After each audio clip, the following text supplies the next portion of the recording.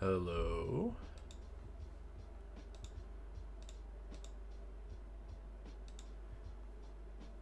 Hello, everyone. Happy Sunday morning.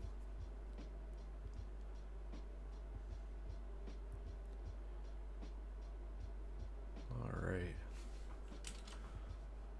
I believe we have everything in order.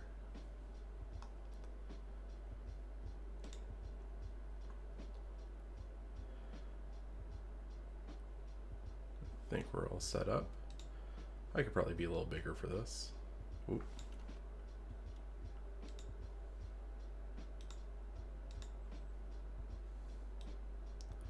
So I'm just going to grow myself a little bit, throw me in the corner. Yeah, I figured this is a special occasion, so I'd whip out the other setup I put together for my avatar here.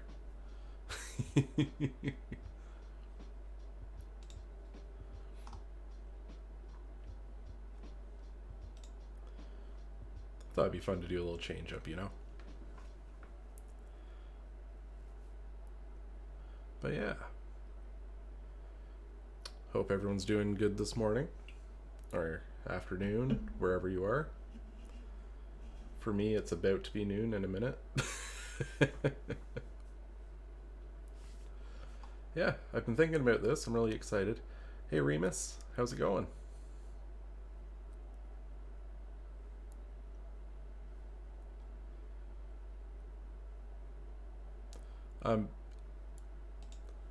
Yeah, I'm quite excited to do this little exercise here. I've not really talked a lot about my my process, so this will be a little scuffed, a little hiccups, but you're gonna get the call it the full experience of me jumping around.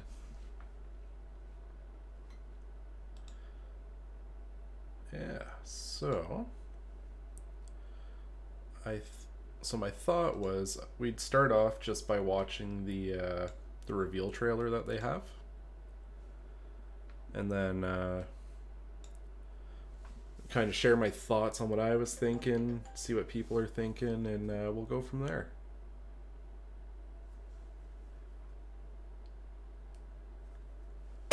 Oops. Yeah, so without further ado, we'll get this rolling.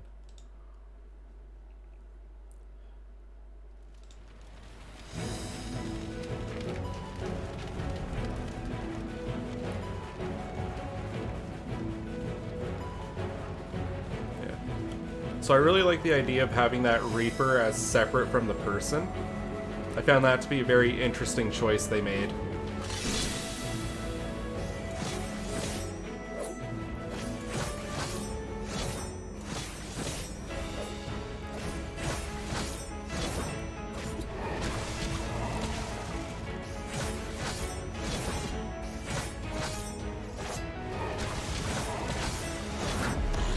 And the whole, it looks like they fight in conjunction, right? And they use the Reaper to imbue themselves.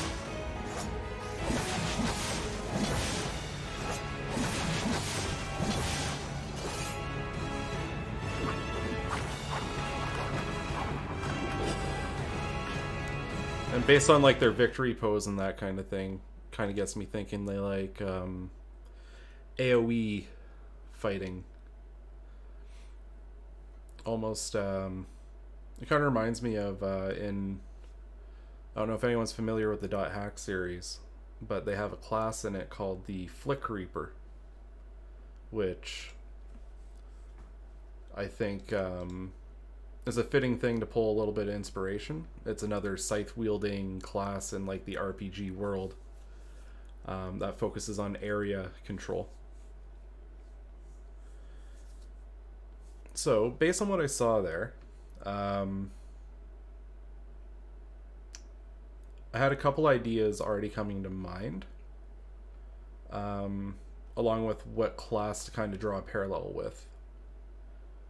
And there's like a pair of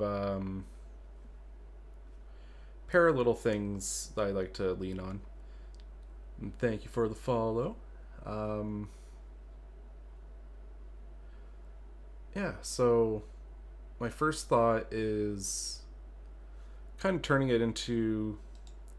Now, this feels like a cursed word in D&D because pet classes are a little difficult to balance. It's a little hard to get right.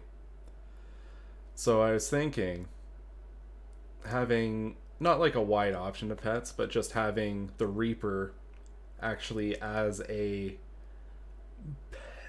pet companion that you play with. That would operate on kind of like the new Ranger rules that they released in what was it? Tasha's Cauldron of Everything. Because they really seem to get the pet mechanics right with Tasha's. I really liked what they did. So I feel comfortable using those as the base for the Reaper. And having almost like a... playing the two battle styles so that you have the Reaper... almost like equipped to yourself to act as like a passive buff, or you could split it off and have it act separately from you. So that's kind of where my head was at when I was thinking about having this separate entity that attacks separately from the player based on that trailer. I also really liked the idea of making it a half caster. I've not used half casters very much in my book, and I think the only one that I have is Dancer. So I like the idea of getting another one to get some more variety in the book itself, and I feel like it's fitting for a Reaper to have some dark magic at their disposal.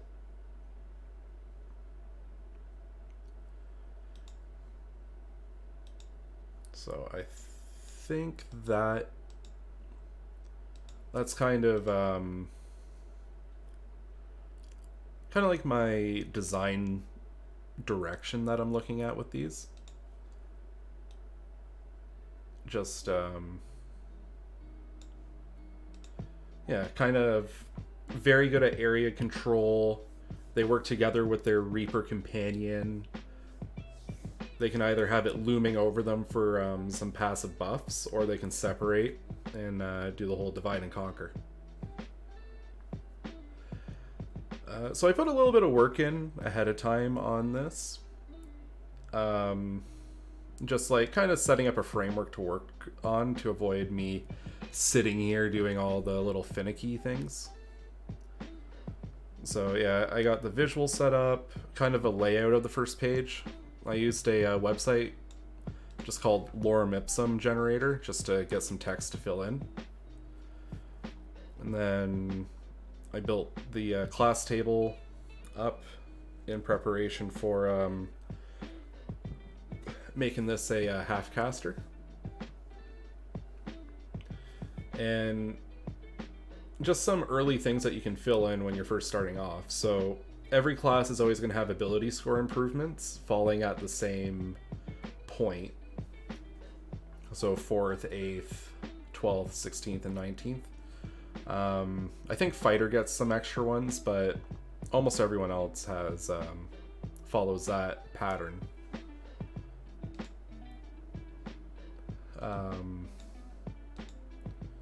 Yeah, so that it's good to get those in, and since we're making a melee fighter, you want extra attack as you're at level 5, because that's where you see your every class should be getting a big damage spike at level 5. So anything that's a melee fighter, you're going to get extra attack going. And that's also where spellcasters get access to their 3rd level spells. So Fireball, well, that's the big one that comes to mind, but like Lightning Bolt and all that kind of thing, that's where they get their really spicy spells. Yeah, and then you just have to figure out where the spell casting's going to start. So I kind of want to draw a line. I love the term half caster. Yeah, there's something interesting about it, because it's like they still cast, but like they're technically a full caster, but like they just don't cast as much. Yeah. So the class in the player's handbook I want to draw kind of draw a line alongside is the ranger, based on all the different bits that I want, like with the half casting, the kind of pet option with the reaper. So that's where I'm pulling inspiration on progression, but with much better features than the player handbook ranger. Because I know it's notoriously treated like the one that didn't make out so well. Yeah, so yeah, you can kind of get those initial pieces in place. You know, your 20th level is going to be a capstone ability, depending on what you're doing. Like if you're running a points-based class, like a sorcerer, for example, your capstone's probably just going to be resource regeneration. A lot of classes end up like that. Like barbarian, they just get, I think they get infinite rages at 20.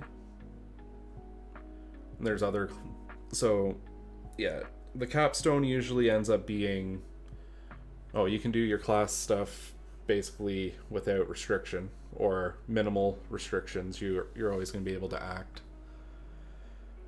Yeah. Oh my god.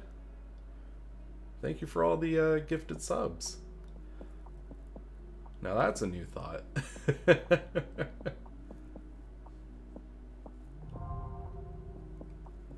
Oh my.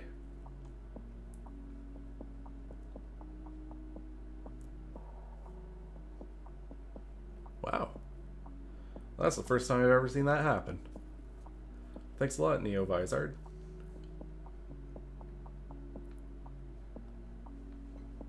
Yeah, so follow since I got the free sub. That's totally fair.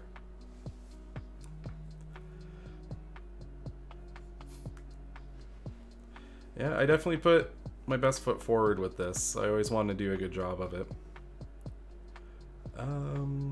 Yeah. So, kind of laid out the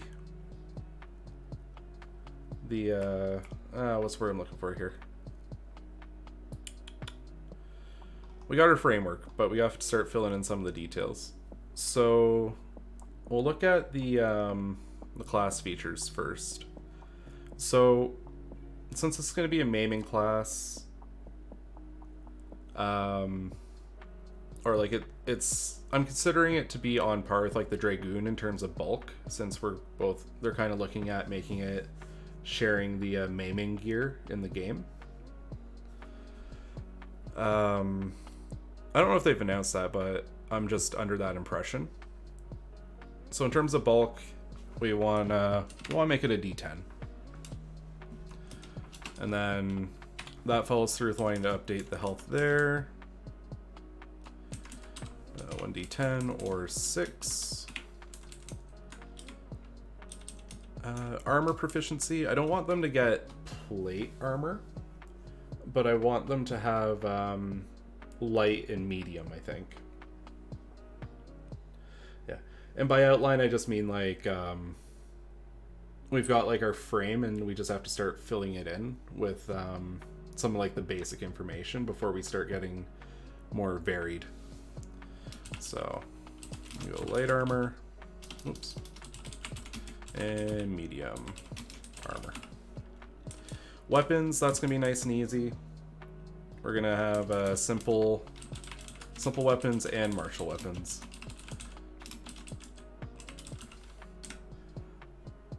tools, I'm going to go with none.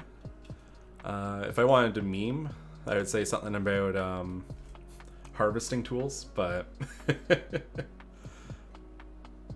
but this is a place for seriousness, no funny business. Yeah, so next up, I think we're going to look at saving throws. So definitely strength will be 1. A note to make about saving throws when you're picking them out. There are 3 that are considered strong saving throws, and then 3 that are considered weak saving throws. So your strong saving throws are going to be Dex, Wisdom, and... shoot, what's that third one? Dex, Wisdom, and... I believe it's Constitution? That seems right. Yeah. Yeah, Dex, Con, and then your weak ones are going to be Strength, Int, and Charisma. So you never want to pair up 2 weak ones. Generally, you shouldn't pair up 2 strong ones. So you want to pick 1 from each set. So Strength's going to be our weak one here. And personally, I like the idea of using Wisdom on the Reaper. I guess it kind of depends on how we want to flavor the Reaper. The way I'm seeing it is like it's developing this connection with darkness and the dead, and there's like this empathetic understanding between the two. So with that being the case, I see Wisdom being a good fit. It doesn't necessarily. I think I'm gonna scale its class abilities off of Wisdom in a lot of places. And people can pick up a Dex weapon if they want. They have the option to if they want to be carrying a rapier or... Oh, that's actually an interesting thought, because... What is...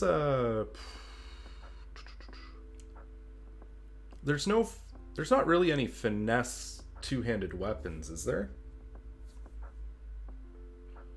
Sounds a little ridiculous when I say it out loud, but... Yeah, we can customize some kind of scythe option for them, I think. Kind of like what I did with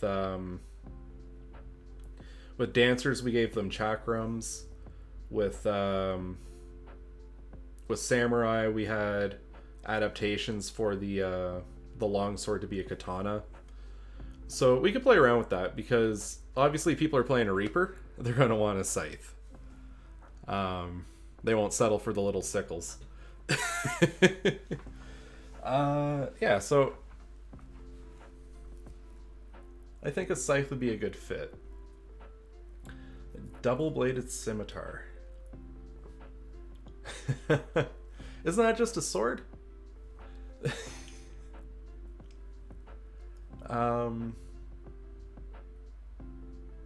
Or yeah.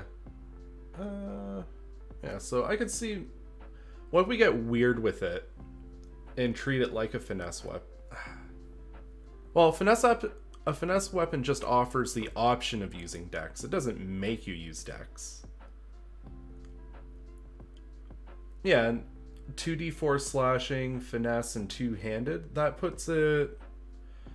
Its average damage output matches up nicely with the rapier, which is 1d8. So roughly they're dealing the same damage. Yeah, I could see it. I think that might be a good fit as like a custom weapon.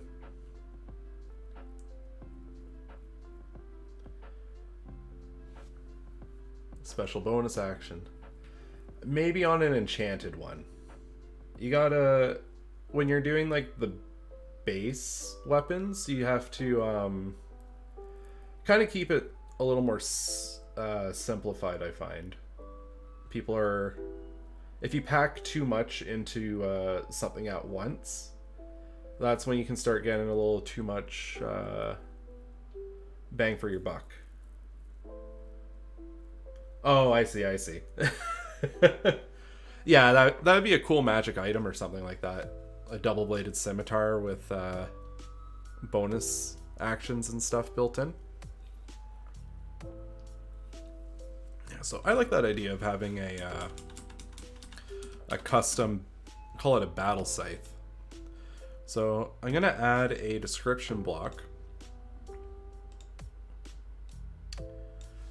Battle scythe.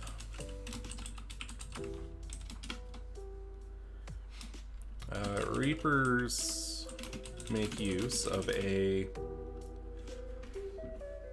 specialized scythe, which has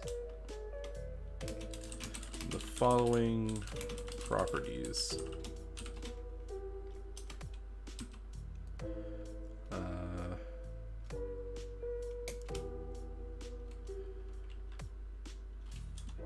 Two-handed. Is that how they refer to it? Two-handed? I think it is. FFXIV weapons. Yeah, two-handed.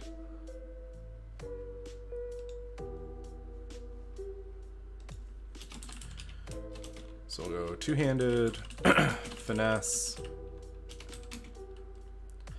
deals 2d4 slashing damage.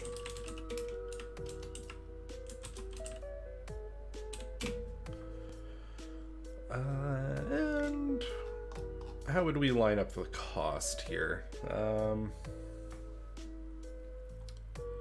Not that it's terribly important to decide that now. Let's say cost 10 GP.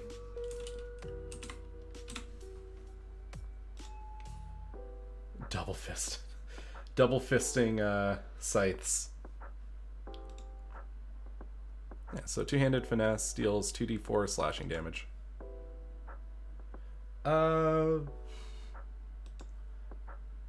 Yeah, I could. It's 50 GP for the greatsword. Like, they just kind of have it scaled out. I have it pulled up on the side here. So they've got Battle Axe at 10. They've got Glaive at 20. Actually, Glaive might be a more appropriate comparison. So I think I'll make it 20.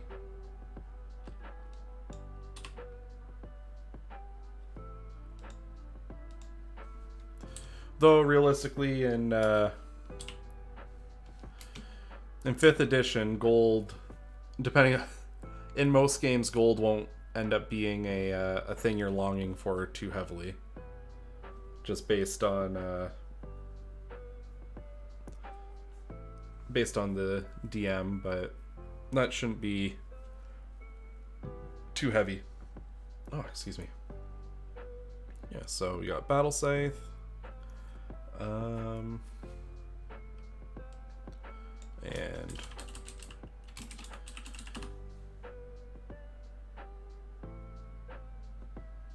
yeah, I actually mentioned that when I first booted up the stream. I was talking about the Flick Reaper as a potential source of inspiration for this.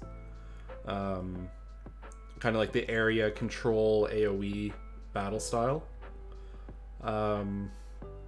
That's actually where my head went first when I saw the Reaper.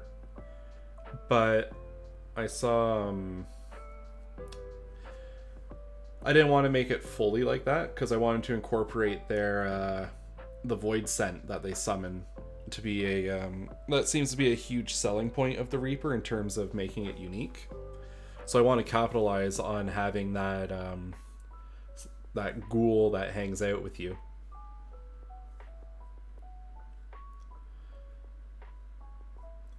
Alright. Yeah, so circling back... skills, 5e skills. Yeah, it's... You just kind of pick out some appropriate ones. I'd say athletics, since we're kind of making a strength-based...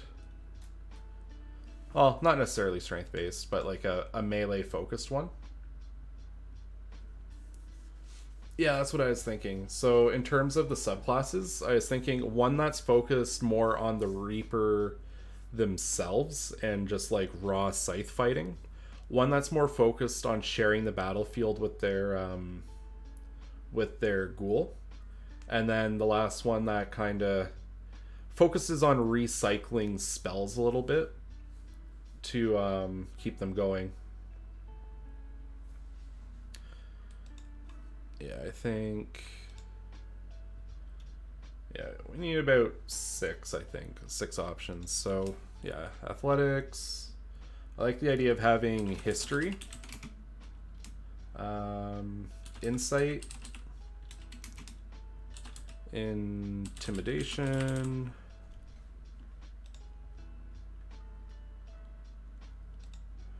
I could see perception with them. Like, they're very, what's the word I'm looking for here? Yeah, exactly. Yeah, I was thinking religion's a good fit as well. And religion. Sure, so that gives them 5 options. No, I lied, that's 6 options. So that gives them 6 options. So I think that's a good place for them to start. Yeah.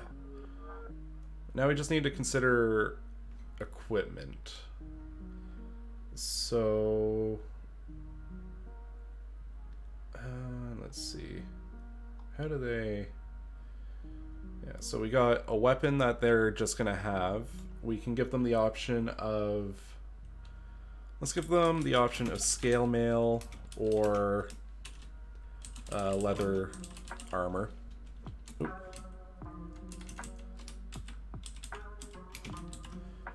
And that way people can lean into either the strength or the dex build.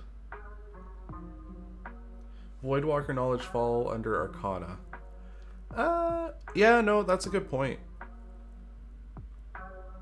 I think I'll drop history for Arcana.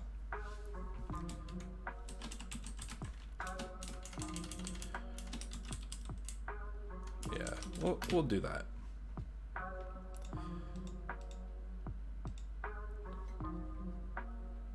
Okay. And then we need to pick out a pack. This is pretty easy with call that a dungeoneering pack. Or yeah, Dungeoneer's pack. And the Explorer's pack's fine to keep there. Don't have to get more specialized than that.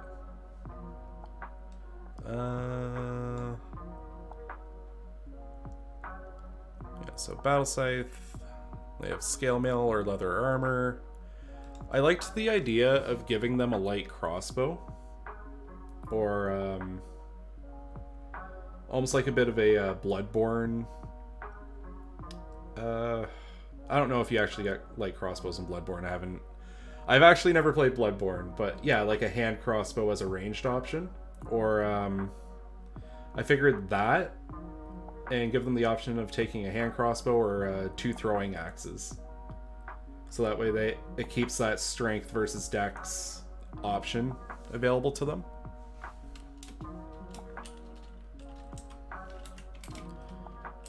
So we'll go 2 throwing axes or a... Is that how they refer to it? I think it's...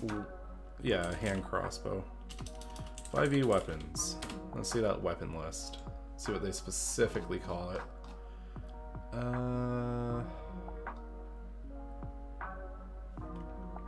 Alright, it's 2 hand axes. So we need... Because I know language is always very important when we're laying these things out. Okay, so we got hand axe and crossbow, light crossbow. Light crossbow and 20 bolts.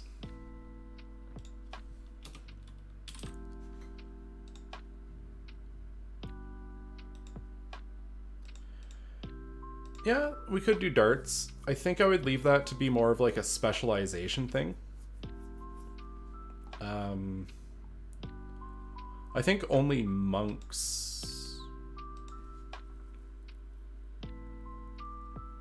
get crossbow or get darts in their starting set. Am I right on that? Yeah, they get 10 darts. So I would leave that as something that like the player could buy, because I don't think darts are very expensive. I think the crossbow is more thematically in place for them.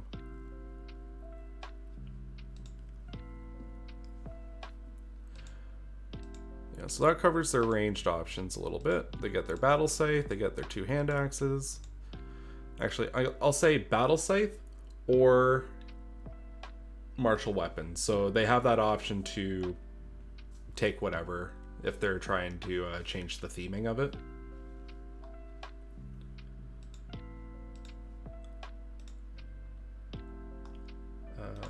Let's see here.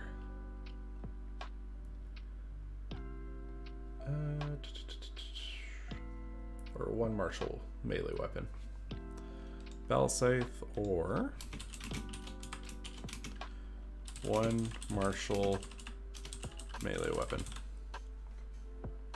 Yeah, because D&D, the design philosophy with 5th edition generally is they want to be as open as possible with how players can customize and bring their characters to life. So just to keep that spirit in place, offering those options I think is a good idea. And finally, some kind of flavor item in the equipment set here. I kind of like the idea of having a token of some kind, or yeah, like a token showing their link with the Reaper, like the Reaper's Ghoul or something. I don't know what I'm going to call it yet. But thematically, I was thinking about the flavor of the lore for the class. And I was thinking a Reaper gains their link with the Void Scent in locations where massive death has occurred. So I don't know if people have been playing the Boshin Southern Front, but there are some fates in there where you fight Void Scent that were attracted just to the mass death of the battlefield, seeking to eat the residual ether of the area. And I think having that kind of relationship, it'll need a little bit of polishing, but I think that could be a really cool source as to where the Reaper's Void Scent ally comes from. It was attracted to a place of devastation, and that's kind of where the Reaper kind of can draw their history back to.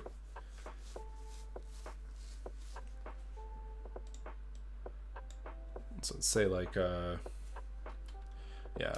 memento related to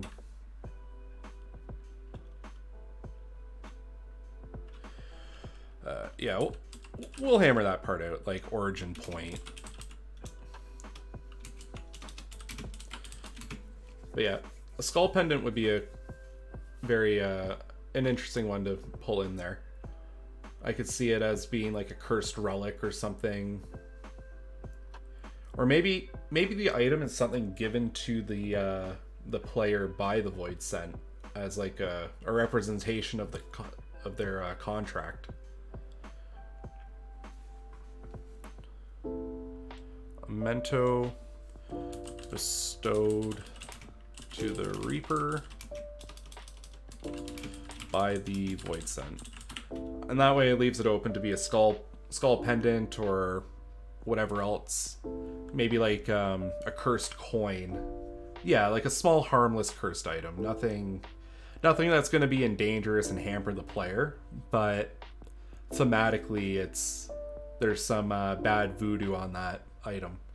So yeah, the skull pendant, or my brain keeps hopping back to the ferryman in Greek mythology and having to pay him coins, like a cursed coin from him, that kind of stuff.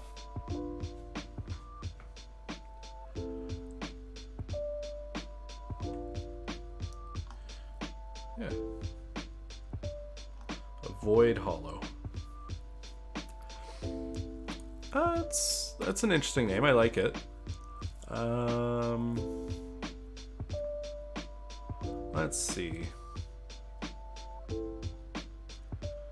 So we're at the point where we're going to be starting into their features. And I think the key feature that we want to get in there up front is going to be the contract with the Reaper, or like the Reaper's minion.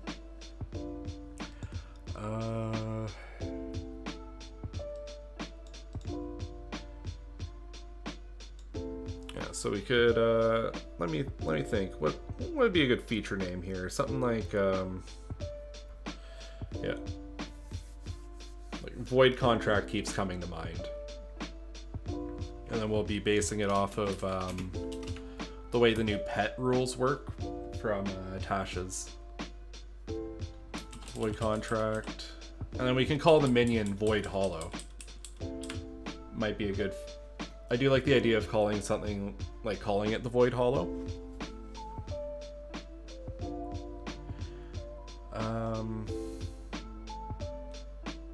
Let's see. Do they need anything else up front? I was considering giving them their fighting style at level 1 as well.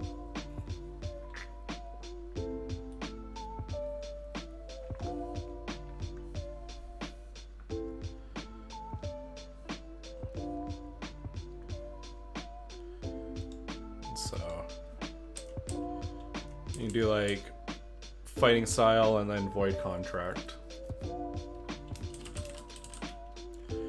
Actually, I don't know. Gaining a pet is a pretty big jump. So I don't know if we give fighting style at 2nd level, like what they do with the Ranger, or...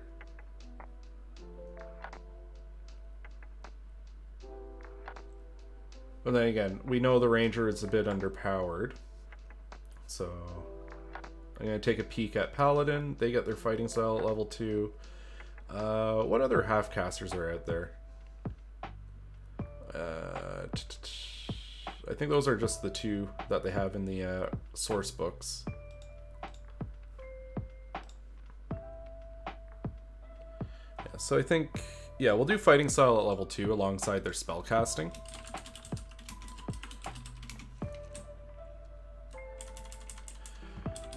And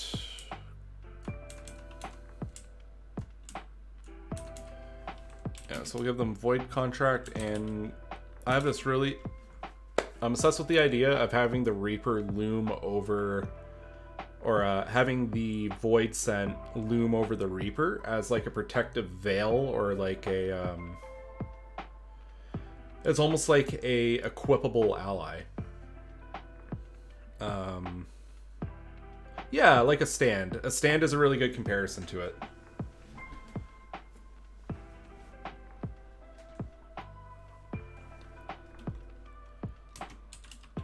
So I'm going to call it something... Spirit Guardian or Monk's Ashel Self Ultimate.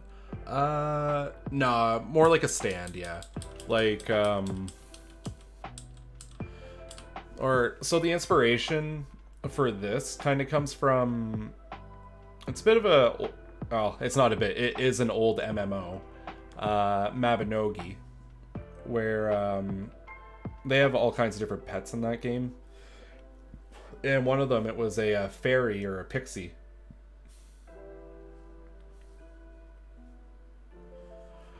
And the pixie, you could combine with it to get a stat boost.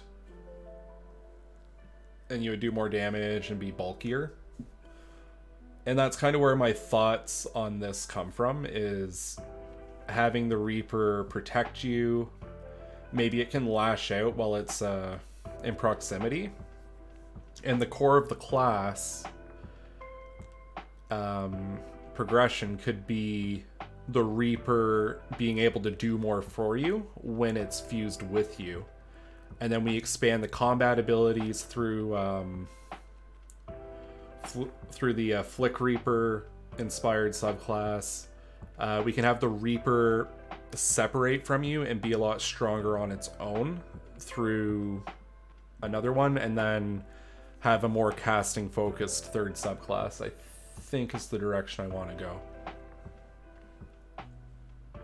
Yeah, so I really like the idea of it fusing together. Yeah, well, it was published by Nexon, but it was actually out for quite a while in I think it was Korea for a long time, and then Nexon picked it up. Which, when you think about it, respect to Nexon for that was a smart business practice they were running with there, just picking up old MMOs from Korea and publishing them over here. It's smart.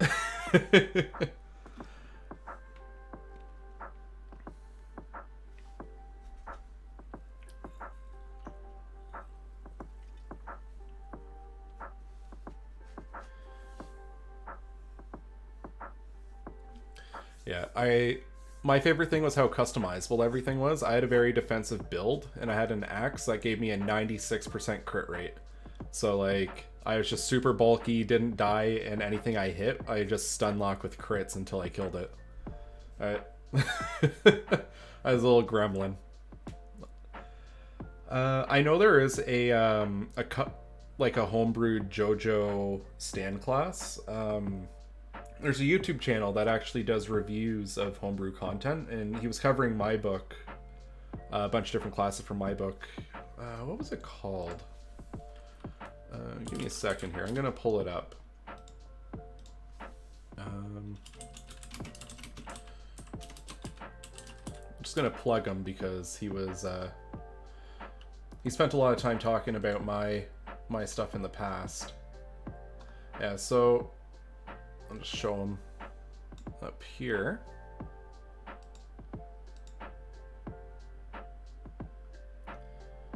Oh, I think I have links censored. There's a lot of bots that come through and try and do those, you want to be famous? Here's the link to whatever shady business we're up to.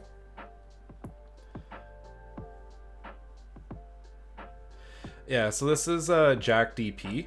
He goes out and he finds homebrew content, and then he covers it and does like a deep dive, talks about how everything works. Yeah, he's really solid. I haven't subbed to him on this account yet, so I'll just go ahead and do that. Yeah. So yeah, there's his deep dive on the stand users. But yeah, little plug for Jack there, because he does a really good job. He's gotten some legitimate like cackles out of me with some of his videos, because I keep changing things on him, and then he has to make amendments.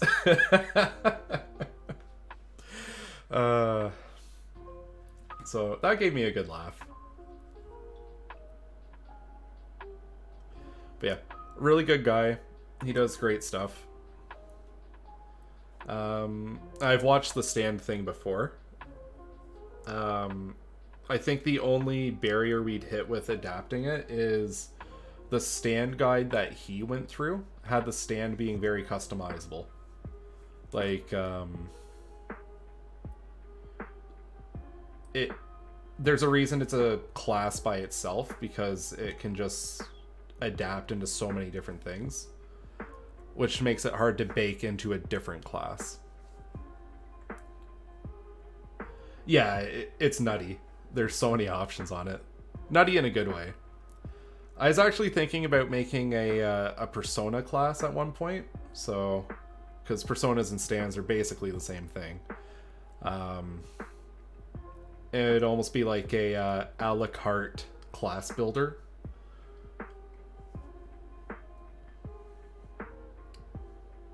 Yeah. Oh man, I love Persona. Yeah. So that's been something that's been floating around in my head. I haven't committed to it yet. My model's acting funky. Give me a second here. I'll just reset that. There we go. Yeah, so yeah, I'll probably do that at some point in the future. Probably after the Reaper's done and I do some more monsters from Final Fantasy, because I want to start doing a what do you call it? I want to call it the Monster Mash. Yeah. Yeah, the AoE options is something I want to build into it, because the Flick Reaper was so much fun to play as.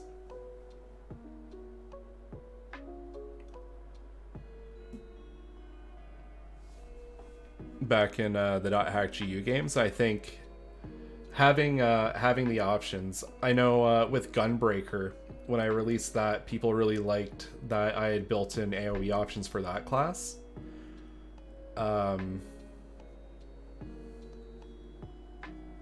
Would be so I think, yeah, it'd be a really good fitting thing to build in there. All right, so if we're gonna do the Void Contract,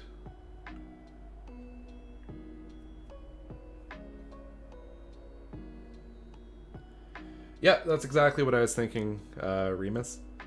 As yeah, one focused on the martial battling of basically AoE attacking to control the area with their scythe, and then one that's focused on really bulking up their void scent and using that as their primary fighter. And then the half caster, I wanted to make it so they could maybe we could add some elemental options so that they're not just dealing with necrotic spells. They could have I like the idea of having them recycle the souls of creatures they slay to cast more spells. Like, I know a lot of casters, they have options where they pay points or something to get additional spells to what they have in a day. So I like the idea of if they kill something, they get like a soul token that's good for a day. And they can spend like X number of soul tokens to cover the cost of a spell up to a certain level. I like that idea for the half caster.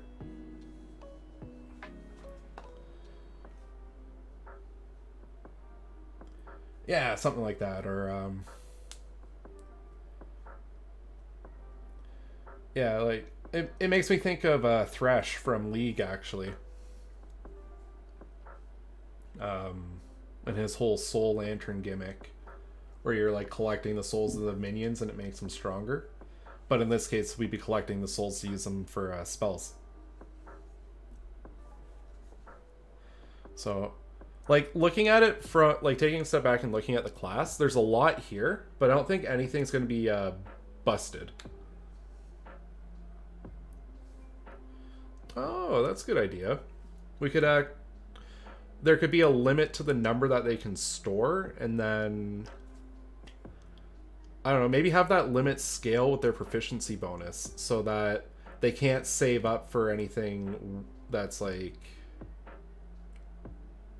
well, since they're a half caster, they cap out at 5th level spells.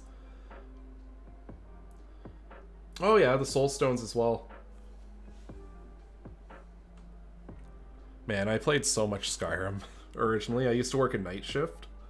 I'd sit there on the nights after all my friends went to bed, and I would just play Skyrim until 7, 8 in the morning before going to sleep so that I didn't screw up my sleep schedule.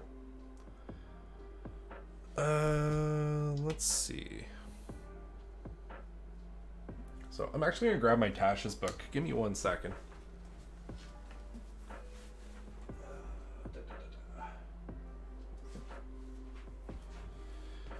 So we gotta get this going.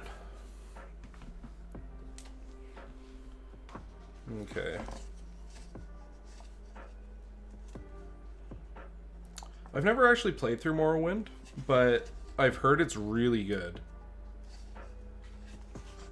I had a hard time getting into Oblivion, though. I felt like they were too granular.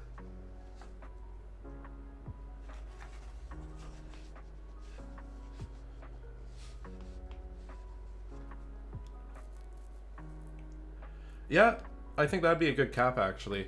So that way they can't just keep, like, there's a limit to how much they can recycle, because they're still going to be pretty formidable as a melee fighter. So you don't want them to be too strong on that front. But having the ability to cast often is a big boon. Alright, so there's Paladin.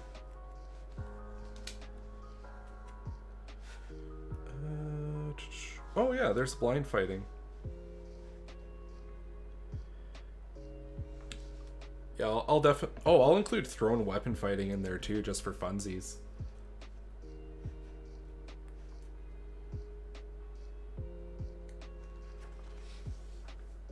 I'll have to take a look-see, because I feel like that'd be something special exploring that.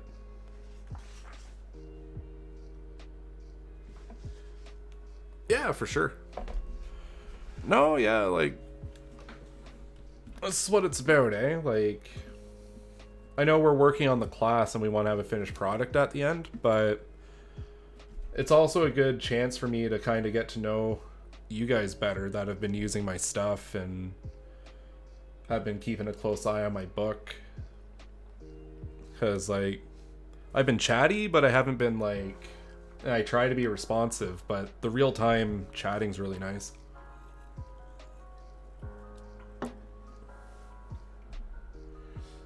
Ooh, I like it. I'd probably lock that behind the subclass, because I know Polar Master can get a little ridiculous when you combine it with certain things. Okay, so I will probably throw the page break here after the equipment, so that we just have a fresh run at the Void contract. Okay, so excuse the typing ASMR I'm about to blow you guys away with.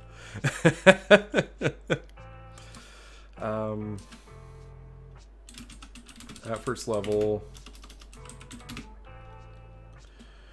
you form a contract with a void scent known as a void hollow.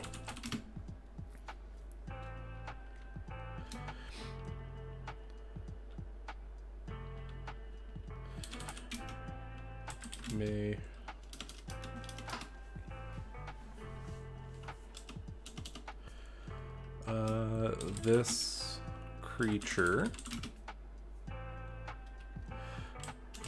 becomes your ally born from destruction and strife. Let's see. So we're not going to give them the option to choose stat blocks because we're just going to have the one.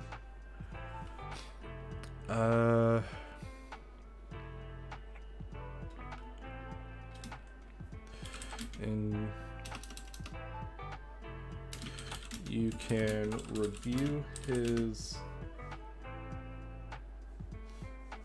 Yeah, I imagine Higanbana. I could probably do something more with Higanbana just to make it a little... Maybe give it a booster later on in the later levels. They call them avatars? Okay. Yeah, I missed all of the... or not... Yeah. There's some details I missed out on, so... Yeah, I'm just going to call it a void avatar for now, and we'll go from there. Destruction. You can review their stats in the stat block below. Okay, so in combat, the Void Scent acts during your turn. It can move and use its reaction on its own,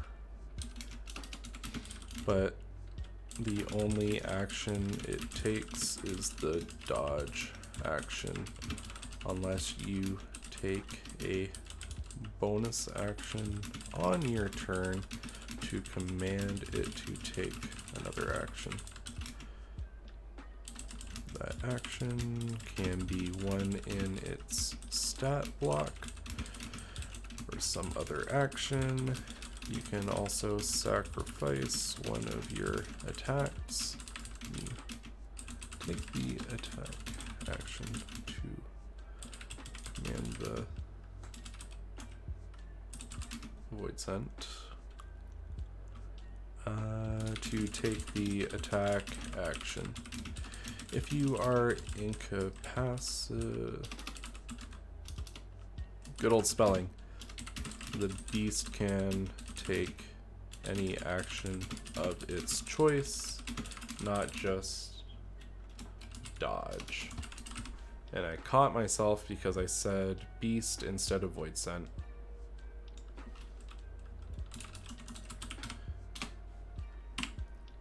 The way we homebrewed it was replace an attack with Higambana as long as we have the send for it. Oh, I like that. Yeah, I'll think about making that update in the live book, because I feel like that's a good rider. Maybe I could give them the kicker at level 5 alongside the extra attack, or maybe a little bit afterwards. When did you find it fell off? About what level did Higambana start kind of becoming not worth it?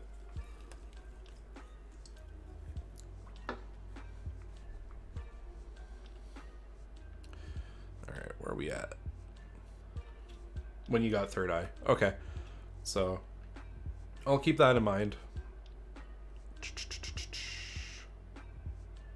Not just dodge. Okay, cool. Alright, we need to cover the resummoning. I stopped using it at extra attack because 2 attacks, then 1. Yeah, that makes sense. So maybe at 5th level it gets its rider, where you can spend it. Though I think maybe I'll have to review the class, because I think there's a subclass that has it as a ride. Like, they have the option to do bonus attacks with Sen later on. But I'll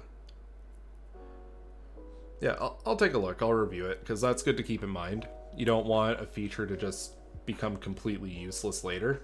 You don't want it, like, it can be good and then like kind of okay and then just a non-option.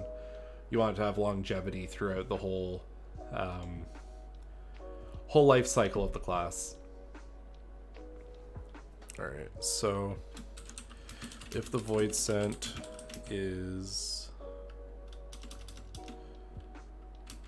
died within the last hour, you can use your action to... Okay, so this is where we can adjust things a little bit. We can make it so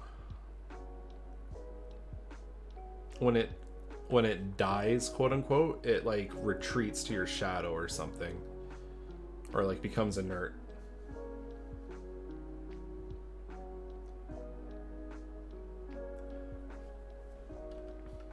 Yeah, so we'll go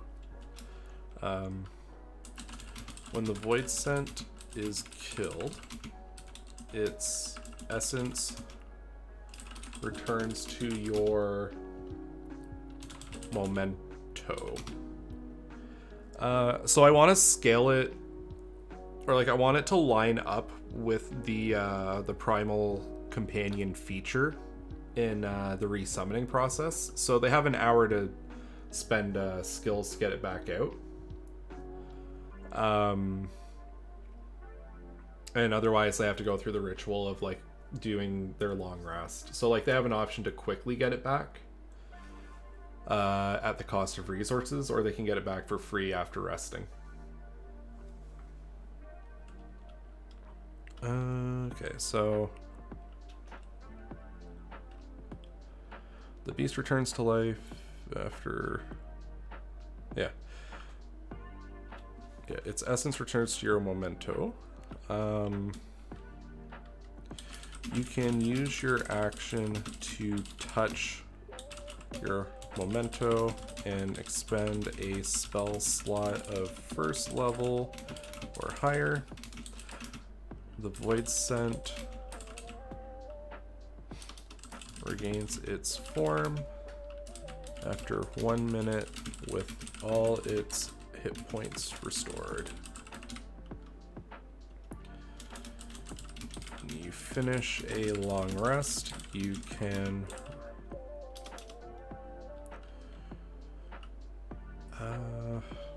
oh, this is for switching their thing out. So I'm just gonna say when you finish a long rest, your Void Scent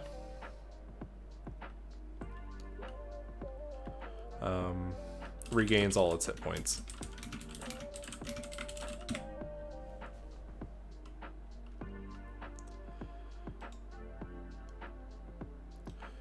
Or when you finish a long rest, you may resummon your Void Scent, and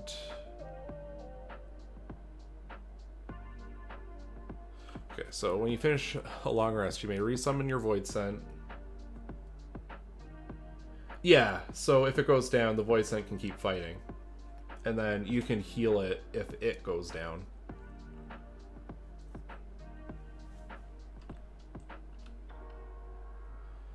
When you finish long rest, you may resummon your Void Scent from its memento. If you is still active, or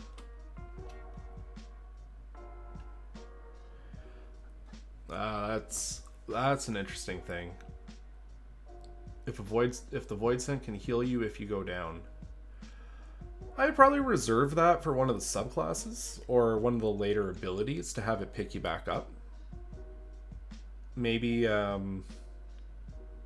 it's while it's equipped to you, it can share its life force with you to pick you back up.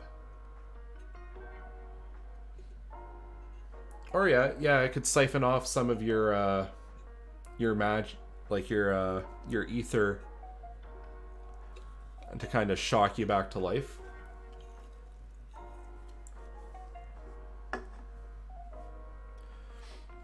Yeah, it's kind of like the I had a item that the machinists get, which is a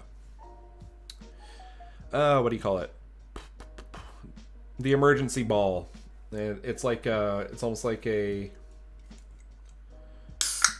Void Scent using life transference to instantly die and heal you. That could be a really strong, like what level's life transference? Is that a 4th level spell? 5th level?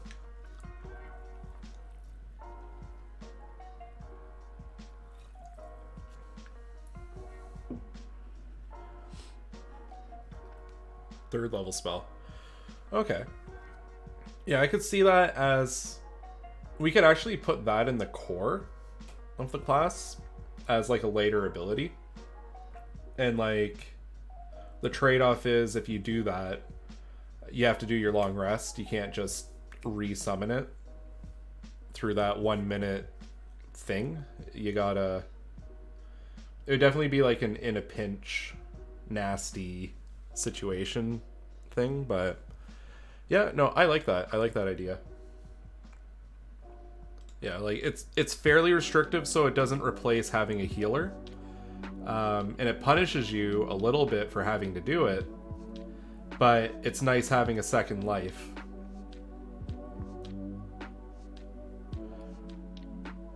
Maybe it acts as like you you gain the benefit. Oh wait, no, that's a trick. I don't know if I would word it like that. I was gonna say it gives you the benefit of a short rest, but then people would be meshing this with Warlock and creating some gremlin shenanigans on that one. Yeah, if you're losing the Void Scent completely, you definitely want to get a worthwhile recovery out of it. Hey Sophia, how's it going?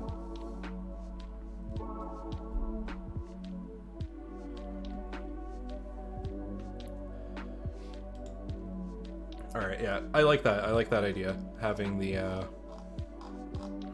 thing. So, actually, I'm gonna note... Let's see. What level do you think would be appropriate for that? Thinking maybe 13. I'm just gonna call it Void Recovery right now. That's not gonna be the name that we go with, but just to keep it in mind.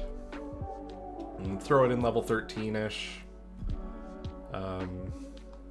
It is a fairly strong option, and they get their 3rd level spells at level 9. So yeah, mid-tier. It's a good mid-tier feature. I think every subclass would like having that. Ooh, excuse me. I had to burp, but I also had to cough. Alright. Yeah, if it is still active, we can polish the language later.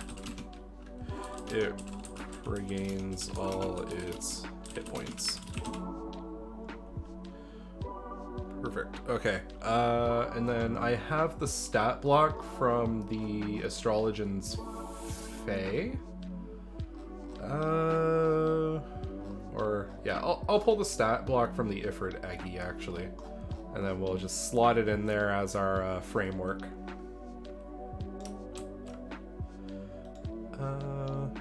Okay, so I had that handy. We're gonna clean that up a tiny bit. Oh, thanks for another gifted sub.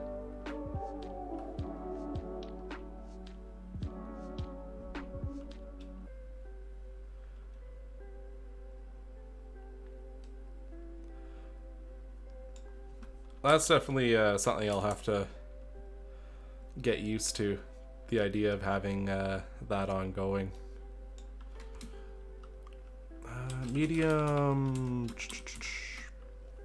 Medium, what do they count as? Fiends? And I'll put Void Send in brackets. Void Avatar.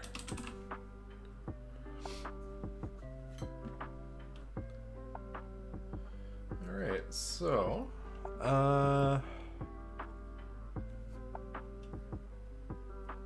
okay, so I'm gonna make it comparable to the Beast of the Land from the Rangers Tasha's section.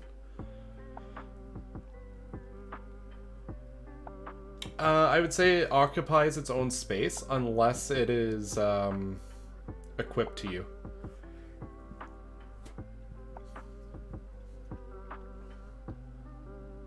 So yeah, it's kind of corporeal unless it's directly looming over you. Alright, so the beast goes 13, and then 5. Speed of 30 feet, and I'm going to give it hover.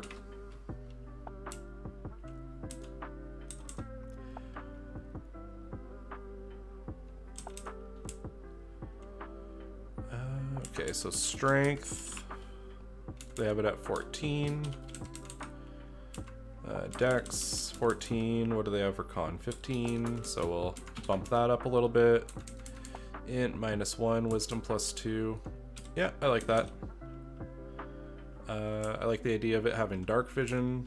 That's thematic. That thematically makes sense.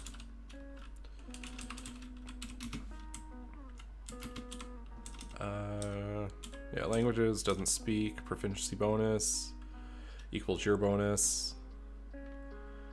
Okay, you can add your proficiency to any ability check or saving throw. Okay, yeah, that's a good one to add. Since it's, yeah, we'll go like this. We're gonna add and call it Void Bond.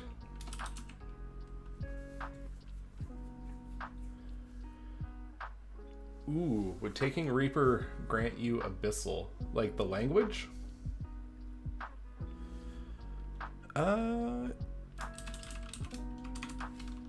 It could. We can make it a like an additional proficiency. Usually classes don't hand out languages, but I like the idea of doing that. I'm gonna add that to the class features. I don't know if I would give it.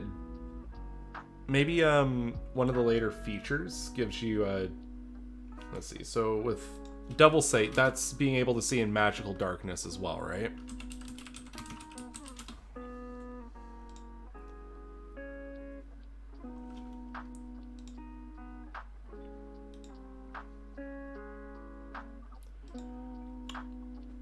Oh, okay. So they do it in UA. Oh, that's good enough for me. All right. Yeah. Let's add a language in here. Language is Abyssal. There we go.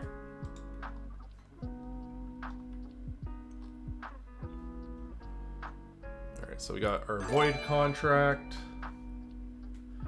Wow, you're just handing them out like candy. Thank you.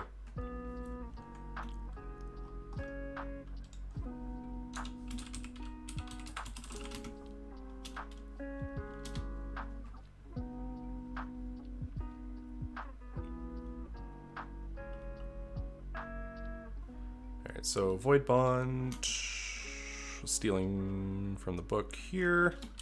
You can add your proficiency bonus to any ability. Yeah. That is a good point. Also, thank you for the follow. Quellium? Yeah. Yeah. Sophia's, I know, you may have noticed that I'm using a VTubing avatar. And Sophia's one of the VTubers I've made good friends with in the space. So if you're into the VTuber thing, or if not, it's always worth, she's always up to something. And it's always a good time.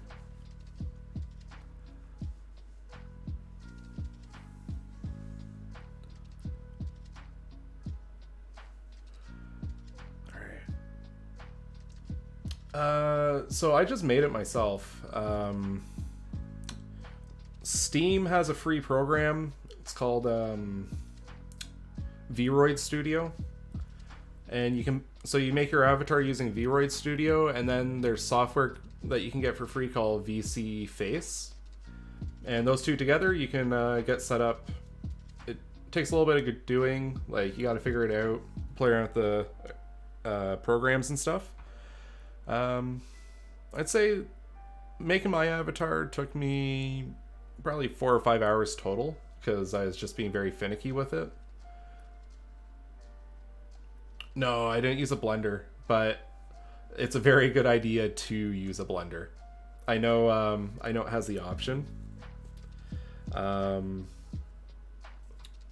But my self-teaching only goes so far.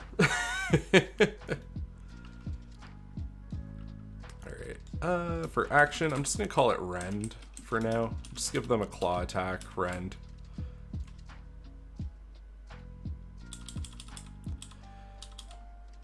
Alright, yeah, so melee weapon attack. Your spell attack modifier to hit. Reach 5 feet, 1 target. Hits for 1d8 plus 2. Yeah, perfect. Switch the damage type to slashing.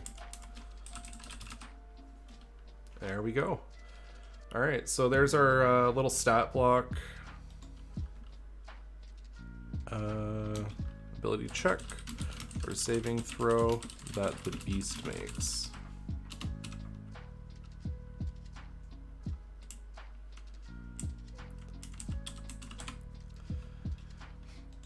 Yeah, the samurai took me a few goes before it got to a spot I was really happy with. Here's a fun fact. Machinist took me 5 revisions before it got to a spot I was happy with it. And, like, there's still areas I could improve it, I think.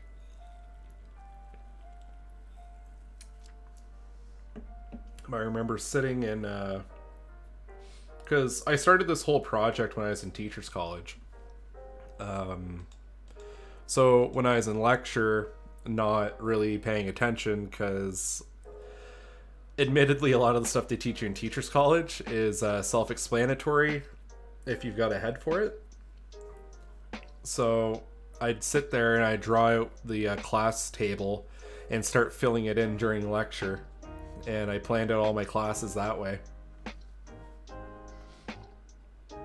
And Astro was actually the first one I did.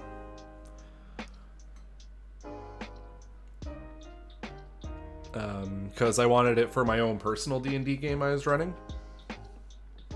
And then I was like, oh, people will get a kick out of this. And I shared it online, and one thing led to another, and here we are. You're still doing classes. Yeah, it's just a different kind of class.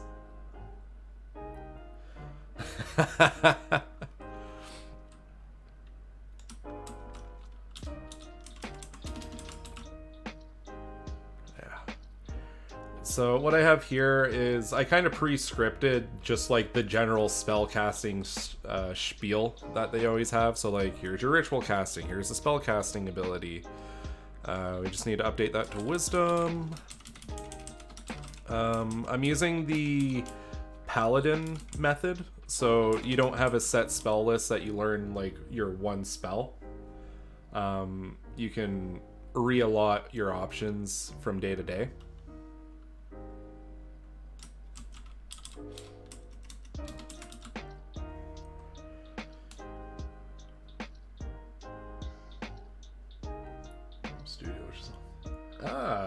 Maybe I should check that out, see what I can do with it.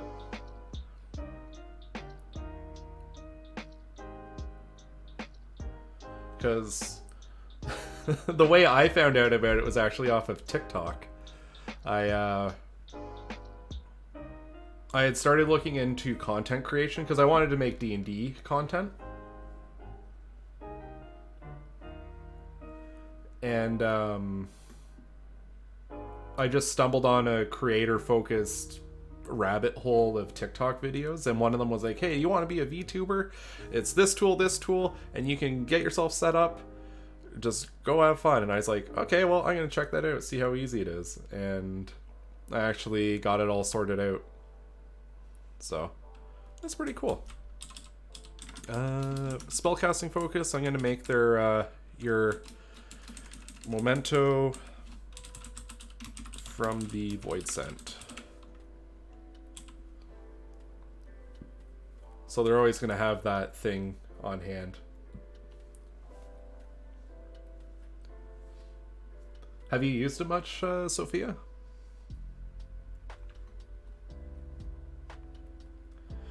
Yeah, so like they'll have their memento on hand. Like, not like in their hand and then they're one-handing their scythe around, but like when they spell cast, it could be like wherever they're keeping it, maybe hanging like a necklace or keeping it in their coat. Okay. Yeah, and the L2D avatars, those are the ones that are hand-drawn and then animated afterwards. With many, many, many layers.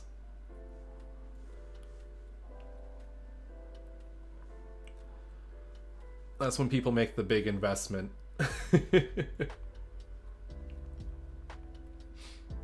Yeah, I'm loving the aesthetic that's coming together as we're working on this.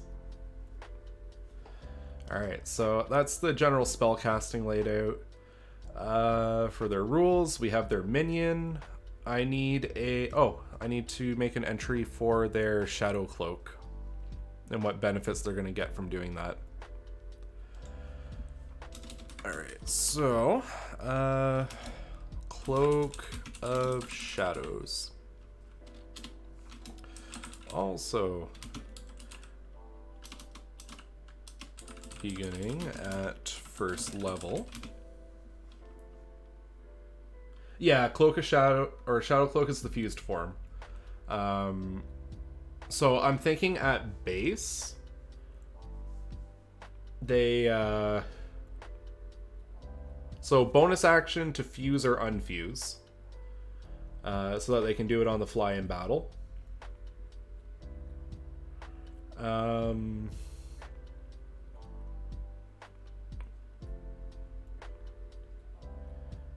And then, let's see, what else can we do with that? So,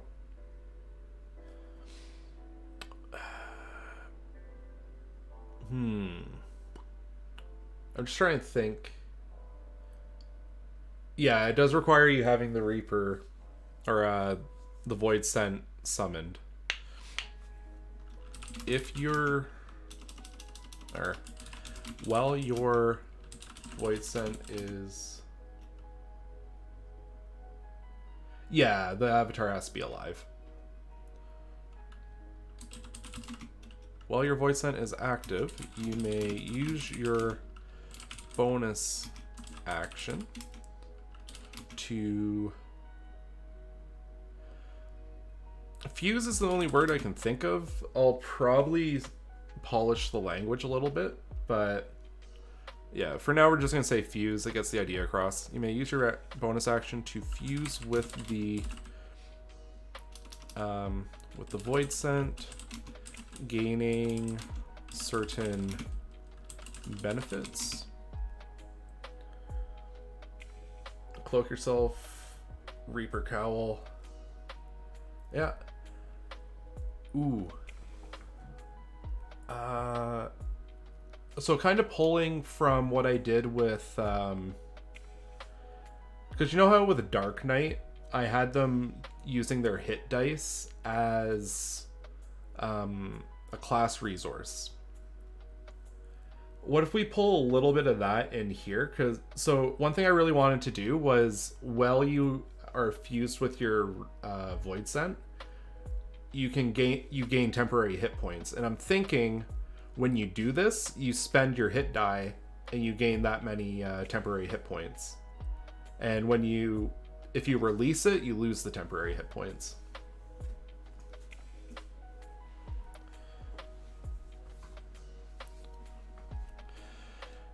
Oh yeah, I like that wording. So as a bonus action, you may act as a host for your Reaper, combining with it. When you do so, you may spend one hit die and gain temporary hit points equal to the result. I don't want to make it too strong because there's a spell dedicated to this kind of thing, which I abuse the hell out of. False Life. It's a first level spell, and so for 1d4 plus 4, so on average they're getting about 7 temporary hit points every time they cast that. So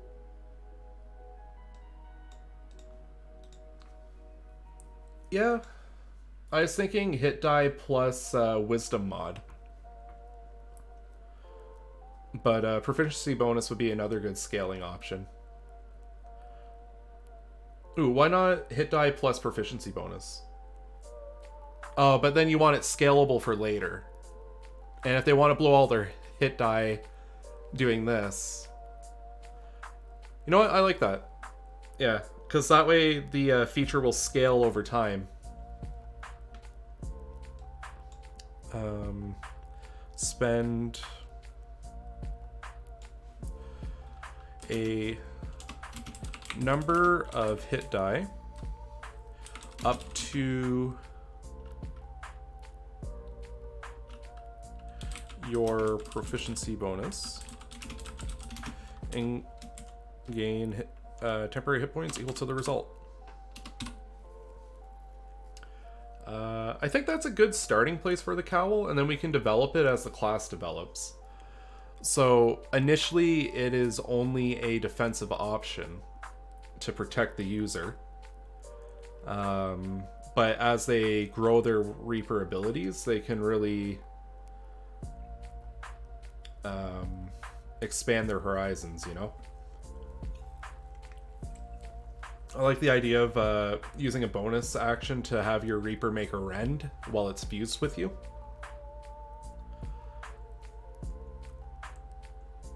So you could, you still get a little bit of its clawing, because we saw that in the trailer, that even when fused, the Reaper starts attacking.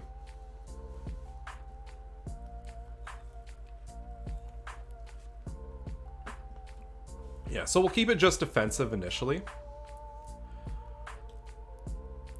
Yeah, I'm gonna call it the Veil of Shadows. I like that a bit more. Oh, thank you for the follow, Obsidian Lord. Yeah, okay, so that's good. I like that. Just gonna update that. Veil of Shadows.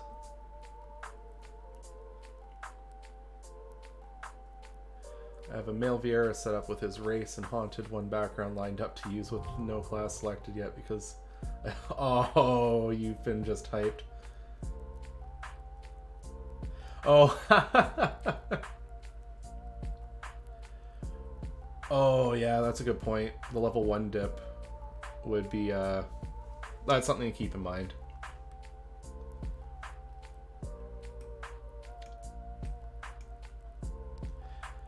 Yeah.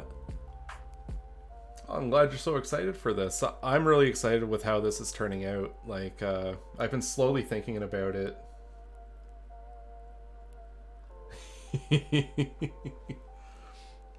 Yeah, I've been running this through my head over and over again. I've been getting quite excited for it. Level 1 grants Pet plus Reaper Cowl. Yeah.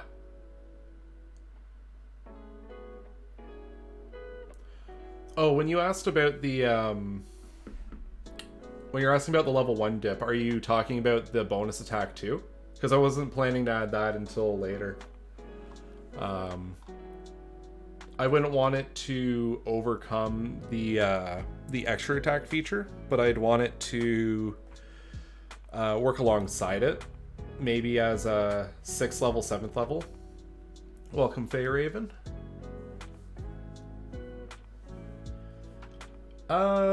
It hasn't been fully established yet. My thought on it is we would have where I'm at with the lore piece on it is the Void Scent is attracted to places of mass devastation. So like if you've been playing the MMO and you know the Bojin Southern Front, there's some fates where you fight Void Scent, and the reason the Void Scent are there is they were attracted by the mass amounts of death, and they're just trying to feed on the residual ether of the bodies and all that. So I like the idea of a Reaper coming from a place of destruction. And they form like a bond with the Void Scent that was attracted to it. And kind of like they form up a contract between themselves and the Void Scent to feed it. Oh yeah, that's a good point. As if a Bear Totem Barbarian needs any more defensive options. Okay, well, we can think about reordering the Veil of Shadows and give them something else at first. Actually, that has me curious with Primal. Just looking at the Rogue, Beastmaster. Okay, so if they take Beastmaster, Oh, okay. You know what? I think they just get the pet at first level. Yeah. So basically what we're doing with the Reaper is at first level, they're going to get their contract with the Reaper. So at that point, they're just a guy that has this ghost hanging out with them. Because of that danger of the level 1 dip, since going into Reaper is going to be very valuable if you get that big defensive boon. And I just double checked with the Ranger subclass that specializes in pets. I think maybe we hold off on giving them the bonus health for a couple levels. Since a ranger that's specializing in pets only gets their pet at 3rd level. And since this is based on that feature and they're getting it at 1st level, they probably shouldn't get any more than that. So we'll probably change the order. But that 1st level dip, they'll get their pet, since that's the core of the whole class.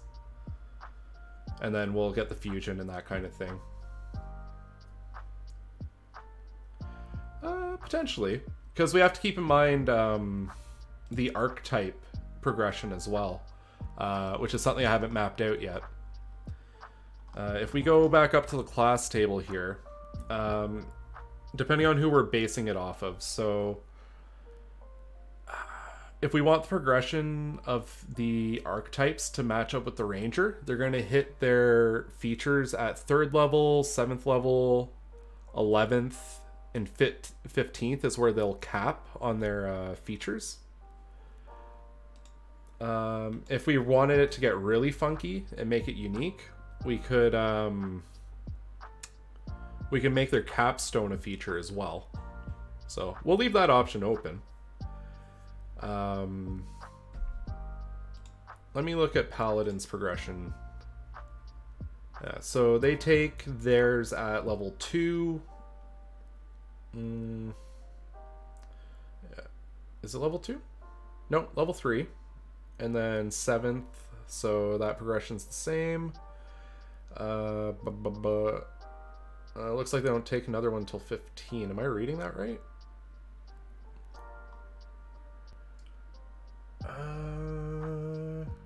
Yeah, no.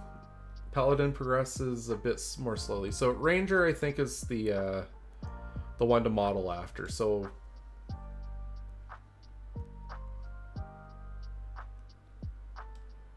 set number, or does it increase with level other shenanigans?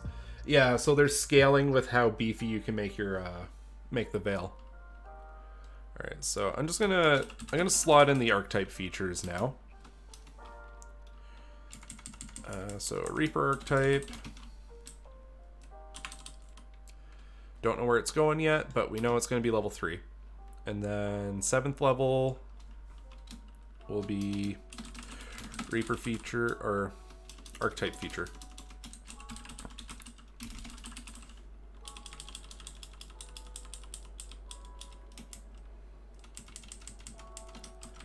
Then we're going to throw it in at, I said 11, right? Yeah. Yeah, 11th and 15th. I like that.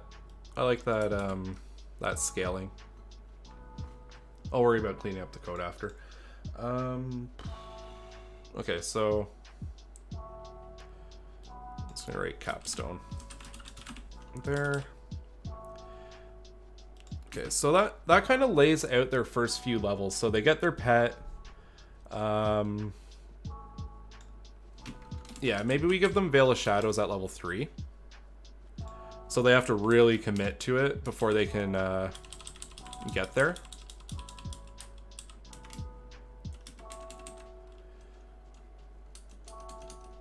Now, I don't mind having like the feature plus, or giving them 2 features, because the defensive buff, it's nice, but it's not going to be a game breaker.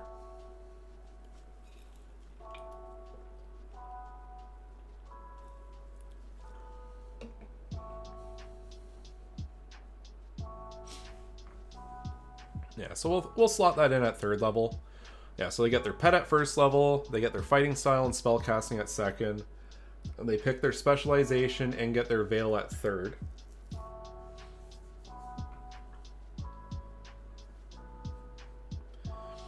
Yeah, I've seen some people do some nutty stuff with the classes, because when I initially was designing stuff, I did not think about multiclassing at all. I was not... multiclassing was not on my radar. So people were coming back to me being like, oh man, I'm doing like 70 damage at level 4 with my red mage combined with this. Like, people found a way to really bust up the class, so need to keep that in mind. It's a good thing that I have you guys here, because again, multiclassing wasn't on my radar. Yeah, so 5th level, they're getting extra attack. Maybe that's where we... That's a pretty big so extra attack itself is a good damage spike. And maybe we give them...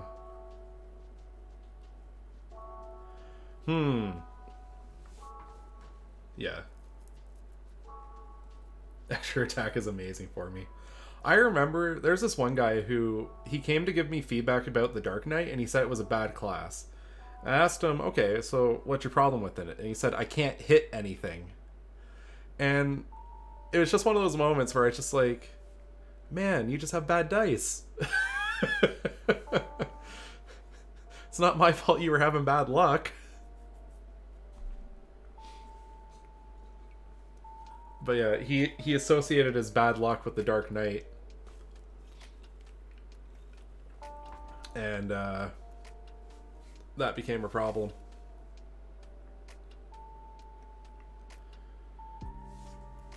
Yeah, the curse of dice is real. Like, you never know how Garbo, that kind of thing, is going to go for you.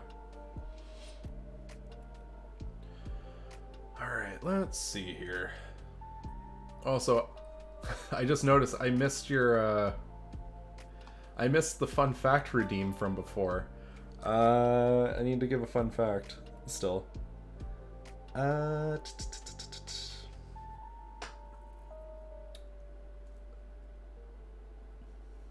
Roll a d20. 14.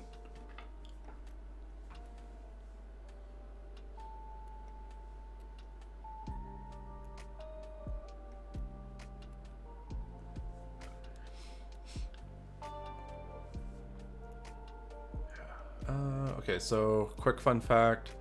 I'm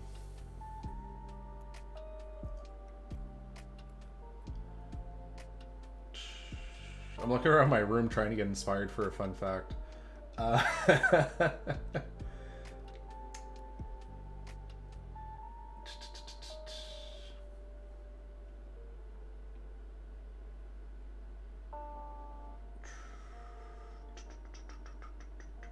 Oh, here's a good one. When they were making Majora's Mask, the reason they reused so many assets was because, so their like business analyst, he wanted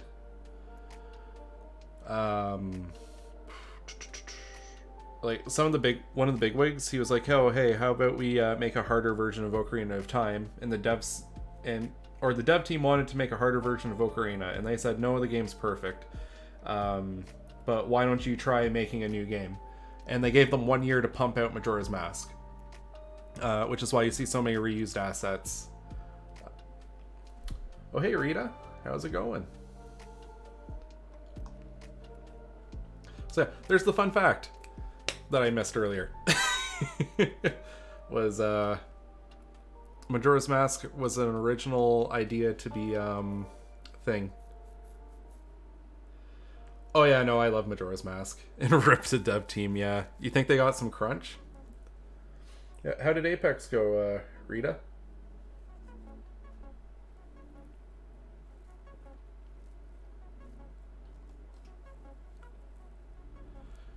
Alright, okay, so we have that first 5 levels, which is really important for people.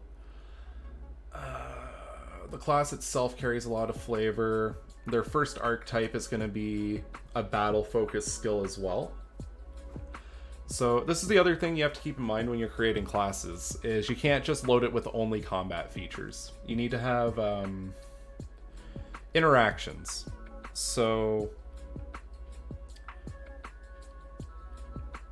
the nice thing about spellcasting, or like classes that have spellcasting, is you don't have to include as many exploration / interaction features because they can get it from spells.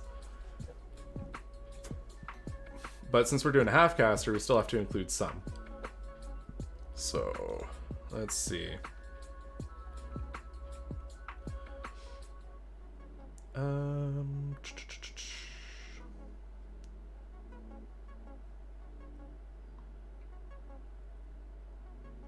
Yeah. Looks like Ranger, the one that we're kind of drawing that line with, they only give out combat features in that spot. Ooh, I like that. Yeah, cast Speak with Dead once per day. Yeah. Yeah, they just have like this passive ability to speak with dead. Ooh, we could expand that a little bit. Give them a few options. So like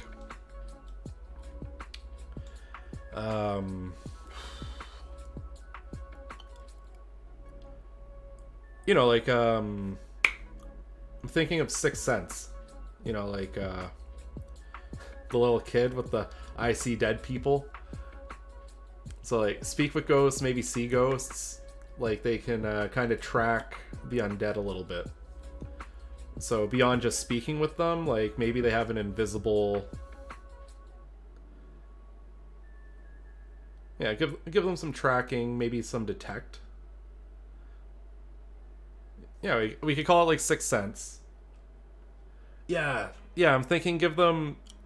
They can either do see invisibility or speak with dead in a day. So like they have the two options as kind of like a ghost tracker or yeah, undead tracking kind of thing. So Sixth Sense, I like that. Maybe I'll rename it to Reaper Sense or something, but I like the nod to the movie there. Yeah, so that's gonna be their 6th level ability. Spectre Vision. So I was thinking for one of them they might have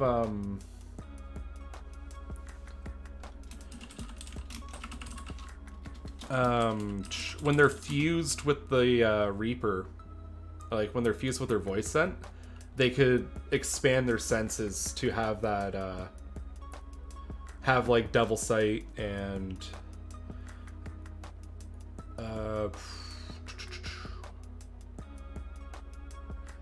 yeah, I guess we have to be careful not to overlay it too much with the at-will spells or like the freebie spells. But yeah, oh, not a lot of classes get True Sight. I like that. So maybe when they're fused with their thing, they can they get True Sight at like a later level. Because you don't want to give something that strong early on. Because that can take a lot of the mystique out of stuff, but it's definitely like a powerful sensory thing. We could probably give it as like a late stage interaction ability.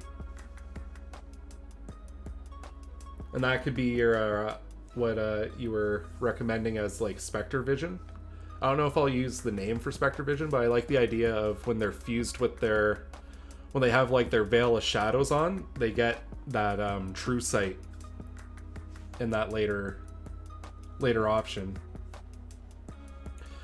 That's 6th level. You may cast the See Invisibility or Speak with Dead spell.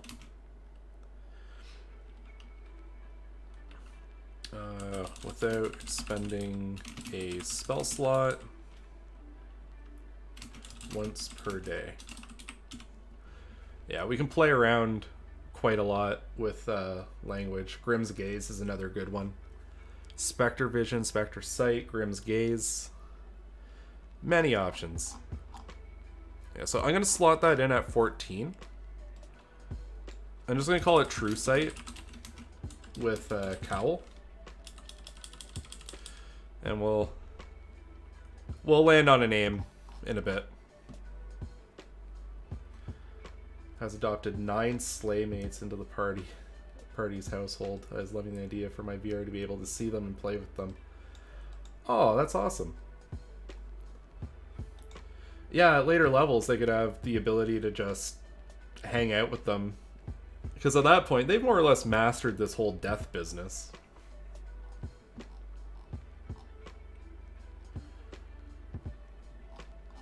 So I'm just gonna do a little copy of the skill.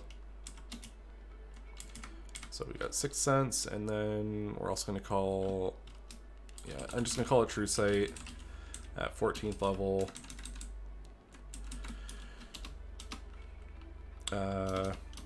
When you are, use the word fused again, it's not quite right. Hosting. When you're hosting the Void Avatar,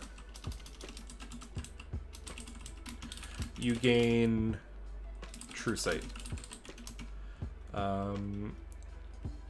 You gain 30 feet of True Sight. We gotta have a limit on it. Or do we? Ooh. Well, I think... Do they... what level's Plane Shift? Plane Shift 5e. Up to 8 willing creatures. Oh, that's 7th level. But... that's the beauty of having feature options, right? We could actually give them Plane Shift as a spell pretty deep into their thing, like, and that gives them the ability to cross the planes.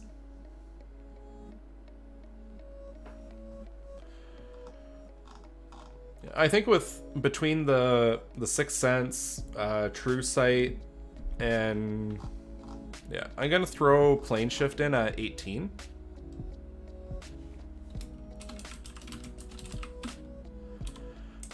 And we'll rename it to something else. Plane shifting.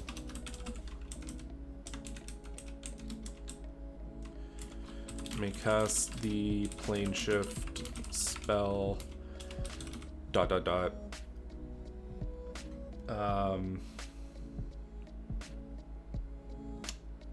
Yeah.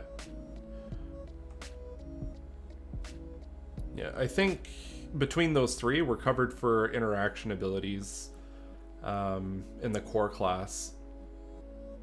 I like to have one interaction ability in each of the archetypes as well. I usually throw that in as their second ability. So 6 and 7, they'll be getting back-to-back interactions. But that's after 5 levels of just getting like power spike after power spike. And then for the rest of it, we can just run wild with having combat abilities. Alright. I'm just going to take 2 seconds to step away. I'll be right back.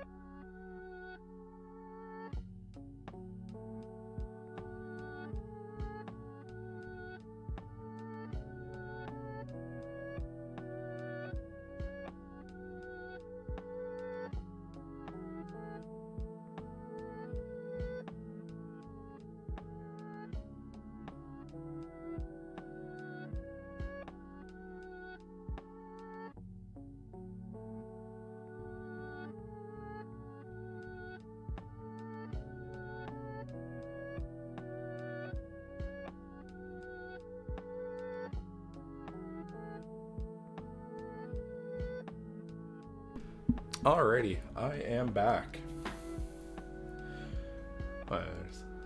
There's something funny about the picture. I gotta fix my model. 1 second. There we go. Yeah. Did that as a little joke. I saw this on Twitter and I just couldn't resist tossing that in there as a little, you know, a little wink and a nod. This was done up by a guy, I think. No? Or, yeah. So the user on Twitter is Nikki Dawes Draws. And it's pretty crisp.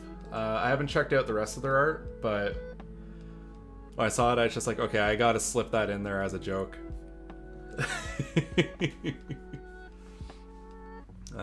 Yeah, so I'm just gonna throw it in chat if you want to check them out. They don't know that I was using that, but I figured for the quick little laugh, it's very cute.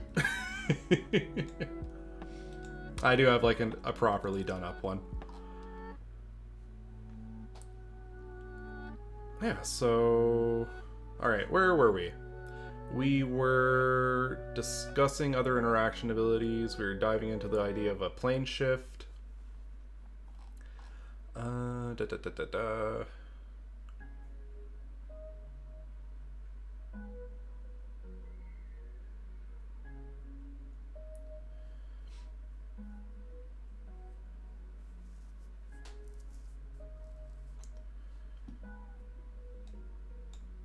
Yes. Yeah, I guess it's about time we start diving into subclasses. Okay. Okay, so Reaper-release, Reaper archetype. We'll make that at 3rd level. You choose your focus as a Reaper.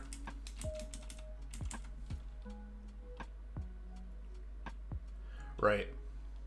Yeah, so they get a good number of power spikes through 1 through 5. With the first archetypes being where we're gonna see what makes them special. Because I find with archetypes, you want the first feature to really stand out.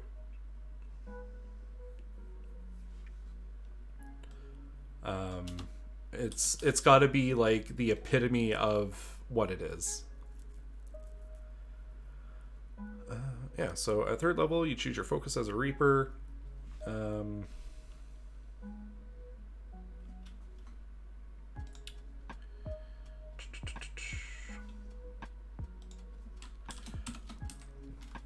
don't know what I'm going to name them yet, so I'm just going to call it Flick Reaper. Void Brawler or Void Master or something like that. And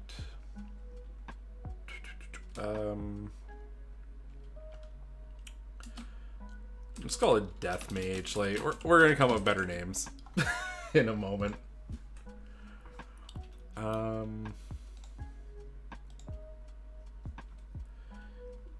so your choice grants you features at 3rd level and again at 7th, 11th, and 15th level. Yeah, so I also have to flesh out the fighting style.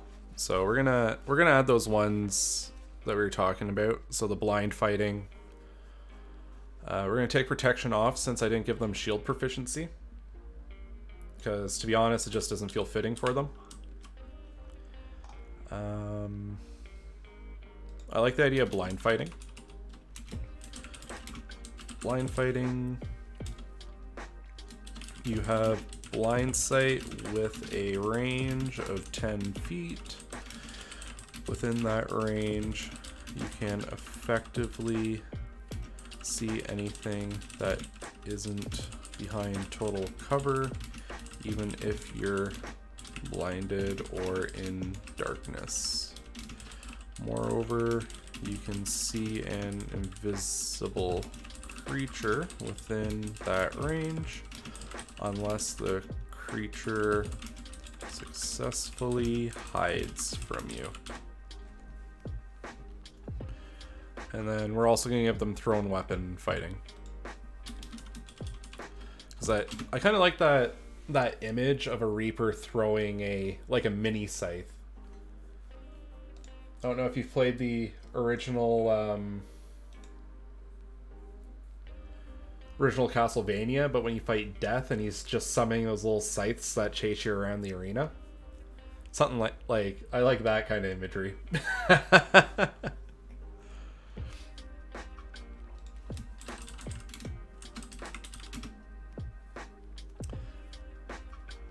So thrown weapon fighting. You can draw a weapon that has the thrown property as part of the attack you make with the weapon. In addition, when you hit with a ranged attack using a thrown weapon, you gain a +2 bonus to the damage roll. Yeah. Oh yeah, I love the idea. I really like that. Just this agent of darkness walking around throwing sickles at people.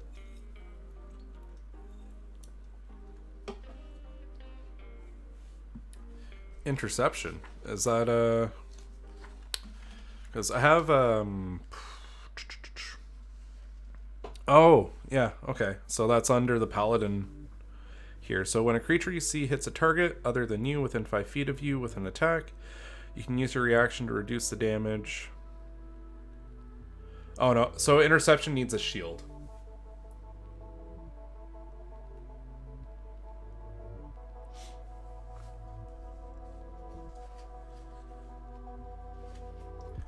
Blind fighting's a fighting style, so it's just one of the options that they can take when they hit that point.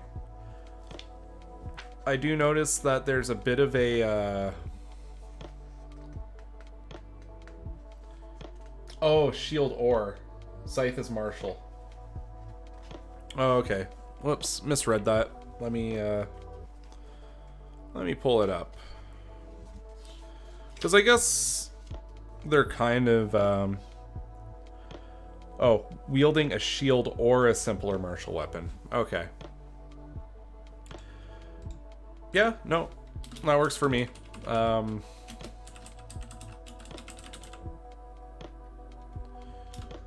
Interception. When a creature you can see hits a target other than you within 5 feet of you with an attack,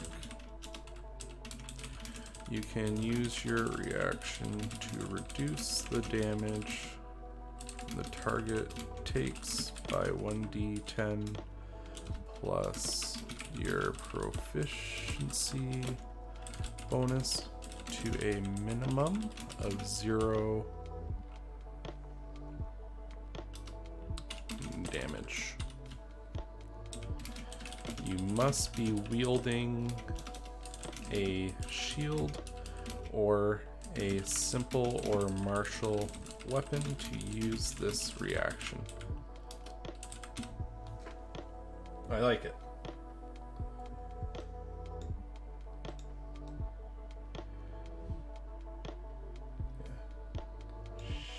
Shadamura.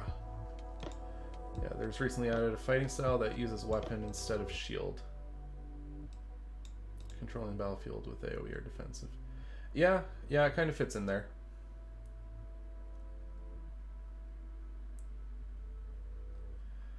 So you've gotten pretty deep into the thing. Superior technique might make sense since it requires a lot to use a scythe. That's under fighter, right? I'm just assuming. Let me pull it up. So fighter, superior technique. Okay, so you learn one maneuver of your choice from among those available to the Battle Master archetype. I do like it, but I think the intention is that it lives within Fighter. Since you're borrowing from the Battle Master's archetype. So, while I do like the idea of it, it might give them too many options.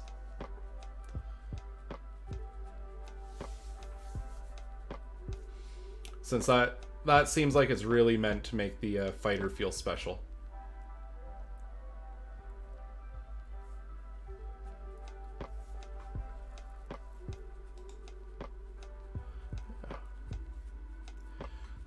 An artificer, gnome, and a ranger tabaxi. Yeah, so you got some yeah, good call out on the Tasha's piece. I was able to track down the particular spot. Alright, yeah, I think that's a good selection of fighting styles.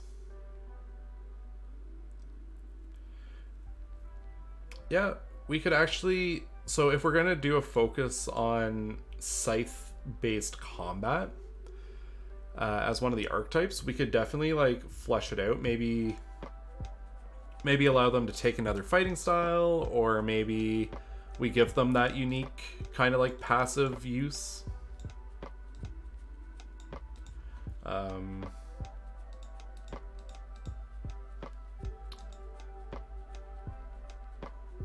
Maybe give them this might be a little dangerous, but giving them reach with battle scythes. Or specifically give them reach with two-handed. That could get abused pretty good. Gotta be careful.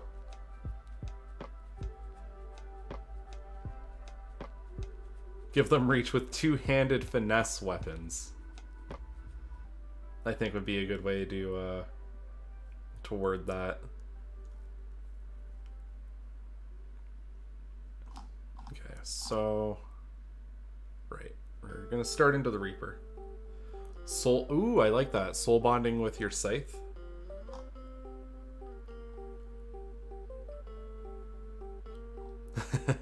Soul bond with your throwing axe, and then teleport it back to your hand over and over. Could see that being an option too.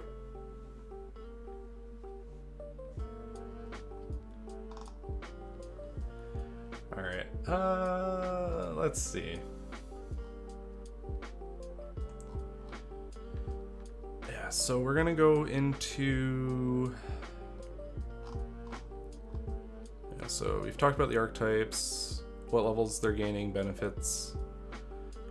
Really quick, I'm just going to add entries for the other non-archetype features.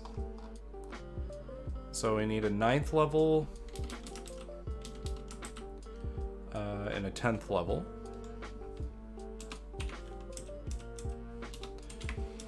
I'm just going to write combat feature.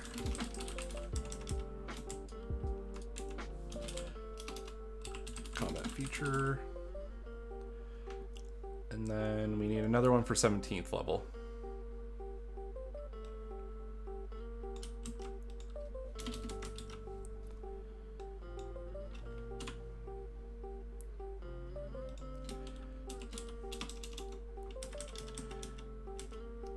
All right.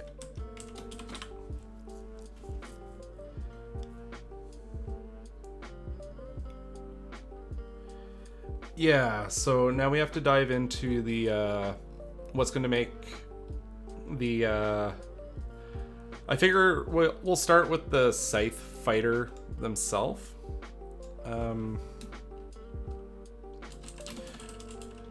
The Reaper's path. I don't know what to call it. I'm just going to grab some Lorem Ipsum text and dump it in there for placeholder. Ooh, the Grim Harvester.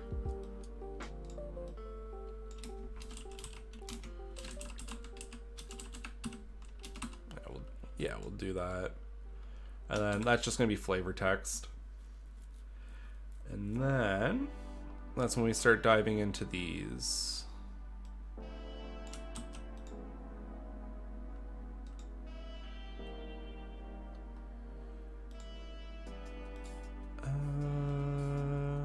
Okay.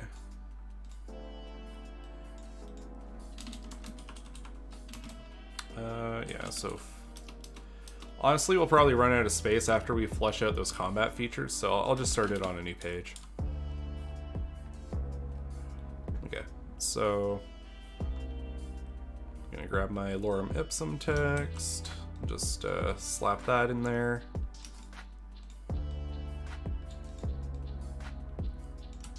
One, 2,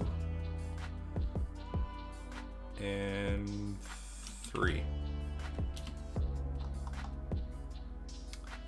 And then we're gonna grab, we're gonna pull up the chart. And we're just gonna strip it down a little bit. So combat feature, beginning at 3rd level, blah blah blah.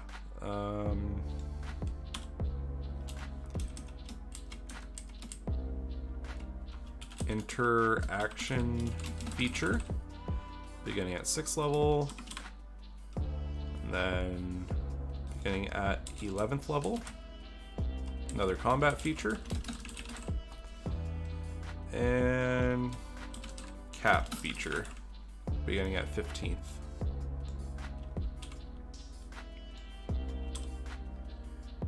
Alright, now we're just gonna copy that 3 times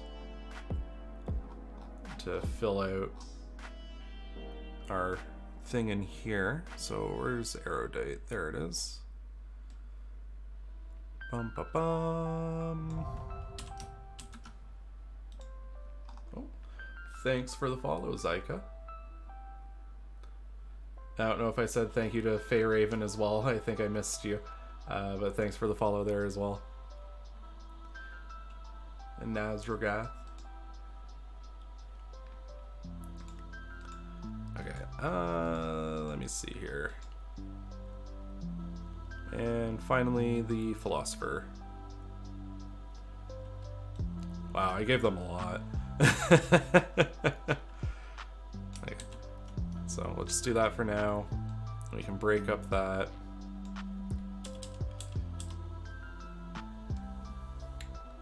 Yeah, I figured we're doing something a little different, so I throw on a different outfit.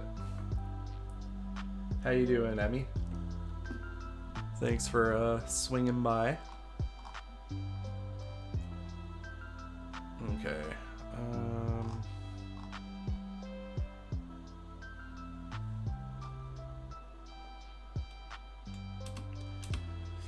Okay. So now comes the thinking. So I'm gonna look up Flick Reaper from .hack.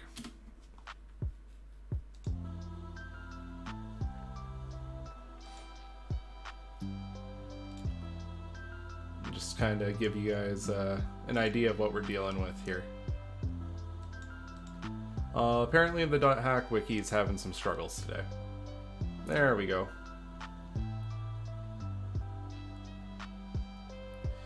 Yeah, so since we kind of like the idea of having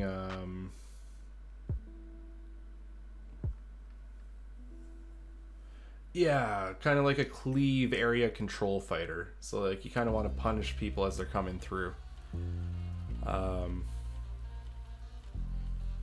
Ooh, that's a rough night. So a late one, lots of... It sounds like that was a bit of a messy night.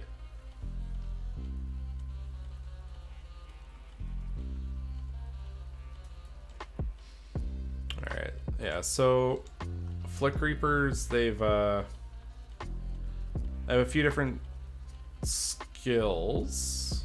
Actually, I should pull up a video. It'll be easier just to show it. Flick Reaper skills .hack.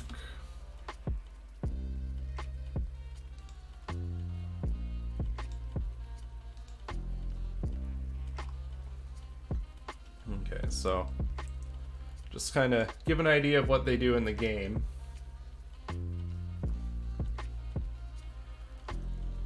here is really good quality video.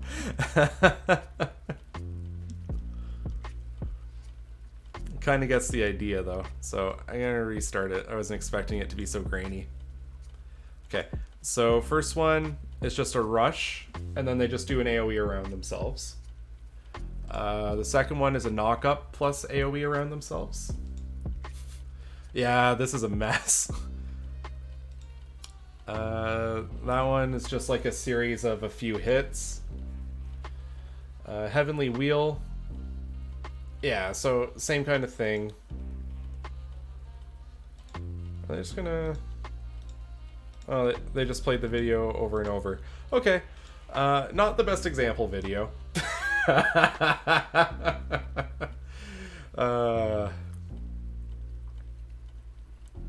But it gets the idea. So, if we're using Flick Reaper as kind of our inspiration for this focus on just Scythe combat, there's a lot of rush down and locking down the field. But okay, so the rush I think is a good idea, but I don't think it's the core of the class, you know? Like, I don't think we can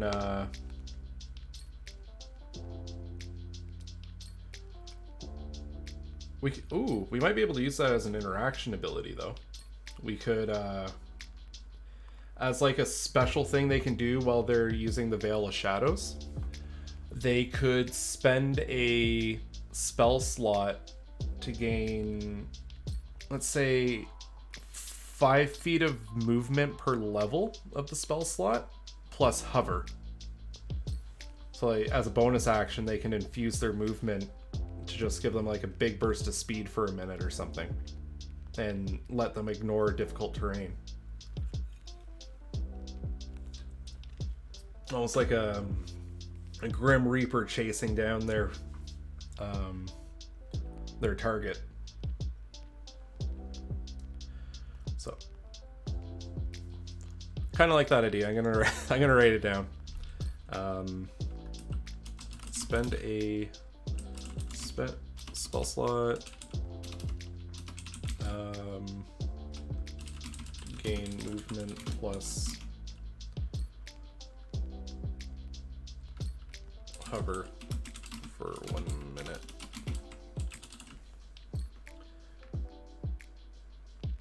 Charge a passive cleave, so when you swing you can deal damage to an adjacent foe.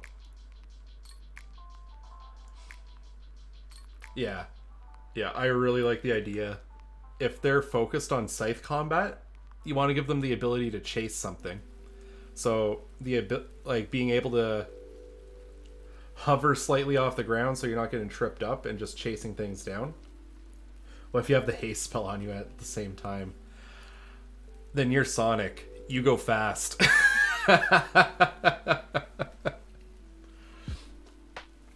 You're going full Sonic at that point.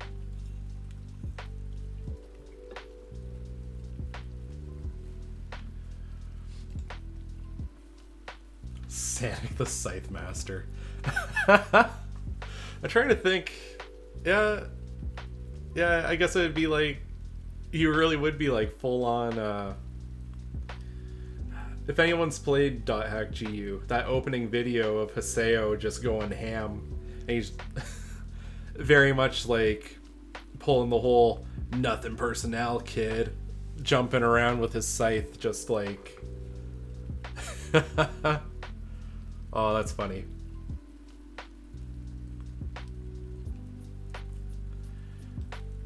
Yeah, so we'll flesh out the actual mechanics of that in a second. Yeah, so the combat feature itself, I think the most important thing, yeah, giving a cleave that scales.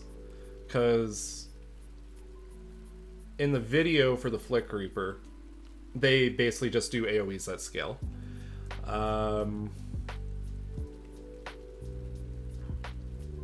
Yeah, so having a big cleave.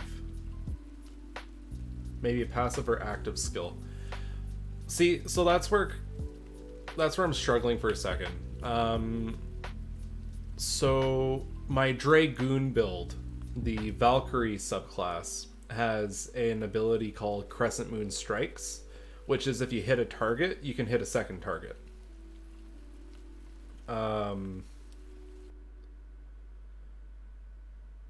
So what I'm thinking with this,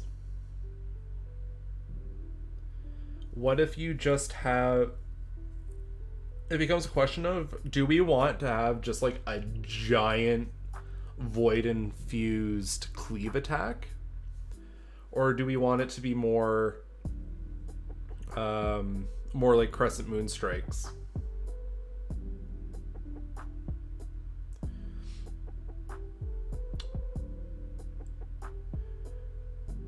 Yeah.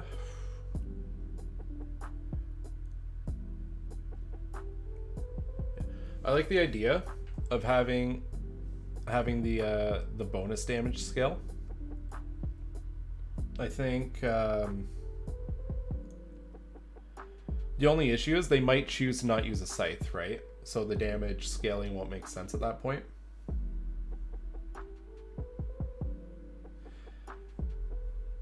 Yeah, a giant void infused cleave save based AoE could be the final skill of the archetype. Yeah, that could be good. I wanted to take Sword Burst as my AoE and name it Moulinet. Ooh, I like that.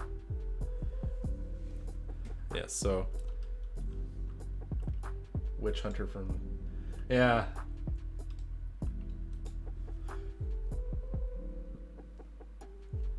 Yeah, the Witch Hunter from Soul Eater, that's... Man, scythes are so cool. There's so many cool examples of scythe users out there.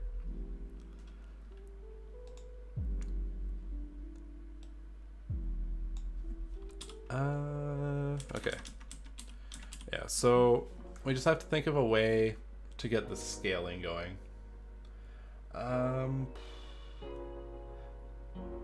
I guess the first big question is, do we want to make it hit dependent, or do we just make it an area dependent skill?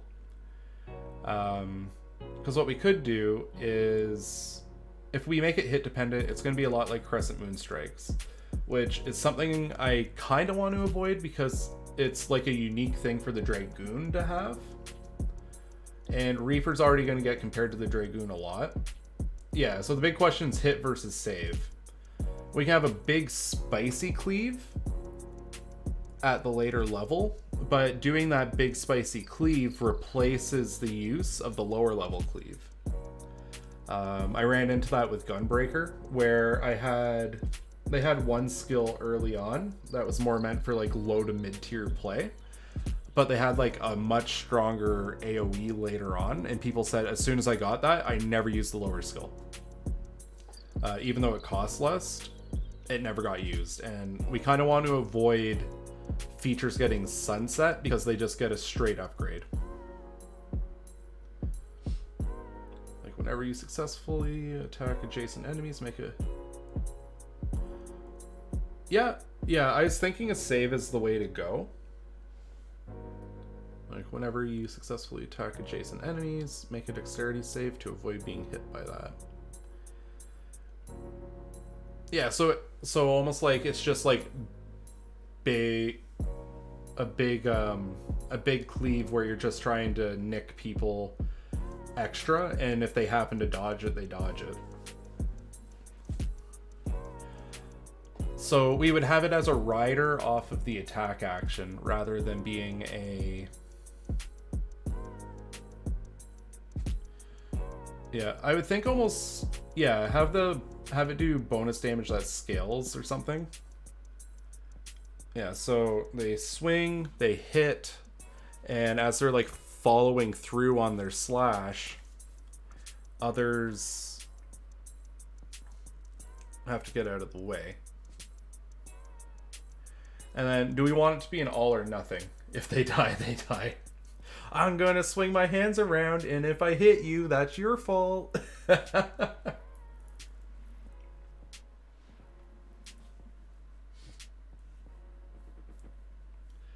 Make the cleave something like a smite.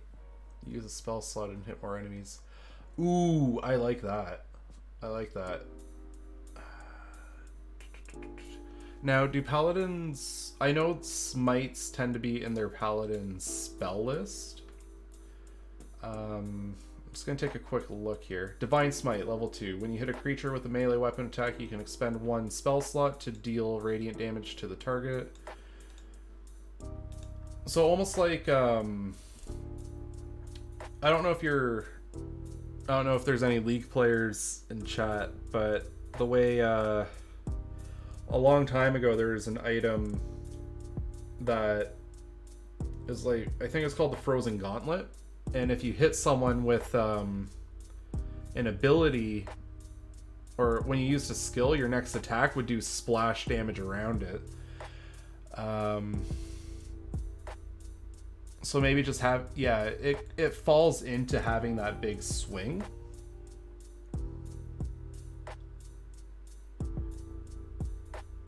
Yeah, the good old blue Ezreal build. Yeah, that's what I was thinking about there with the splash. Yeah, so like having the hit, and then I like the idea of expending a spell slot to do like a bigger cut. So like it's almost like the Reaper guides their cut through, or like their swing through as a smite.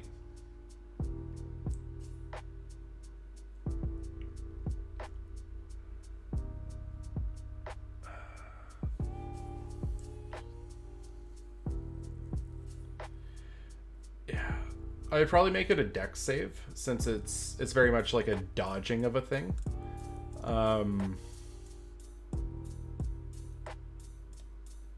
Yeah, we could do half damage if we're...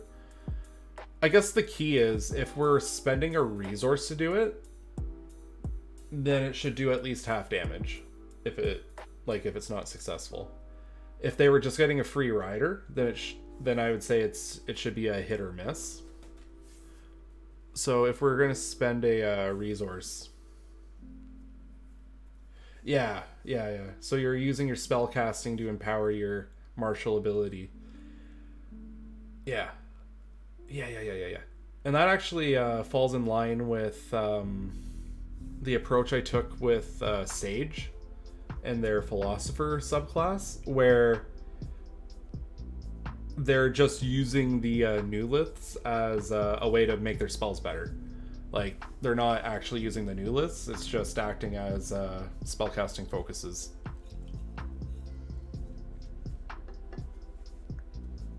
So that kind of takes it and reverses it for the Reaper. So that same kind of theme of using what makes them special to just do something simple. Would take half damage of the attack roll, or roll their own damage dice for it. That's... I think for the smite itself, we want to have like a scaling damage buff.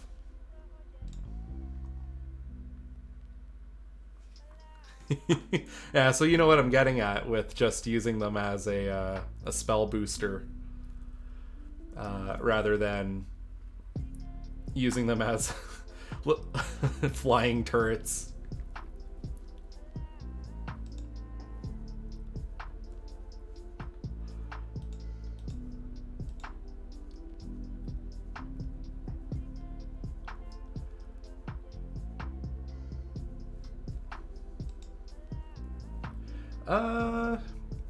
I would say maybe while the Reaper's fused with them, they have increased range. Otherwise, it's just a smite. Because I don't want to make it mandatory to have the Void Scent fused with you to do it. But in my head, that's the theme of the class.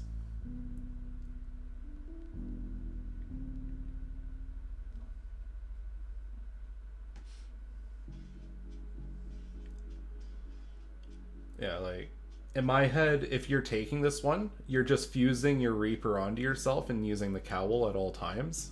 And you're just, like, hacking and slashing. But not everyone's going to play it that way. Yeah, so I'm just going to start off, call it Wicked Strike. Beginning at 3rd level, when you hit a... How do they word it? Yeah, when you hit a creature with a melee weapon attack. A creature with a melee weapon attack. You can expend 1 Reaper spell slot to deal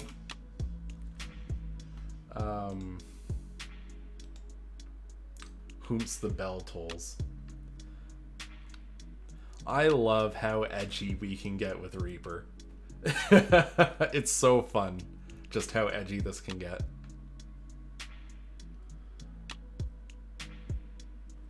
Yeah, I was actually thinking for the caster subclass, they would get that cantrip. Like if they're gonna focus fully on doing casting, I think they should get a cantrip for it.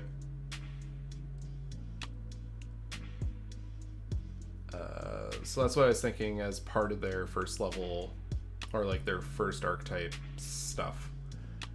Yeah, so yeah, when you hit a creature with a melee weapon attack, you can expend 1 Reaper spell slot to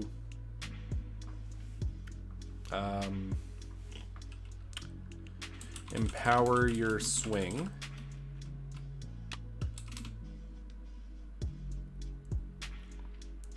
Striking all creatures in a... Whenever I'm doing something like this, I like using Burning Hands as my comparison.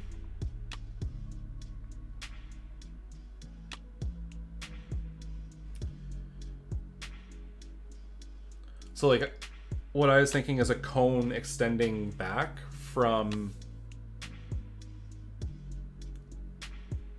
Ooh. Or maybe, yeah. Yeah, I was thinking maybe a 15-foot cone, but just to differentiate it a little bit. To damage creatures within 5 feet of the original attack. Yeah. Striking all creatures. Yeah. Within 5 feet, yeah. Of the original target. All affected creatures. Yeah, 15 foot could be yeah, I like that. So they have access to it when they're not fused together, but if they are fused together, there's a like an additional benefit to being fused with your Reaper or with your Void Scent. So I think that actually really builds into the whole like they're working as a team dynamic, and they're at their best when they have their like when they're together.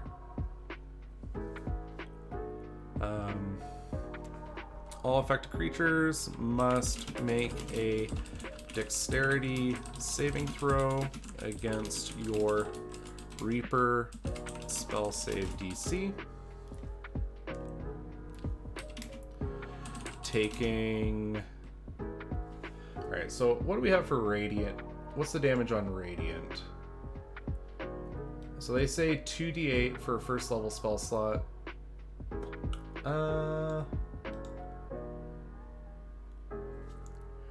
So if we're going to make it AoE focus, we probably want to tone the damage down slightly.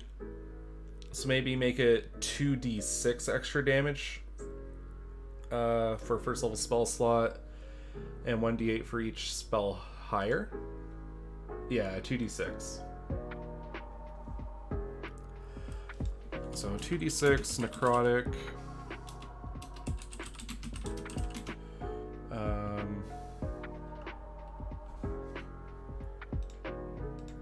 Yeah, the wording's a little tricky. It'll be a little clunky at first, but I'll fine tune it. Yeah, so 2d6 for a first level spell slot, plus 1d6 for each spell level higher than first, to a maximum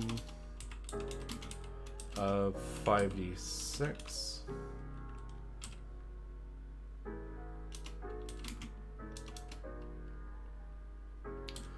Yeah, because there's a few different things that are at play.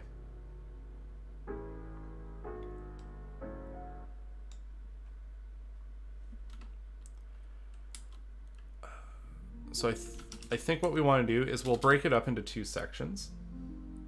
So we'll have the first section that qualifies how the damage hits. And then we'll we'll qualify how the damage hits, and then we'll talk about the actual damage taken, I think is how we do it.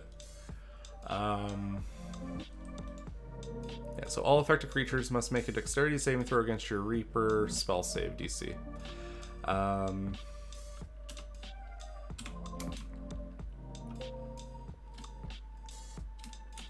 a failure, a creature takes 2d6 necrotic damage and half as much on a success.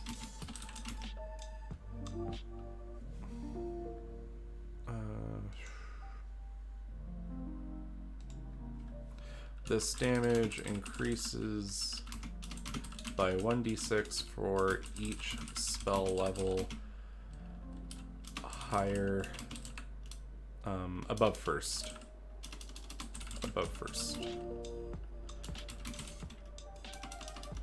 And honestly, I'm not going to include the maximum, because if they're doing this, it can only go up to 5 anyway. Oh, I know, it could go up to 6, but it's lower damage, and that's a big spend to pull it off. So, I don't think that's a balance problem.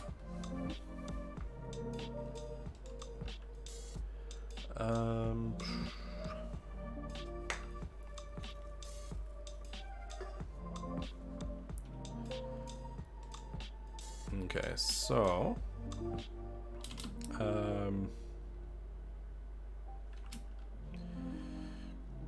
while you are acting as a host for your Void avatar,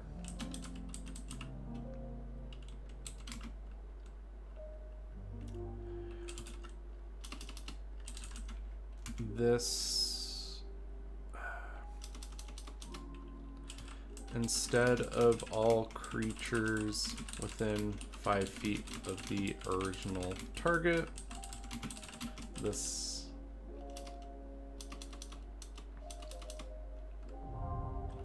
the range is increased to a 15-foot cone originating from the original target creature. Oh, thank you for the follow, Oddling.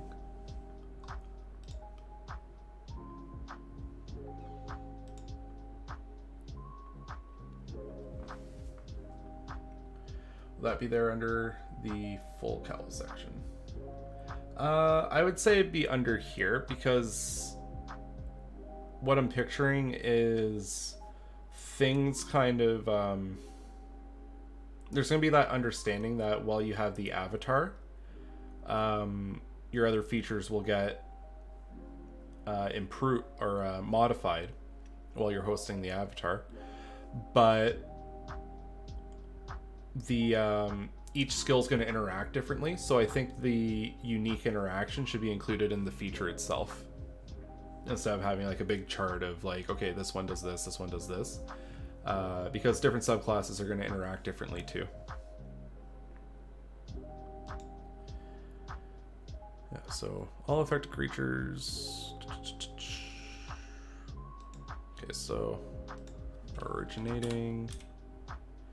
Okay, so that gives us Little Splash versus Big Cleave.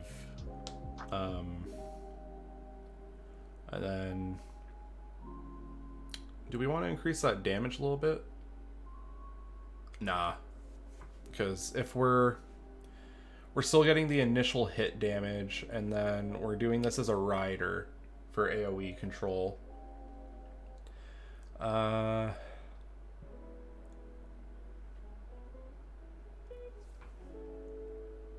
Yeah, the necrotic damage will bypass resistance.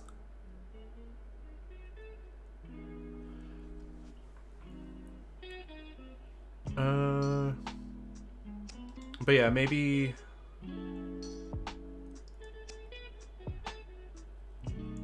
Yeah, so the bonus damage will be bypassing resistance.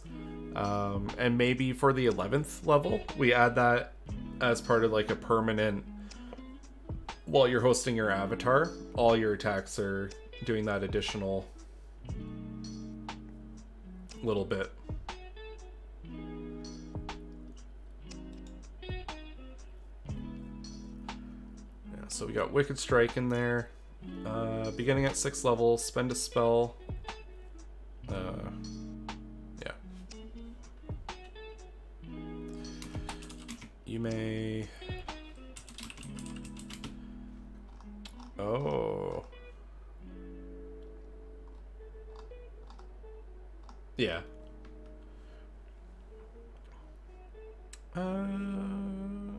Just thinking here. Okay, so when they get this, they'll have 3. And it restores after a full rest. When they get that second feature, they'll have 7 spell slots. That doesn't seem unreasonable to ask for a spell slot for that. I'm just thinking they might run out of resources pretty quickly.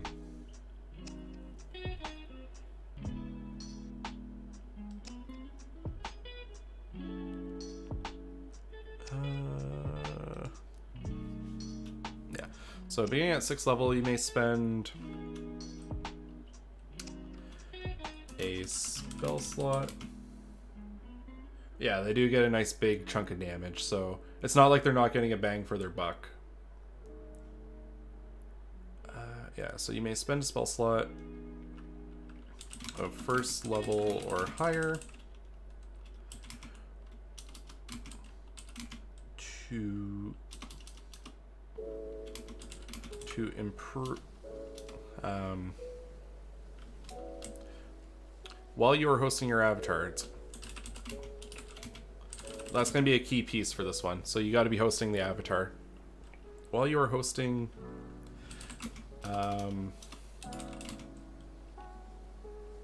Yeah, so you have to be careful in your positioning. So like, you want to be careful on who you're targeting with the scythe. Yeah, the wording becomes like hostile creatures versus creatures. If you just say creatures, it is a friendly, like friendlies are included. If it's hostile creatures, then it's just enemies.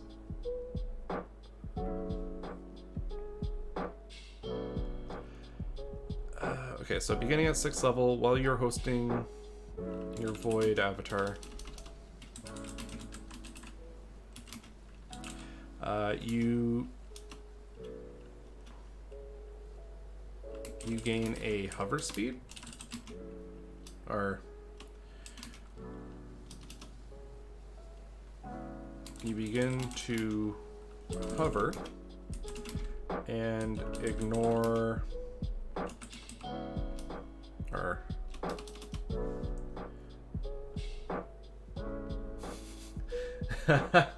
yeah, certain subclasses you have to spec into to avoid friendly fire damage. Alright, so 5e hover.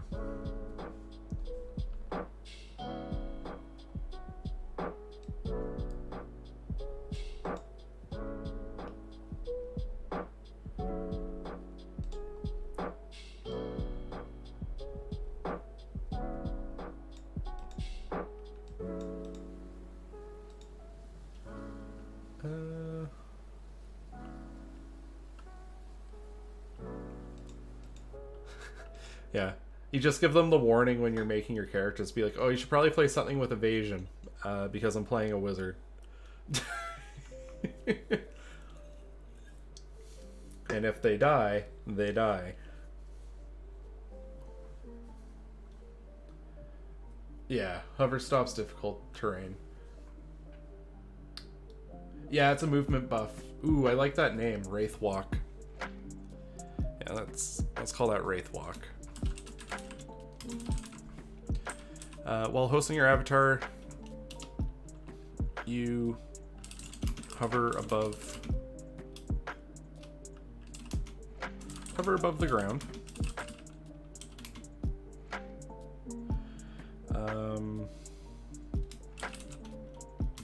You may spend...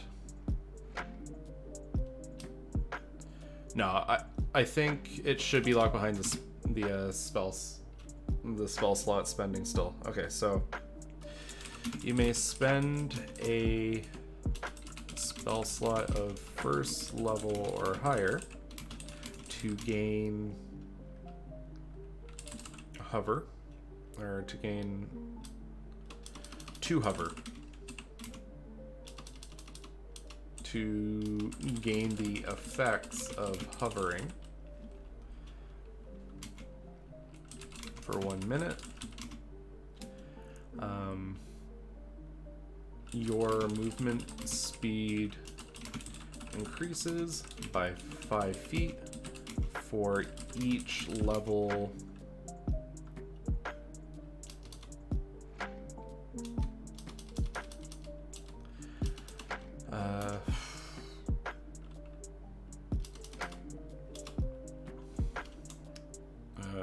so you gain effects of hovering and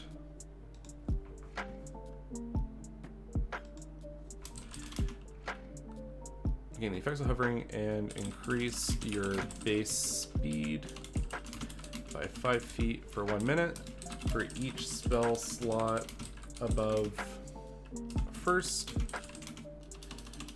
Your movement speed increases by an additional 5 feet. There we go. Nice and simple. Pretty good. Direct upgrade should be they can pass through walls but take damage if they end their turn in 1. Ooh. Yeah, that could be a good choice for a twist. And it just like spits them back out. Let's see.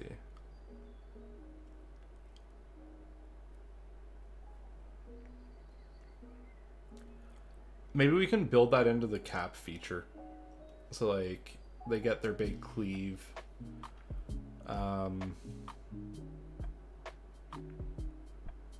Their big monstrous cleave, and they can phase through walls. Phasing through walls is extremely strong though. I could see a lot of DMs having a problem with that kind of feature, just being it. But then again, there's spells that do that. There's like Tree Stride, and so there are options. Oh, excuse me. Okay, I'll think on that. Think on that a little bit. Oh, by cap, I guess for capstone, I guess what I mean is like the archetype capstone. Unless we drop having a level 20 capstone. And then so Phantom Robe gets something like that at 13th level. Okay. Is that in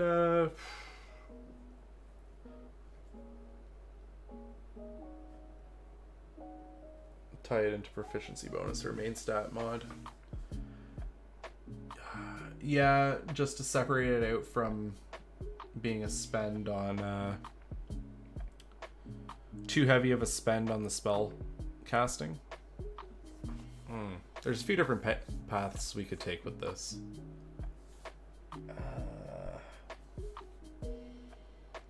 Yeah. Oh, let's circle back to it in a moment. Kind of want to get the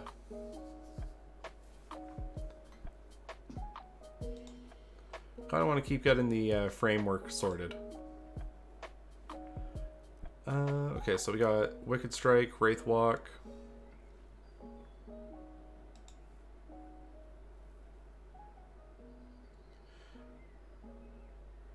Yeah.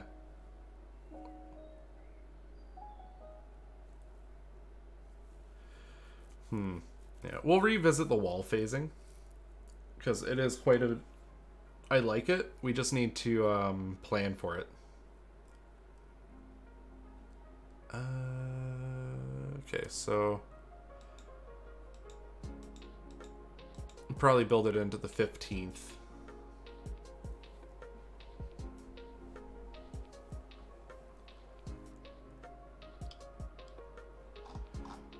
What if, let's see, at 15th level they have access to 4th level spell slots.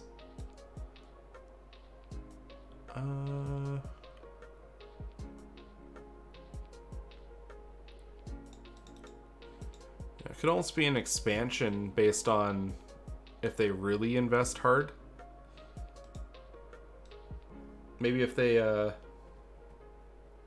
yeah, we need a 10th level thing for the subclass. Going back to Wraithwalk and the phasing through the walls, maybe if the spell slot's 4th or 5th level, that still gives them a lot of uses of it.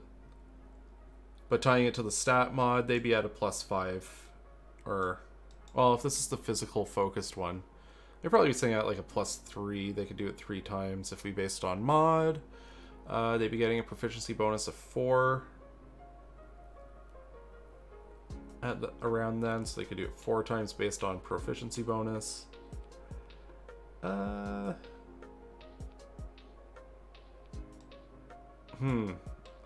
maybe. Yeah, because I'm thinking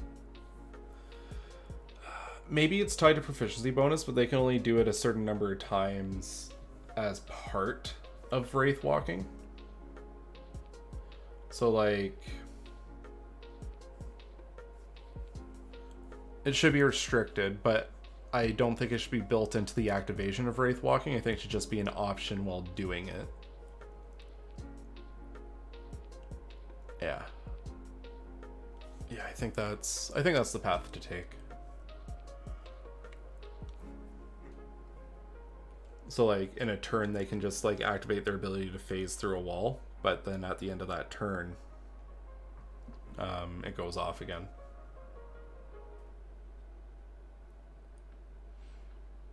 Okay, we'll hammer out the last little bits there. Okay.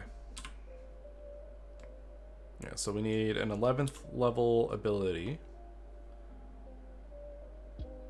for our Scythe focused fighter.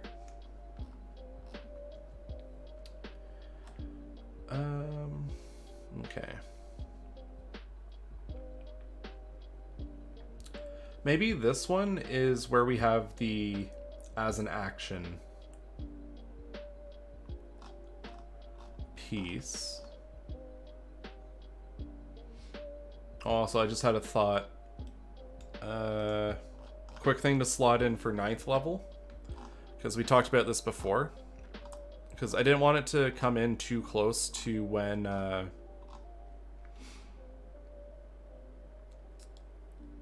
too close to extra attack. Unless we want to lock this behind... Nah. I don't think I want to lock it behind the subclass. What I'm thinking about is while you're hosting the avatar, it being able to make an attack as a bonus action on your turn. So it's like a natural progression.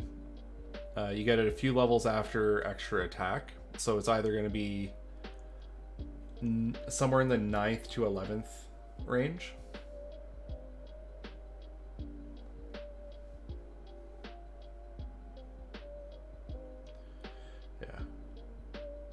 Reap an enemy, you heal extra temporary HP. So something like the Warlock Fiend Patrons thing. Because I know at 10th level they gain temporary hit points when they kill stuff.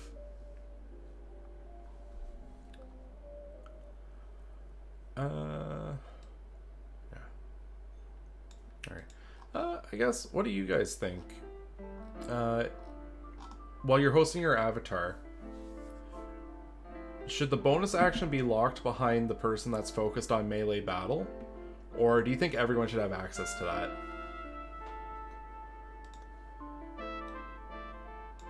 Because I'm kind of split on it, to be honest. But I could almost see the main buffs that everyone gets from fusing is more defensive and protective, and then turning it into a real...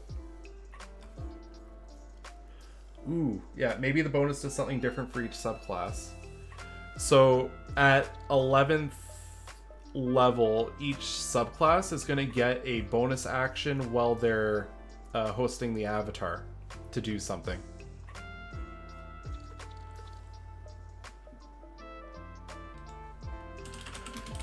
Or hosting the avatar, your void avatar.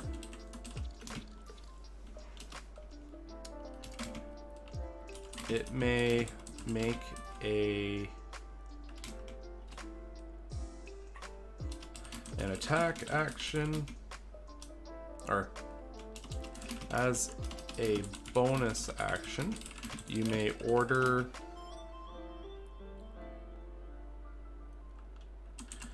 the avatar to make an attack. So that gives us 2 Reaper swings, and then the avatar reaching out and swiping as well. And on top of that, we also have the Wicked Strike.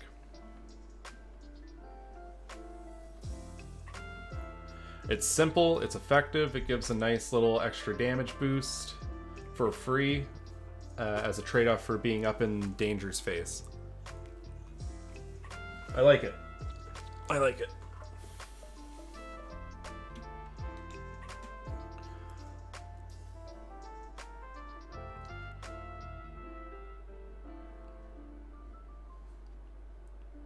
Wow. I really do be contorting my my own avatar here every time I bend over. If you're wondering why it's freaking out, it's because when I drink something, like, I'm bending my head up, so like the avatar is like cranking its neck up. Or when I put something on the ground, it like it looks like it almost wants to do a cartwheel.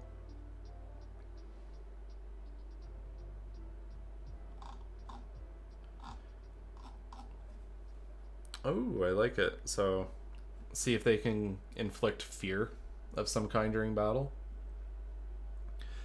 Maybe maybe it's like a rider for a smite. It's like when you hit them, you smite them, but it's like an evil smite that causes fear. Like they have to make a wisdom throw to resist the fear.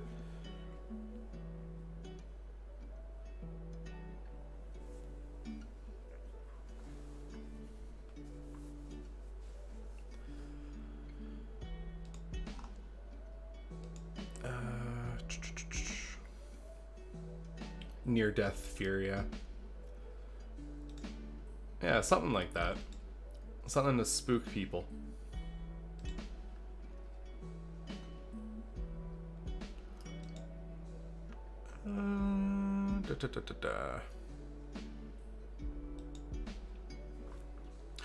You may spend...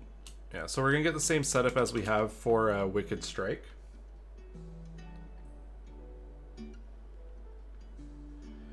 They come to face with their own mortality and cannot come closer to you. Yeah, that's the thematic feel.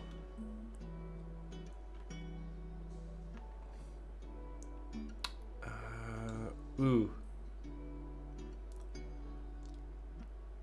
I want to nod to the old Memento Mori.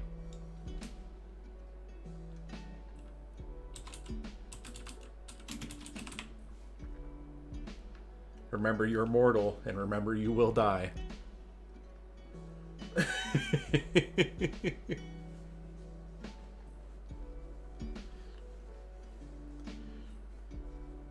We can almost...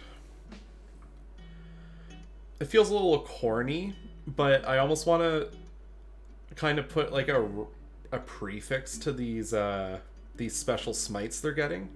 Call it like a Reaper art. So like Reaper art Memento Mori, Reaper art Wicked Strike. And that gives us some fun to play around with in naming conventions, because then we can pick some kind of funky stuff that doesn't fit into making it sound like a combat art, but like it's the name. Yeah, like it gives us the option to play around a little bit more. Yeah, but like more focused on like the special ones, because everything takes extra attack, but you have the idea. Like a Reaper's Secret, Reaper's Art,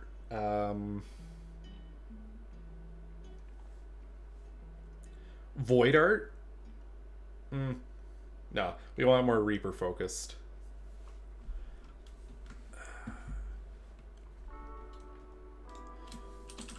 I'm going to start it off with just Reaper Art, Memento Mori. And they're all going to function like the smites.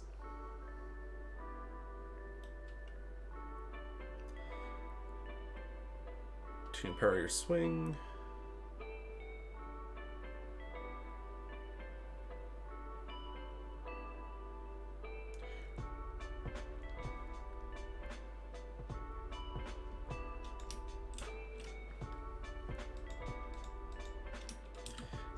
When you hit a creature with a melee weapon attack, you can expend 1 Reaper spell slot to empower your swing.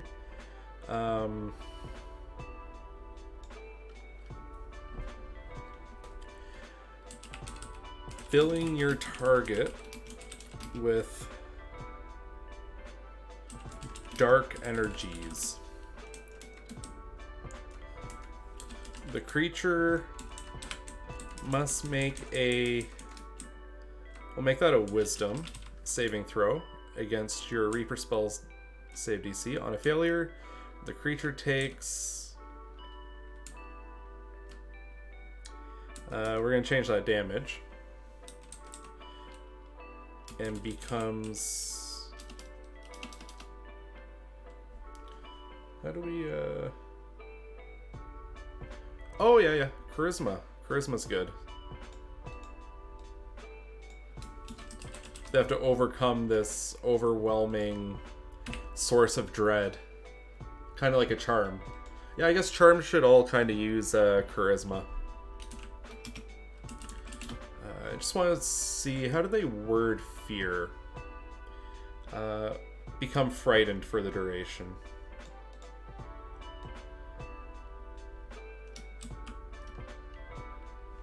Yeah, so, on a failure, the creature and becomes feared. Becomes frightened.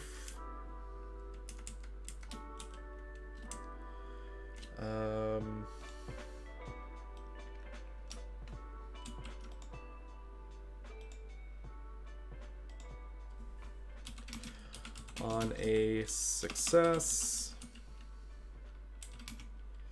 the creature takes half as much, or half as much damage, and does not become frightened. And then we'll add the rider about fear.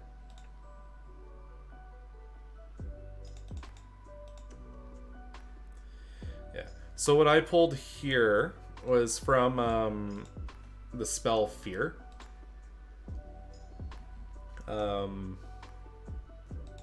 So it's kind of how the... Or if I bring up the Fear condition...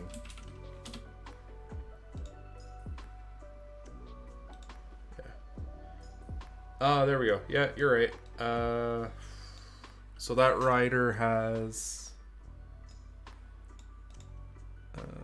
if the creature ends its turn in a location... I wonder why they have Frightened being different for the spell versus the... Oh, that's what it is. Okay. Yeah, so we'll use the condition.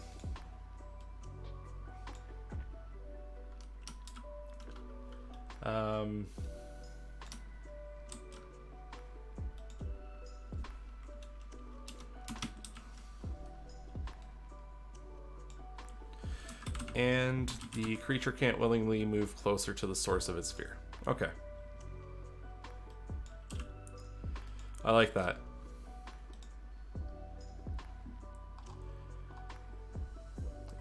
So, beginning at 10th level, when you hit a creature with a melee weapon attack, you expend 1 Reaper spell slot I gotta fix that wording.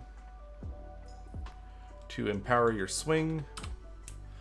Filling your target with dark energies. The creature must make a charisma saving throw against your Reaper spell save DC. On a failure, a creature takes...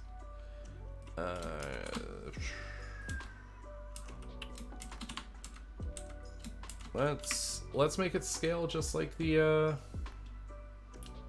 like Divine Smite, but we have that rider of a condition, so it kind of justifies it being a later level.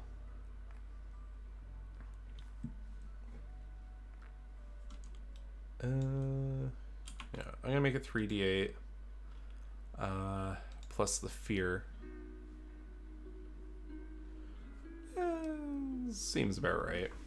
It should be okay. On success, the creature takes half as much damage and does not become frightened. This damage is increased by 1d8 for each level above force. Okay.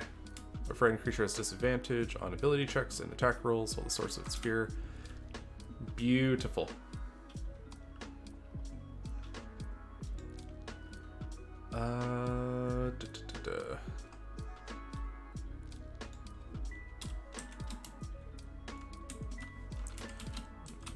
Just replace that capstone. Okay.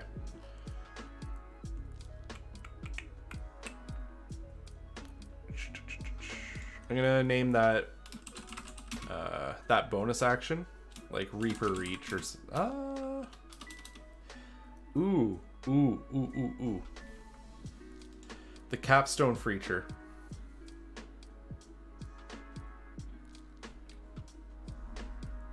A second attack thing. Brush with Death. 5 foot AoE centered on you.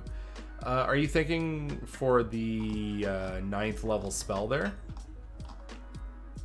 Or a 9th level feature?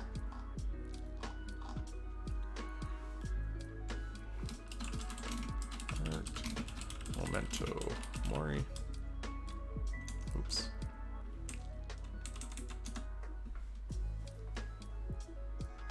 Okay. Okay.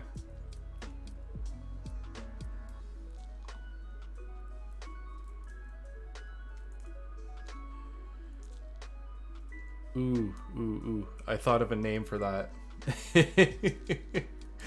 It's corny, but I want to nod at Castlevania with a AoE attack like that. Make it call it like Rondo of Blood or something like that. You know, just really lean into the dark gothic edginess.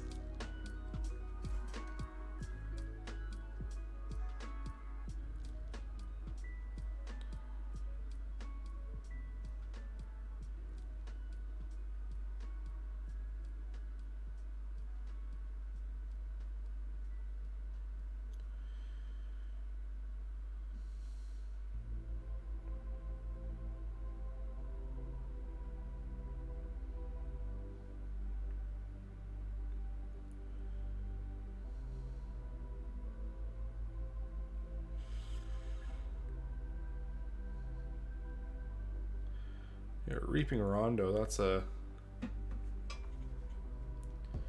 Yeah, I kind of like that.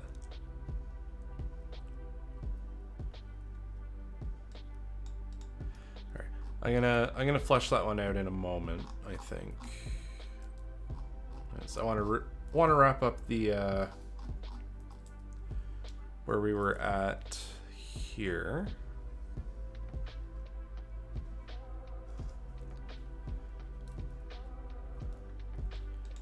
So 11th level, Reaper's Reach. Reaper's Rend, yeah. Because that's the skill it has, it's just Rend. So just tie into the avatar's Rend attack.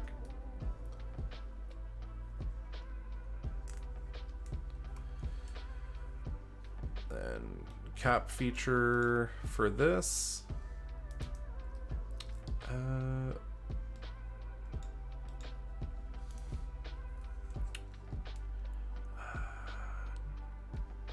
So I had an idea of increasing the range of the guy, or yeah, the range of the fighter with this one. So while you're hosting your avatar, you have a 5-foot reach added to your attack.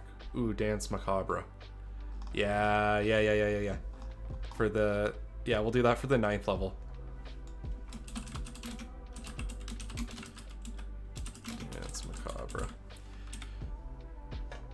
I've always liked that phrase from Dance Macabre, because when I was in high school there was a band that I quite liked named Ill Scarlet. They're a Canadian band out of Toronto that had a song called Dance Macabre, and it was very good.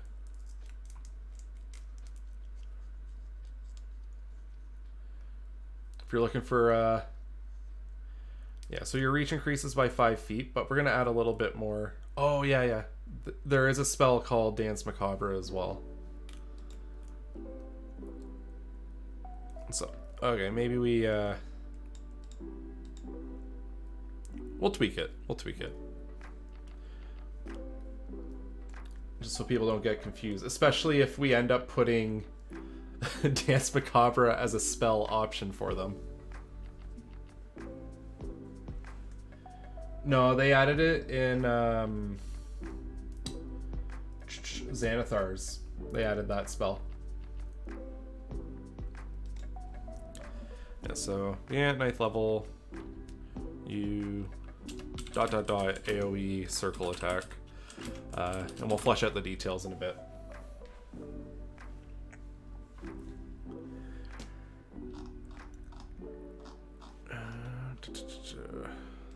And up here, Reaper Art, Dance Macabre. But we'll probably play with the name. There's a few good suggestions there. Reaping Rondo. I want it. Yeah, I'm gonna change it to Reaping Rondo, just so that we don't have the overlay. Reaping Rondo. All right.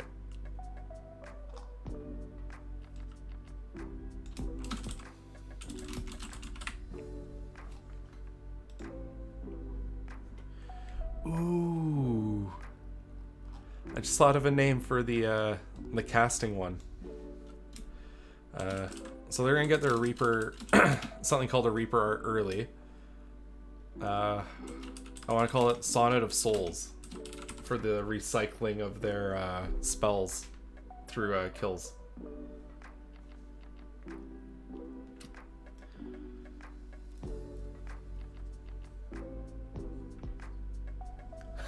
I like it.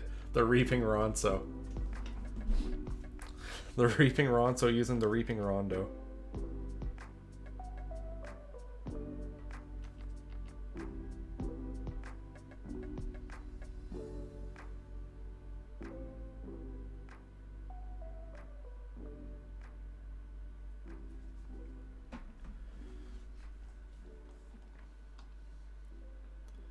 Yeah, I think the power level's still pretty good. Like we haven't blown the lid off a balanced class yet. Like everything feels in line still. As far as I can tell, I don't think anything's been busted yet. Ooh. Because we were talking about adapting polearm mastery. this cap feature when you're hosting your avatar could be where we pull that in. Like, it's heavy investment to get here, but once you have it, like, I'm comfortable putting something like that this deep into the skill tree. So let me look up 5e Polar Master and just see what's in there. When you take the attack action and attack with, you can use bonus action. Oh, so that's just a bonus. And then when you're, yeah, so yeah, so I don't know if I'll give them the hitting it with the blunt end, but I'll give them the reach and the attack of opportunity thing, because they already have the bonus action from Reaper's Rend, so they don't need that second part.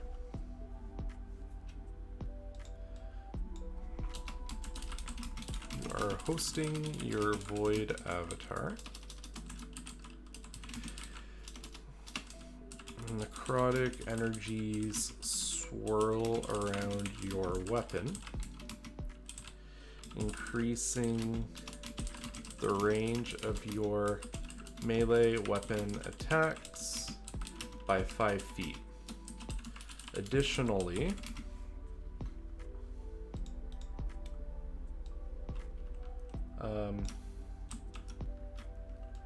other creatures provoke an attack of opportunity from you when they enter the reach you have with that weapon. With your weapon.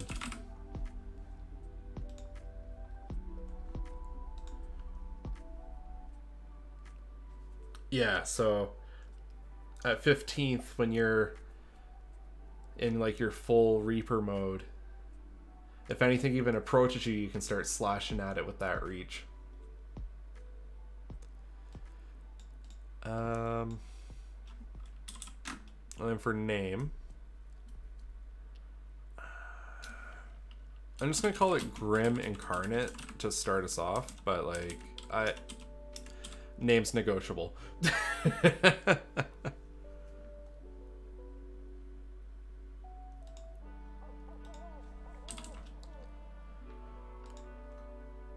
Then we'll revisit Wraithwalk for the phasing through walls. Maybe give it a rider for 15th level.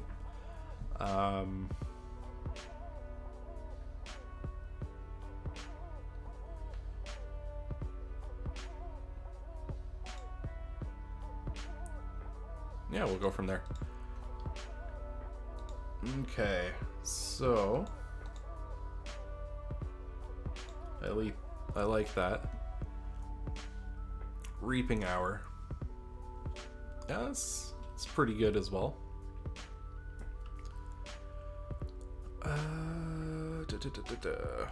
Alright, so what do we want to focus on next? Do we want to focus on the pet part, or do we want to focus on the caster part?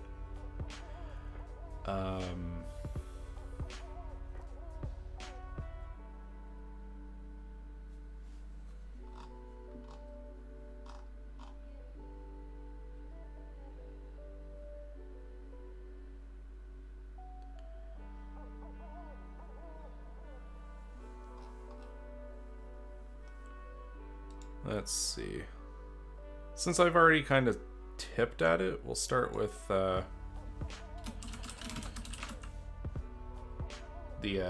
caster, yeah. So beginning at 3rd level, when you kill a creature, you capture its soul.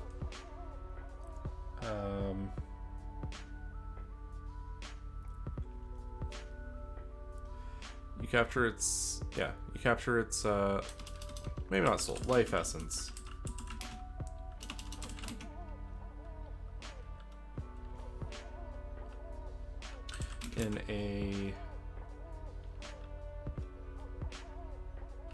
In your memento.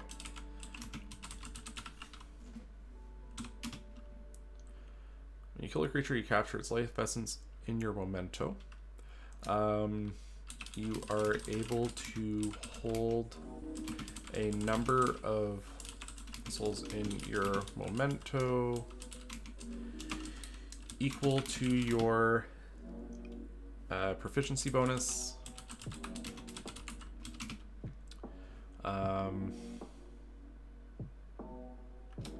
When you complete a long rest, the souls in your memento pass on, or leave your memento. You may spend a number of souls equal to twice the spell, or you may cast a Reaper spell by spending a number of souls equal to twice the level of the spell you are casting.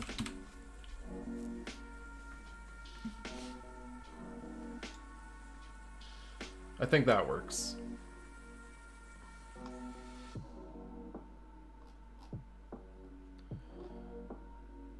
So, when you kill a creature, you capture its life essence in your memento. You're able to hold the number of souls in your memento equal to your proficiency bonus.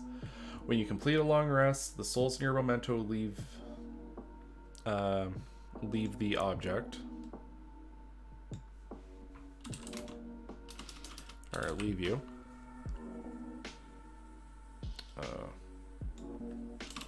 Dissipate. There we go. You may cast a Reaper spell by spending a number of souls equal to twice the level of the spell you are casting. I like it. So that's our spell recycling for the class. It's through death. Or maybe we make it when a creature dies within a range of you. So like when a creature dies within 60 feet of you. So that way you can contribute and get souls, but it doesn't necessarily have to be you that deals the killing blow. When a creature dies within 60 feet of you, you capture its life essence in your memento. Lasts until you finish a long rest. So that way they can't carry it over into their next day. Like, normally I would just say like, oh, it lasts 12 hours or 24 hours, but there's people that will try and munchkin it. I've learned you can't trust people to not try and break the game. So you kind of need to restrict it. Why not make it a rider that gives it the 60 feet? Ooh. 30 feet or 60 feet while you're hosting the avatar. So that way you have incentive to be holding on to your avatar.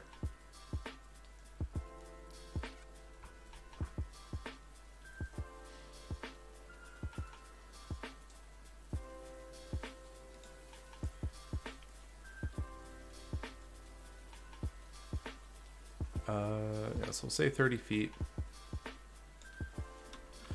And then while you are hosting your avatar, your void avatar,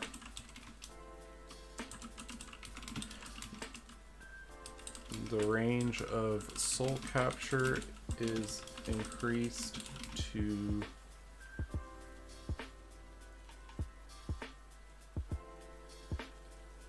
Ah.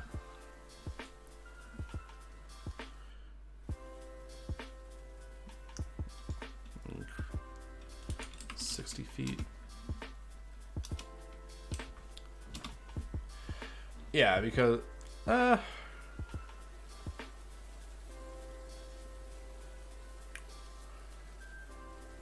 See, the one thing I'm concerned about is the different ways people will use.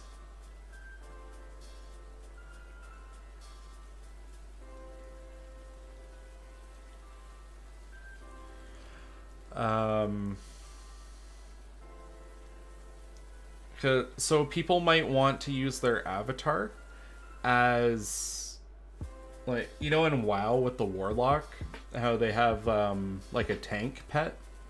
They might want to use their avatar like a tank pet and send it out and be the frontliner, so that they can hang back and shoot. So we don't want to invalidate that option from the player, right?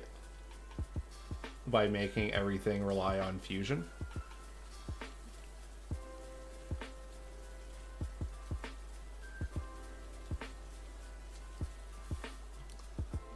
So maybe kind of kill this group of chickens for some extra spells, right? Yeah, and forcing people for killing blows. Yeah, so I think the increase is fine with the range. But I don't know about the killing blow in and out. So I think we'll keep it with the range increase, just because I can see potential snags.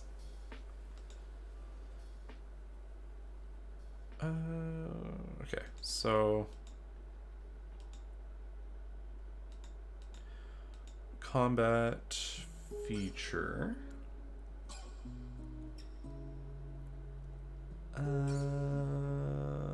Let me see here.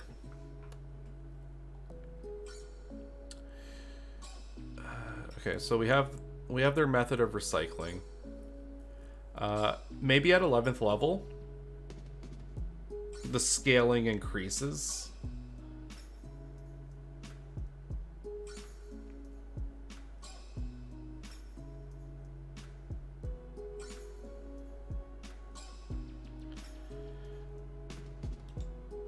Yeah, I'll add the Rider of Hostile so that people aren't wiping out chicken coops for free spells. That was a good call out.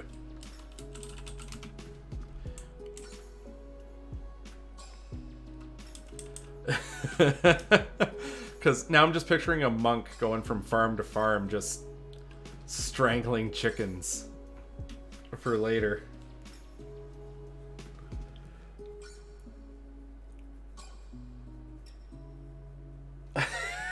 That's true too. Yeah, you ever hit a chicken with a sword? You'll never do it twice.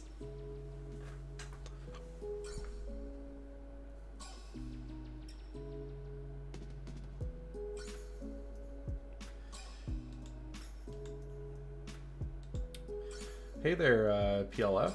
How's it going? Yeah. I love all those swarm creatures you see in games that just, they get pissed off and it's mass chaos.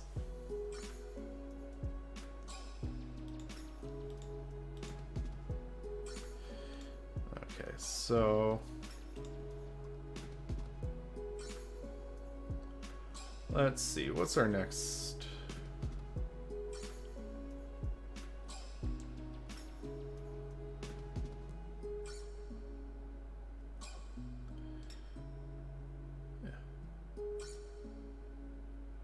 Don't attack the chicken. Yeah. The whole town will be up in arms.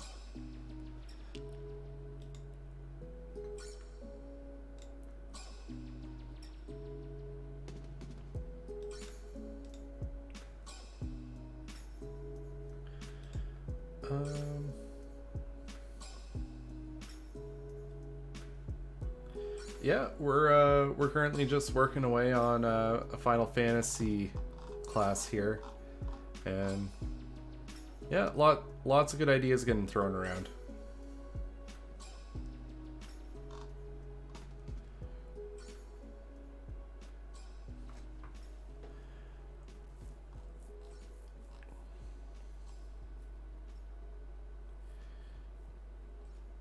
Ooh, a death teleport.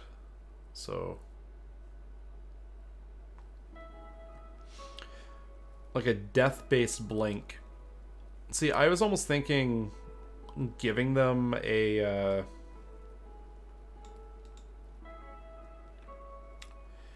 like a blink, maybe as a reaction.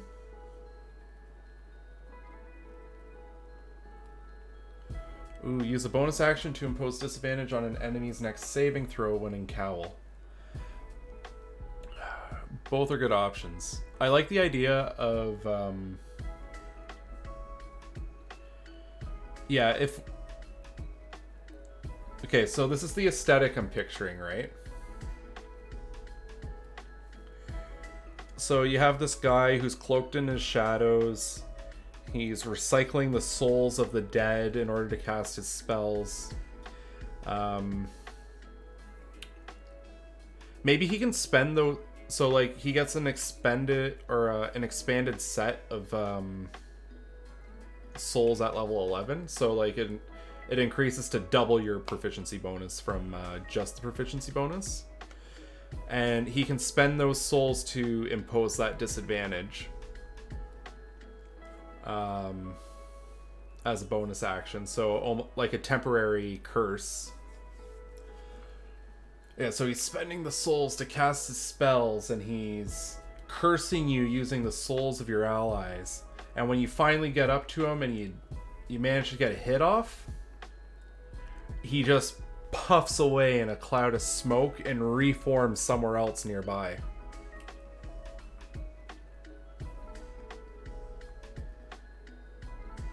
Just very much a bit of a mayhem-inducing figure on the battlefield.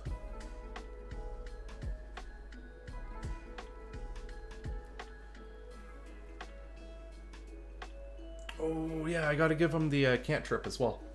Okay.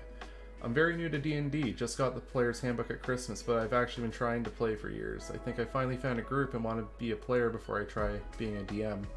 So I know what players want and expect.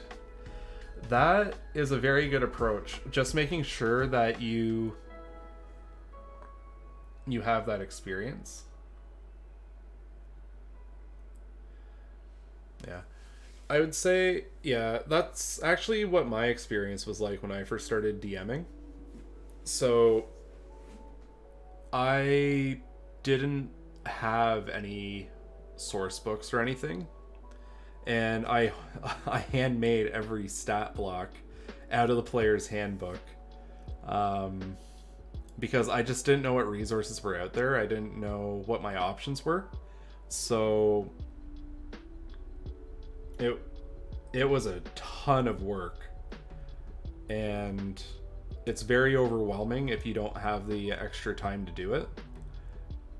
But if you're determined to do it that way, it's also very rewarding and you learn so much. There's a lot of tools out there to help you when you're piecing things together.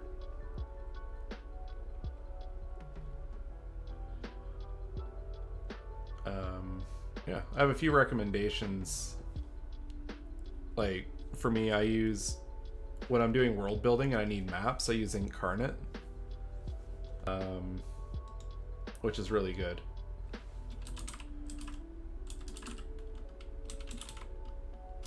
That's the name of that mapping program. And then there's a lot of, honestly, you just have to try stuff out and see. Like, I was using World Anvil for a bit, but I didn't like that a lot of the features I wanted to use were locked behind a membership. So I started just using GM Binder to keep my notes.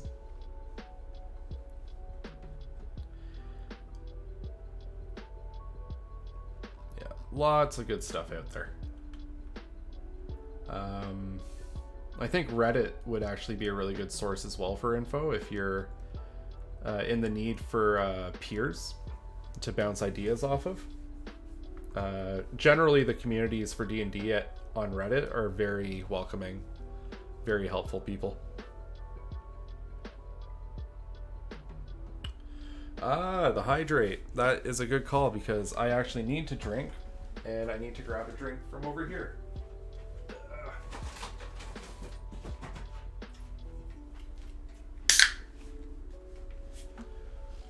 There we go.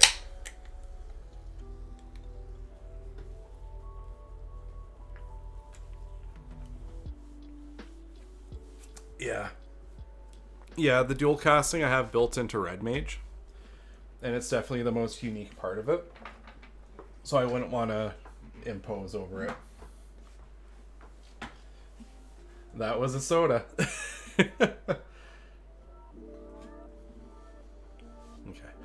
Okay, so let me think.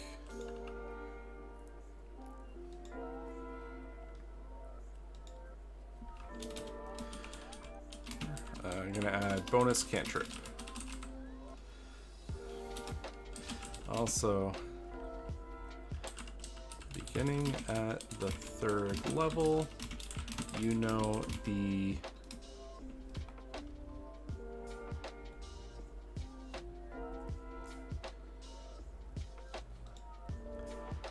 5e, what was it? Toll the Dead. Toll the Dead. You know the Toll the Dead cantrip.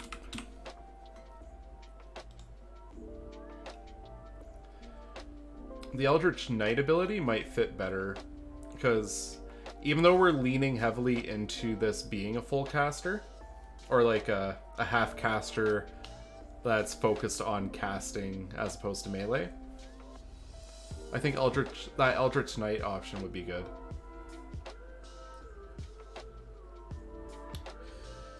Ooh.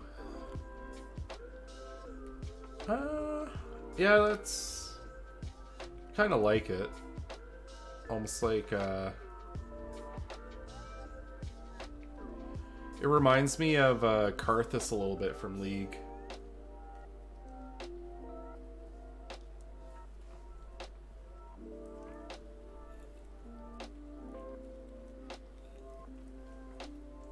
Yeah, I've been really on this whole gothic aesthetic kick lately. I watched the new season of Castlevania like 2 weeks ago, and I've just had like death and destruction on the brain. Yeah, if you want to share a little bit about the location, feel free. It's always good to share ideas. But I am going to keep a little bit more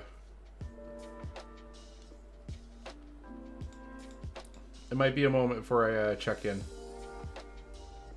Yeah, Castlevania is super good. If you haven't watched it, and you're looking for something that's dark and gritty, it's a good watch. With very likable characters. On both sides of the conflict.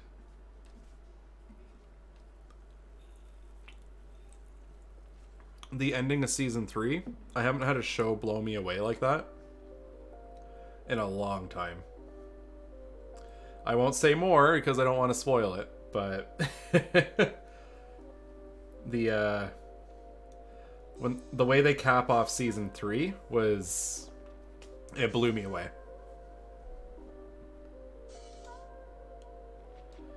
Okay, so while you are hosting your avatar, as a bonus action, you may spend a... How many...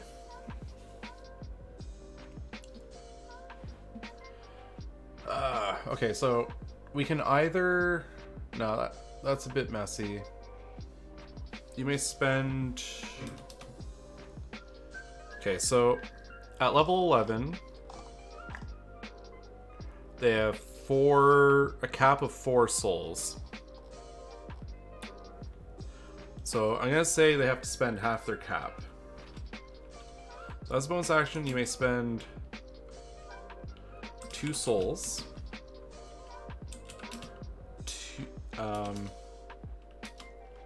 to attempt to curse a creature within 30 feet of you.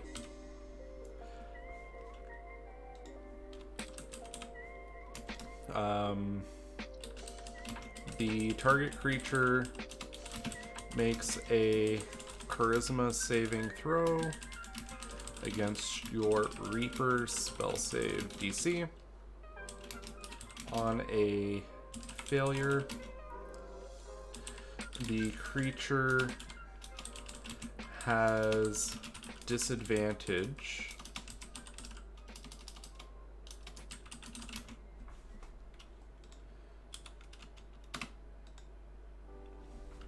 on saving throws. Now, how long do we want that curse to sit?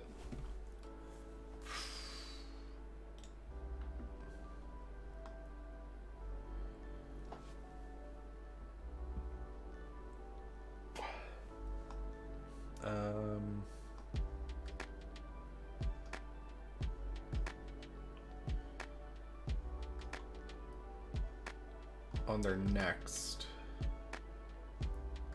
Yeah, so we can either have it... So spending souls to impose disadvantage on saving throws is what we're aiming for here.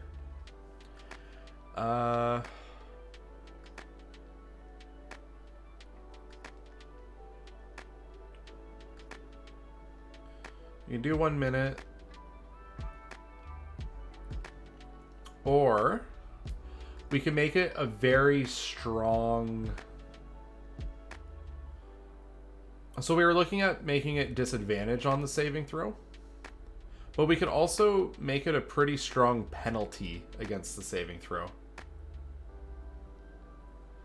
Yeah, if it was 1 minute, I'd let them retry the saving throw. Because you need to have the counterplay in there. I think a potent one-shot penalty would be a good idea.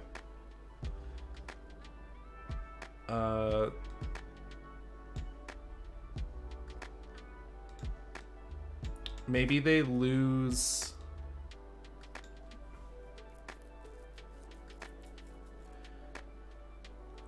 They have a penalty equal to your casting modifier on their next saving throw.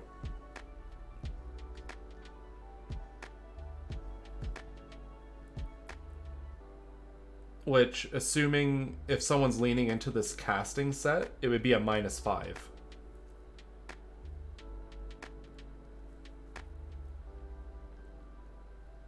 Which in bounded accuracy is pretty crippling. So gathering souls and recycling them to cast spells is the core of this one. So the gathering of the souls is the core, and then spending them.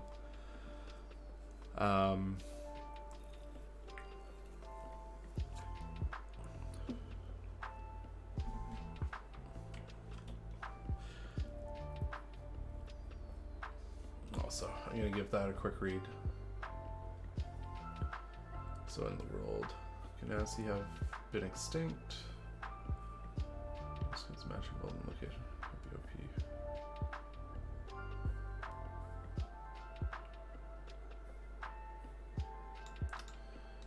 OP. Okay. I'll wait for that next post to come through.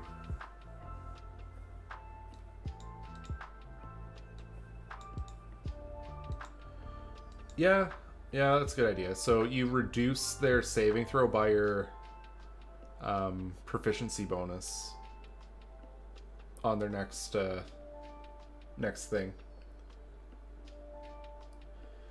Yeah, I'm thinking life transference will be on their spell list. And then, oh yeah, that was a combat feature we were gonna add. I'm gonna do that now before I forget. That could be our 17th level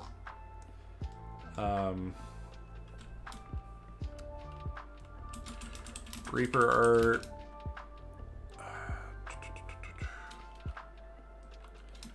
I'm just gonna call it life saving. We're gonna rename that. Yeah, so being at 17th level, when you are reduced to 0 hit points and not outright killed. As a reaction,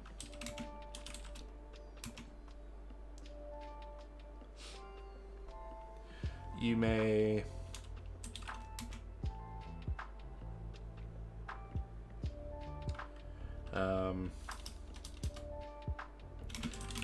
dismiss your void avatar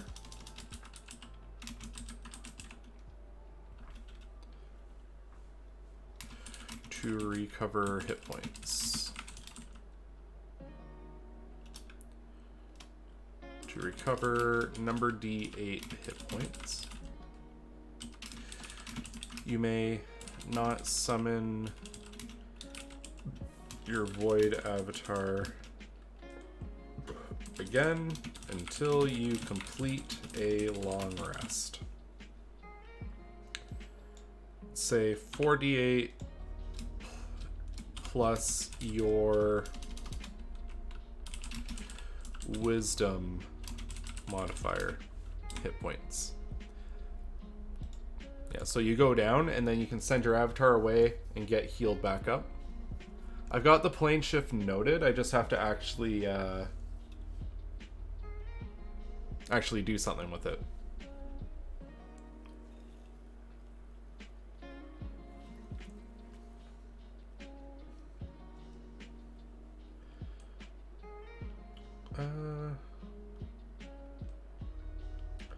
I would say no, you don't drop prone.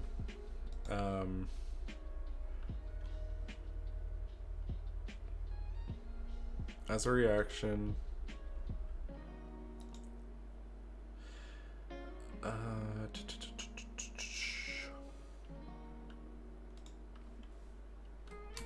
before falling prone. Martyrdom. Ooh.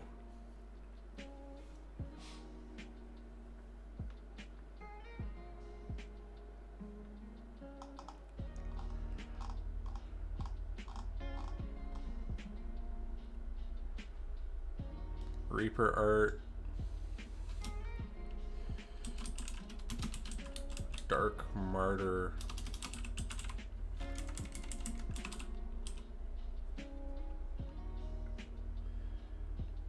Because if it works out right, you can make an amazing comeback, but if you do it wrong... That is a good option too. Reaper's Gamble. I'd almost want to call it something like Bone Dice.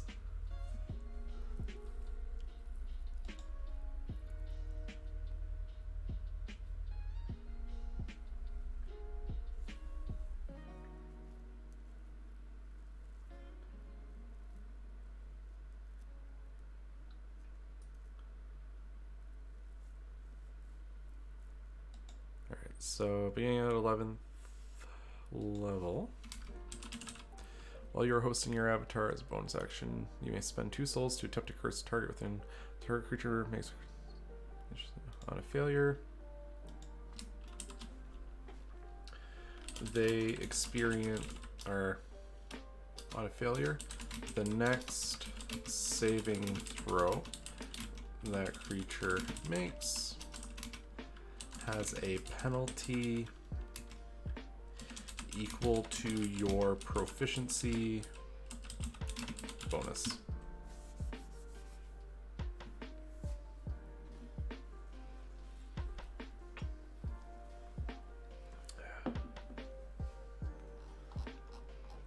All right.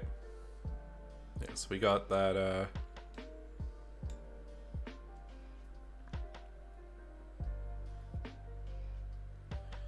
and that fits into our bonus action thing that we wanted to do. Perfect. Okay.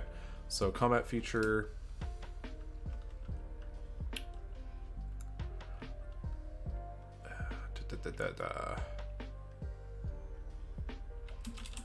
Cursed Touch. Or maybe we'll go Twisting Fate. Twisting Fate. Because I like the term of Twisting Fate, but I want to reuse it. Eternal memento. Ooh, a fun fact redeem. Okay, let me think of one here. Okay, so fun fact. The original Square Enix and Nintendo used to work very close with each other, up until Final Fantasy VI. Some people might find it weird that they split off from Nintendo after that, and the reason they did so was over hardware limitations.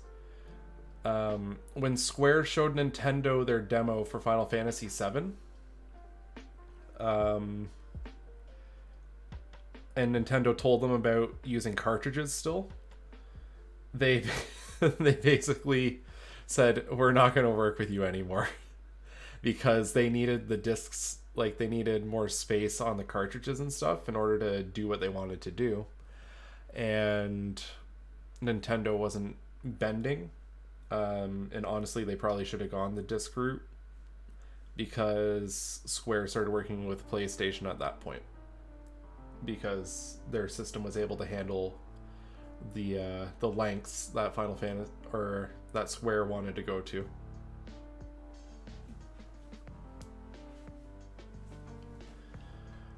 All right, so the location is called the Arcano. So creation award, which was infused.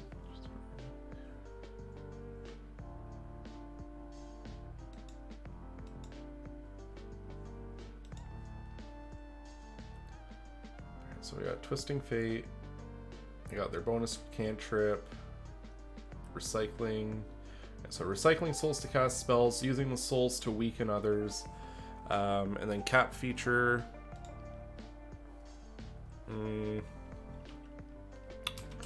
When you are targeted with a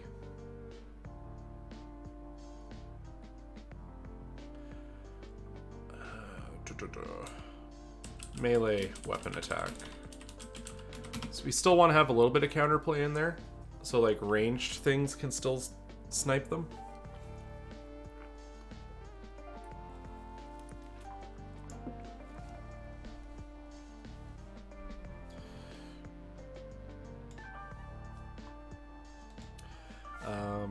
Yeah, so when you're targeted with a melee weapon attack, as a reaction, you may spend 2 souls to... Okay, so how far does Misty Step go?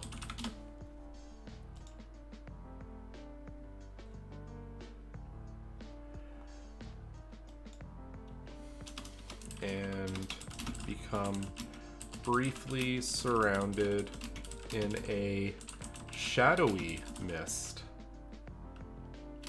and teleport up to 30 feet to an unoccupied space that you can see.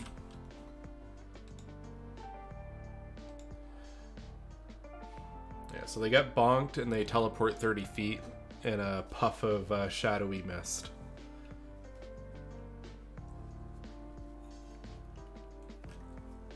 Maybe make it 1 soul, since it's not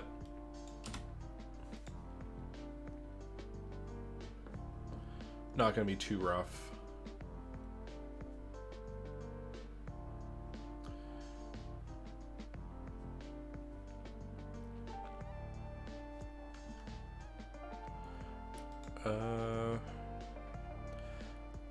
Do we want to make that cowl exclusive?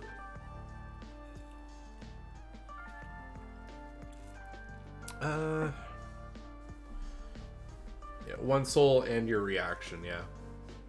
I don't think it needs to be cowl restricted.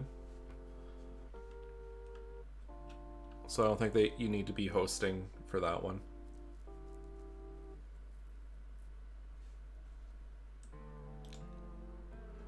I don't think it does enough to restrict it even further. Oh, I like that. While you are hosting, it doesn't require... I'm going to change targeted to hit then. When you're hit with a melee weapon attack. Because you don't want them to be able to just do it infinitely either, right?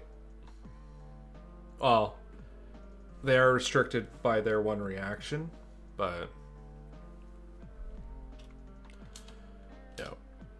When you are hit with a melee weapon attack as a reaction, you may spend 1 soul and become briefly surrounded in a shadowy mist, teleport up to 30 feet to an unoccupied space. While you are hosting your Void avatar, you do not need to spend a soul to use this feature. Yeah, it came through. Oh, about dragons? No. I've seen up to the Warded Obsidian and them feeling it's still not enough, even though they've essentially set a 10th level spell as a ward.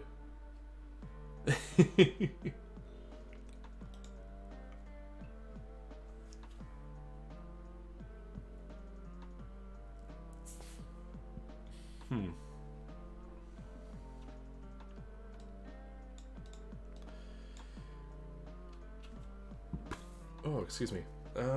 What do we want to call this cap feature? We'll probably call that a Reaper art as well.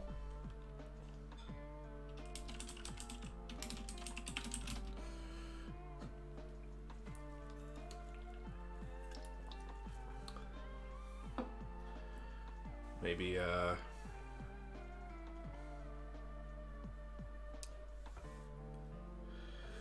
we'll pick a name out. Okay, big one here, the interaction feature. Elusive Death. Yeah? I'll throw Elusive Death in there. Well.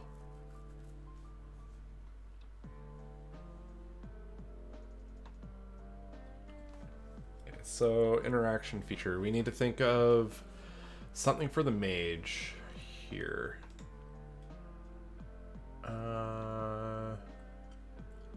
I like the idea of them just getting some extra, maybe just like a oh wait, no, because that's a combat feature. Alright,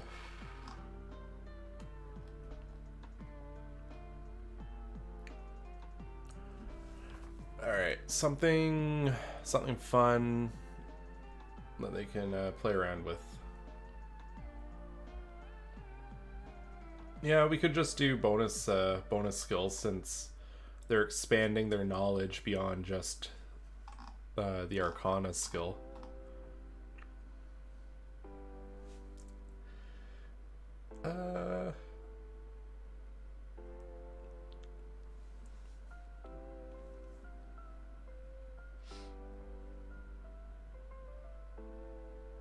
Reaping Rainbow. That's funny, I like that.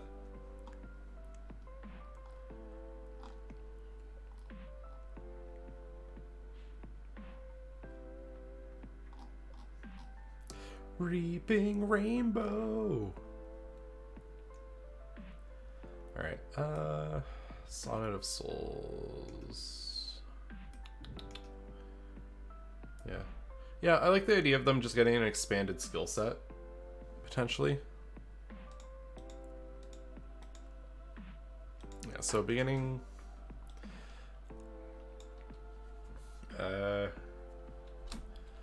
Keeper of Shadowy Secrets. Beginning at the 6th level, you gain proficiency in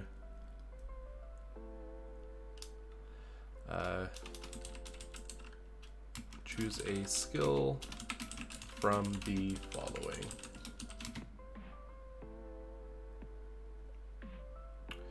Ah, I see. Doing detect thoughts. Oh, I was thinking I'd put detect thoughts in their spell list.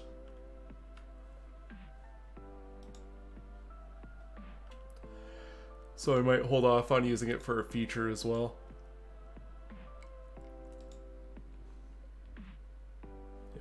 I kind of like the idea of them expanding as a scholar in a way, because they're coming from this brutish hack and slash background. So expanding their horizons mentally kind of fits in with them becoming a dark magic user.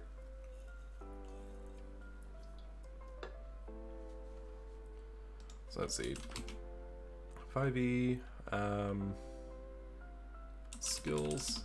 I want to take a look at the intelligence skills. So Arcana, History, Religion. I'm going to add Insight and Medicine. Insight, Medicine, or Religion. You learn, or you gain proficiency in that skill. If you are already proficient, you gain expertise in that skill.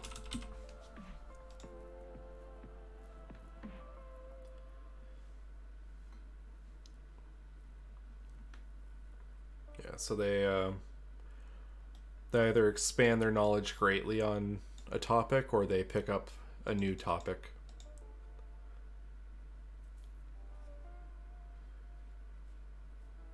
Alright. Yeah, that caster seems pretty solid. Because they're going to be very bulky. Ooh.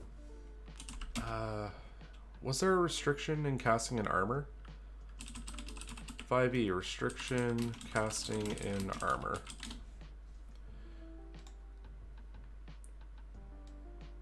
You must be proficient in... Oh, okay. No, you just need proficiency in the armor.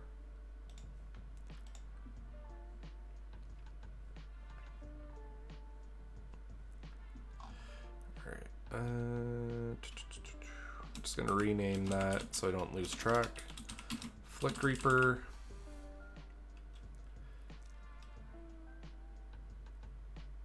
Yeah, you just have to be proficient with the armor, but there's no further restrictions. For a second I was thinking, because I know there's some cases, or some editions of the game, just don't allow spellcasting while you're wearing armor and stuff. So you need like feats and all that jazz. Alright, I'm just going to give a quick read. So they found and kidnapped 5 dragon hatchlings, and they made 5 cages from warded obsidian, trapped the dragon hatchling in each cage, and bound each of their souls to the warded lock on the vault. Put the cages inside the mountain as well. However, these wards have their limits, so they can see built-in an energy release method every 6 months. The mountain will erupt. Oh. Expose a random element. However.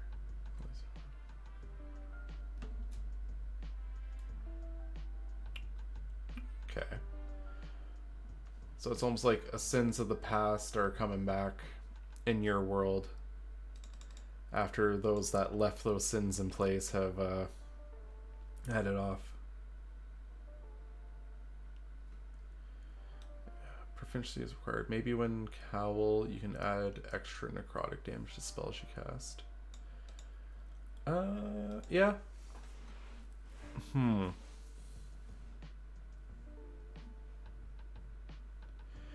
Yeah, that's the tricky part when you're adding bonus damage. You would definitely add the rider, like, spells which deal damage. Yeah, so damaging spells. Okay,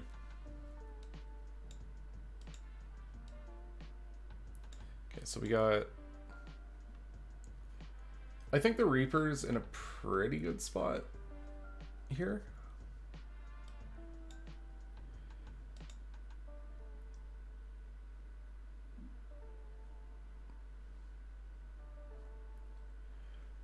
So the last one we need to think about before we finish fleshing out the last few bits is our pet-based one. So let's take a look at... So I'm pulling up the Ranger.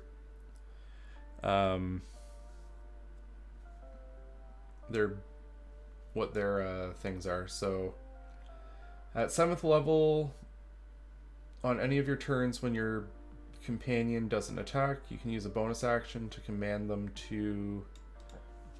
So it expands their options. I think that was already built into... Was that built into the original Void Contract? Okay, so it can move and use its reaction on its own, but the only action it takes is the dodge action, unless you take a bonus action on your turn to command it to take another action. That action can be one in its stat block or some other action. You can also sacrifice one of your attacks when you take the attack action to command the voice end to take the attack action.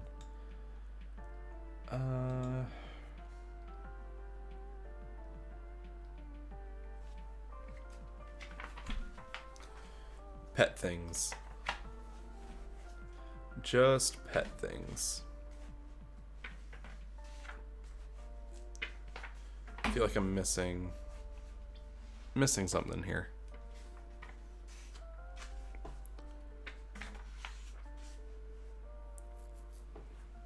Okay, so in combat, beasts, the beast acts on your turn. It can move and use its reaction on its own, but the only action it takes is the dodge action, unless you take a bonus action on your turn to command it to take another action. That action can be one in its stat block or some other action. You can also sacrifice one of your attacks when you take the attack action. Oh, so that's if you're attacking, you can swap out one of your attacks, but you can still order it to attack as a bonus action. Okay, I see.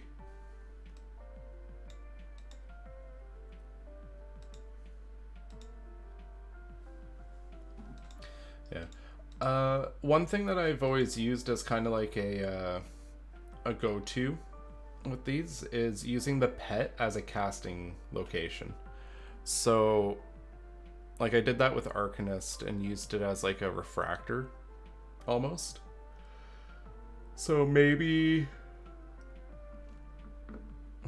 maybe we use that as one of the features, is being able to cast your spells as if you're in the location of your avatar, and use it as a conduit.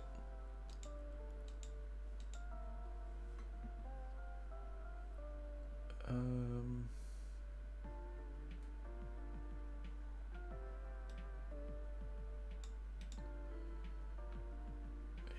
okay. Pack tactics. That'd be a rough one. Good, but it'd be hard on a lot of enemies. Okay, so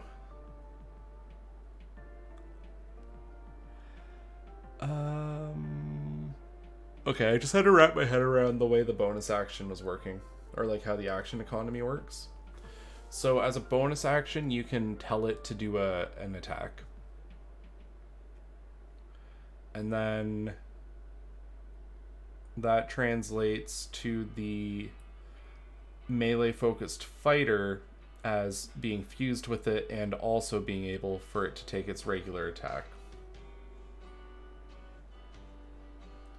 Yeah, if you attack with your pet, it would be good. Yeah, because you want it to be like your ally on the battlefield.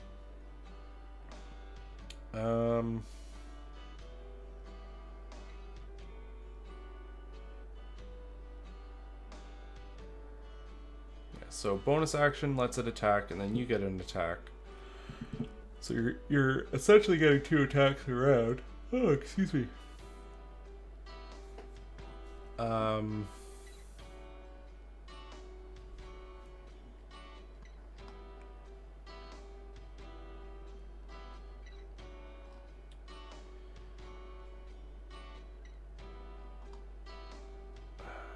Okay. So yeah, let's see what the Ranger has in store. So their first level thing that they get with it is the Companion. So that's not terribly helpful. But at the 11th level, it gets its extra attack. Right, so...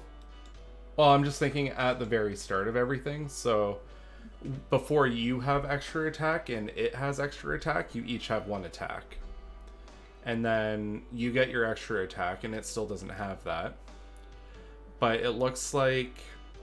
So in the Ranger's progression at level 11, that's when your Companion gets its extra attack, which I think would be appropriate for this.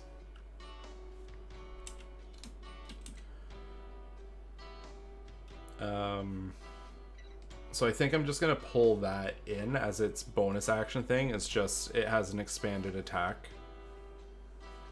So your Beast Companion can make 2 attacks. Not Beast Companion. Your Void Avatar. Void Avatar can make 2 attacks when you command it to use the attack action.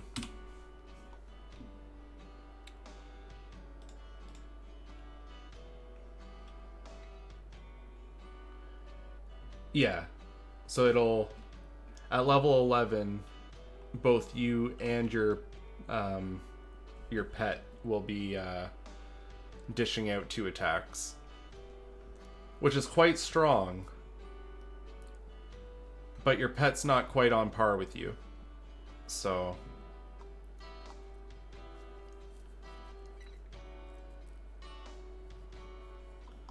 I think it's okay.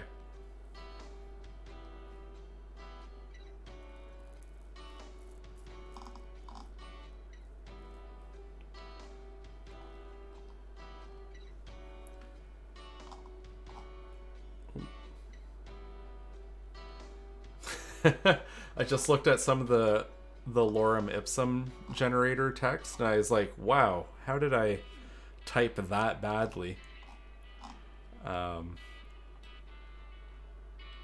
It took me a minute to realize what I'd done there.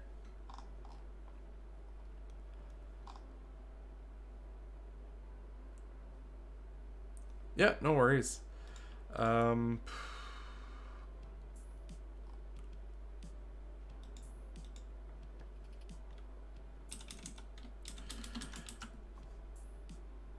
Also beginning at 3rd level. And then we gotta bring that in underneath fighting style.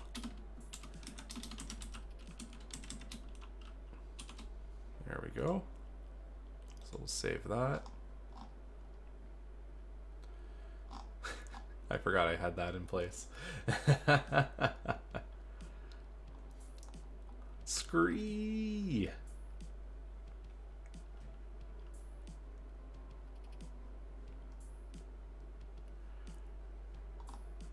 So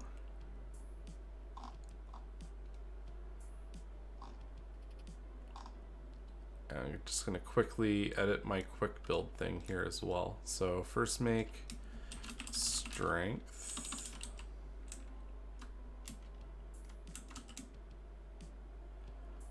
following with wisdom. Then take the Hermit? No, I don't know what background it would have. Folk hero. Sure. I'll think on that.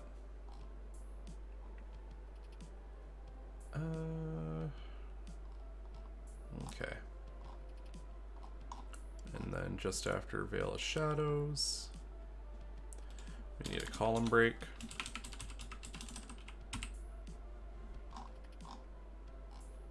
Oh, is it after, not before? And then we're going to do our page break after the Grim Harvester.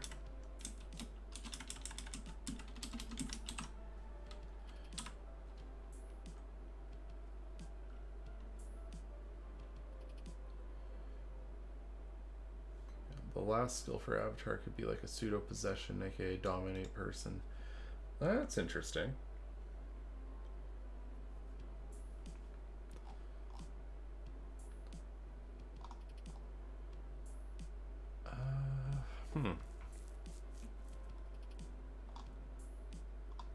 It's fairly powerful. What level's dominate person?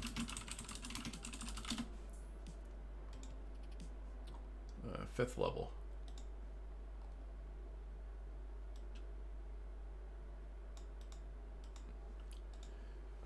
Yeah, it does lose out on getting the full fusion stuff.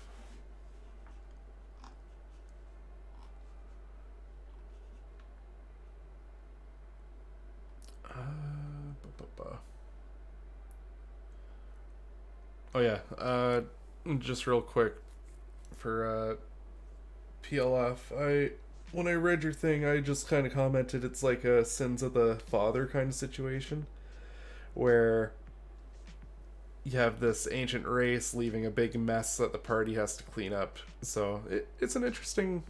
I like it. It's a good starting point.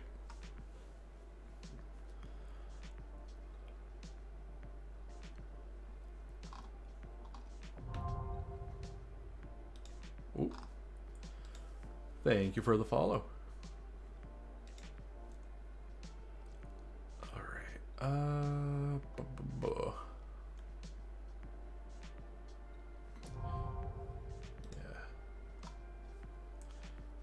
Yeah. And thank you, Abraham, as well. Okay.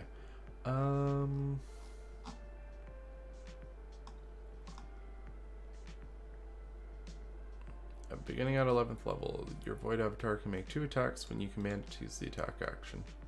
Yeah, so the Ranger has share spells, which is when you target yourself with a spell, you can also target your companion. Abe? Alrighty. Well, thanks for the follow, Abe.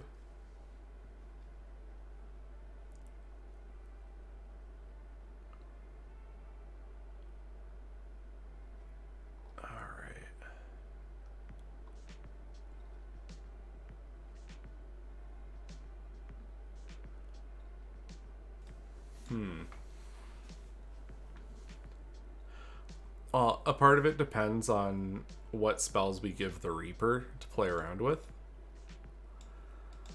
Because that would really dictate how strong that effect is, right?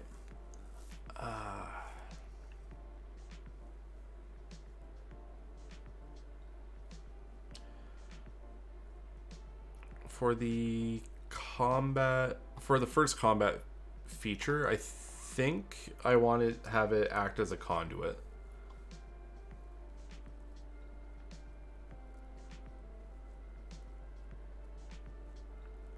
No, they wouldn't have a lot of enhancement stuff, like enchantment or like self-buffing. I see it more as like offense and debuffing.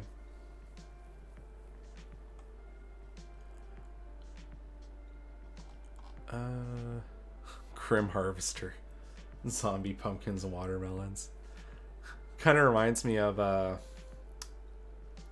like old Yu-Gi-Oh! With the zombie kid and his Pump King.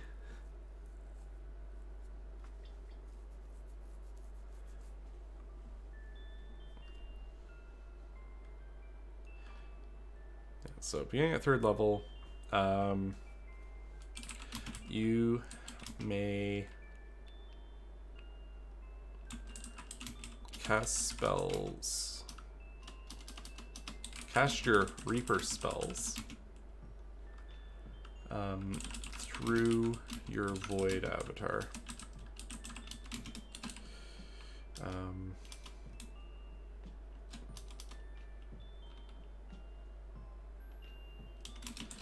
When casting a spell, you may... How have I worded this in the past? Let me look.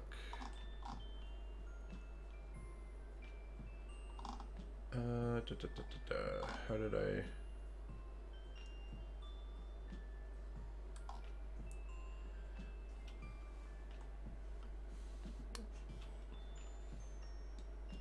I'm gonna make it cost their bonus action as well. So at the beginning of 3rd level, as a bonus action, you create an ethereal link between yourself and your void avatar.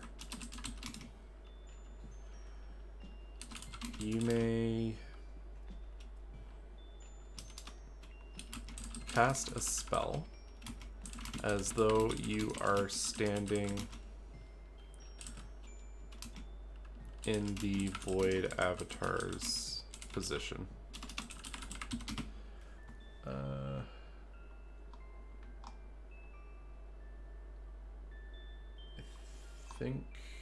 I think that's clear. Switching step. Yeah, I have my other book opened on the side just to check wording and that kind of thing. Channeled casting. When you cast a spell, you may cast spells if you're standing where your IP is. Spells which use you as their point of origin.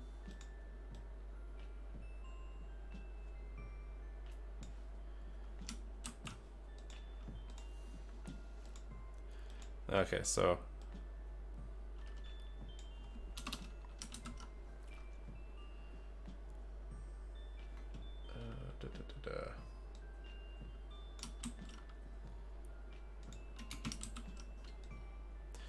when you cast a spell, you may cast a spell as if you were standing where your avatar is. Spells which use you as their point of origin may instead use your avatar as the point of origin. These spells do not cause damage to your avatar. You can use this feature 3 times. Yeah, that's fine. I think that's good. Yeah, just so they're not able to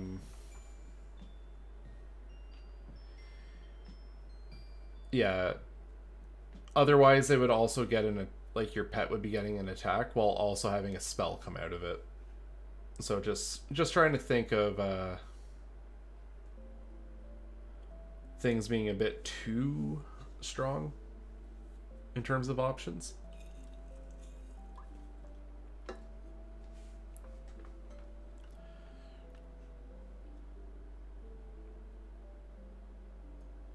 Right.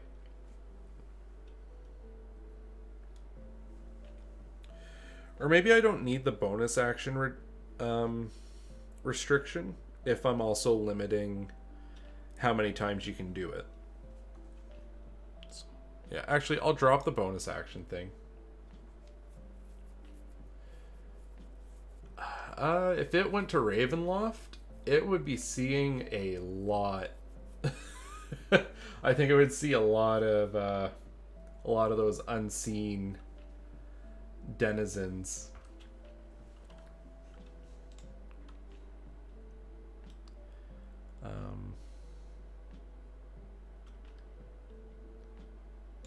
Yeah, I'm gonna remove the bonus action restriction there.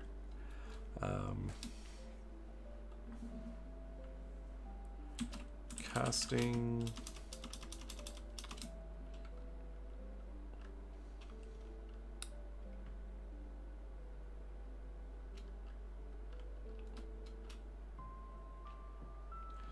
Let's see. How do I want to word this? Beginning at the 3rd level. Shared presence.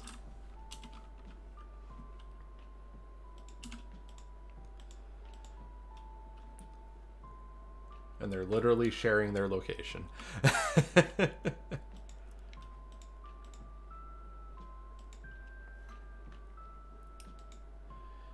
If they ever do a collaboration of Final Fantasy XIV with Kingdom Hearts, then you could connect, like it would be canon to be able to link it all the way through back to Halloween Town, which is both hilarious and yet another reason why I'm personally not a big fan of Kingdom Hearts, because it's so confusing.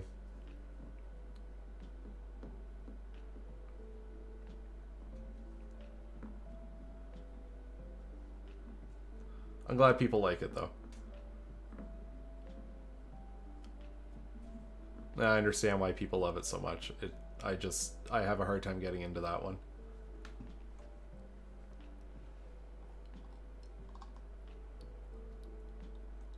Okay, let's see.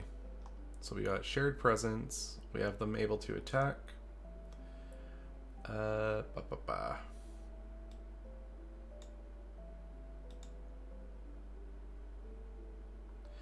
Yeah, the spell list is always fun to just start listing stuff out. It's very much a yes and situation.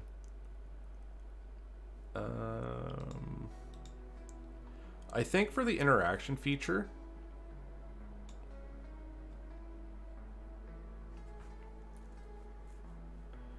it'd be cool if the Reaper could throw out a spectral scythe that spun in place, much like the Flaming Sphere spell. So if anything stood in it, slash its range, they would take damage. It would be like a concentration spell too. Which archetype that would fit best with? That would probably end up being like a custom spell, I think. Because that's a tricky balance to strike with D&D when you're doing creation stuff.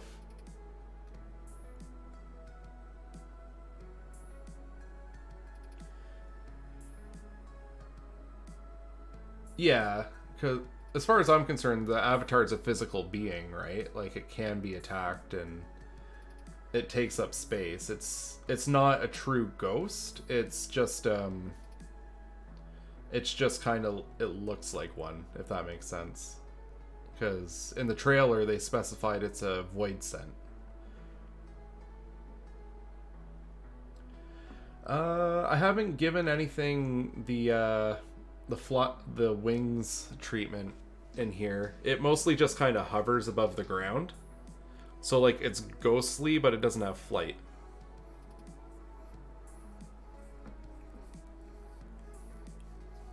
So, let's see. We're almost there, though. We're getting close.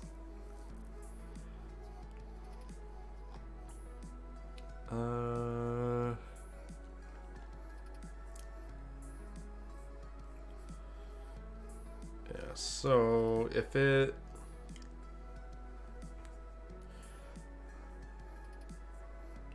The switching places thing is more like a...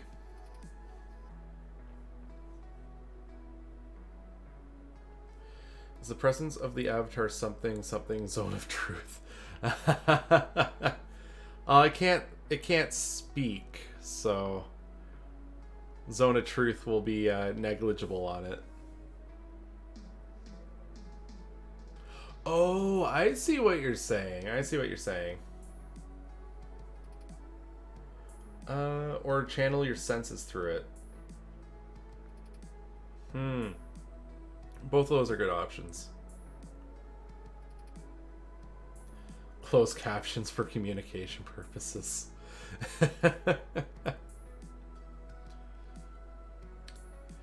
But it only comes out in Latin.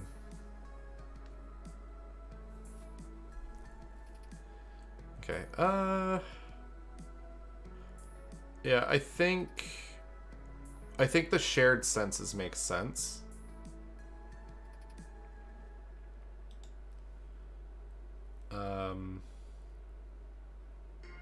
Because it would allow the thing to kind of wander around.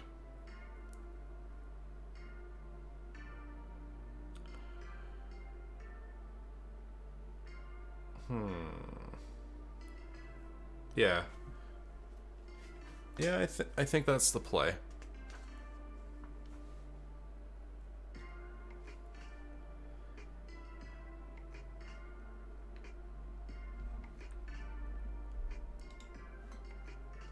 So how do we have that worded in Find Familiar?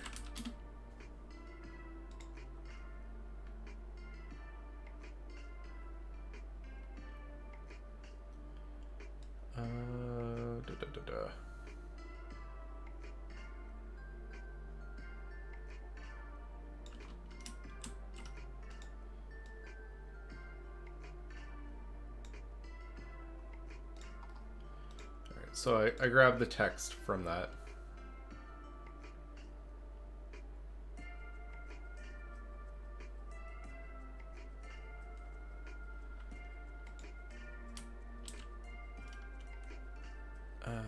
Well, your avatar.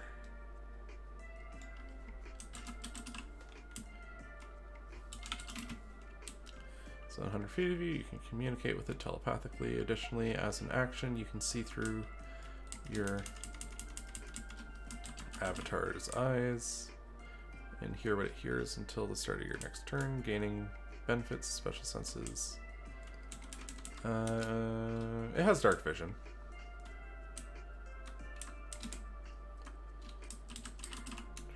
During this time, you are deaf and blind with regard to your own senses.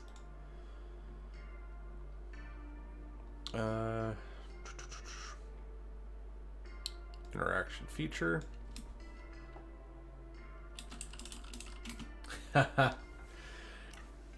It totally could.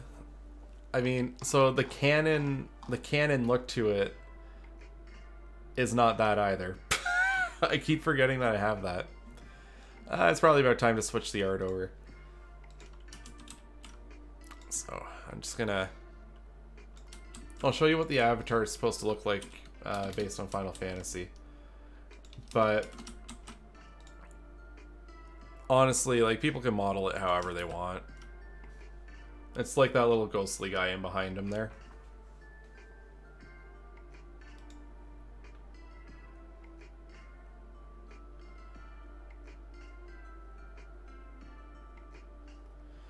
It's the Kermit versus Dark Kermit meme. Yeah, so it just kind of looks like a generic ghostly robed skeleton thing. But there's actually a mob in Final Fantasy. Let me see if I can find it. Drowned City of Scala.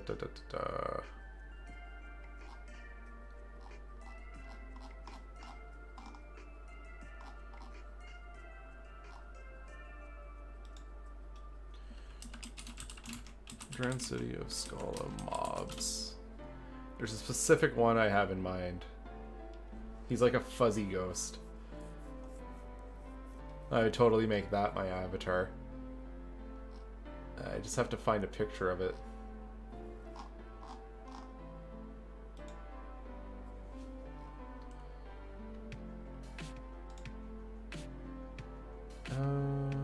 Enemies. It's called the Zangbedo. Oh! I'm getting some tangential learning here. Because it's actually a thing. And also I can't find a clear picture of it.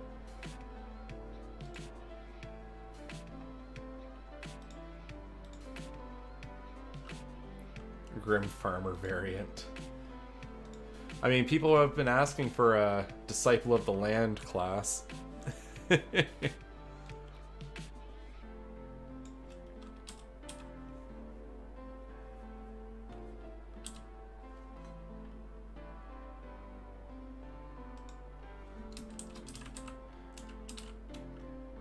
So that's the name of the mob I had in mind. It's like a big, plump, fuzzy ghost. I love it. Kind of reminds me of a Muppet when you mention it.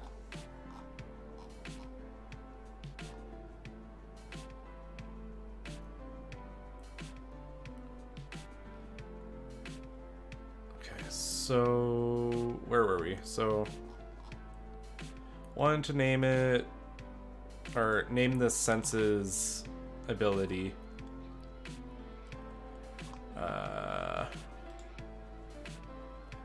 I'm just gonna call it Through Reaper's Eyes for now.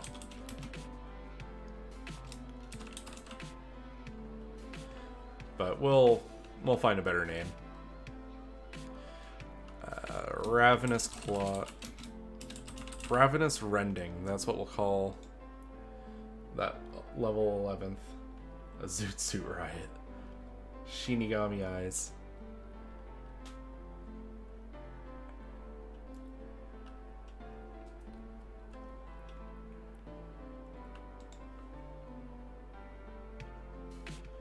Just need a cap feature for it now.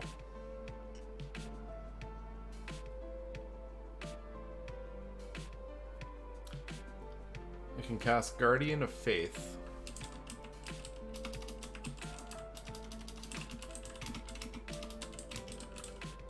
Let me look up the spell.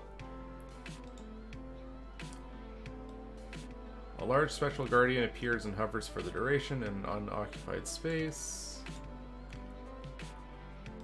Ah.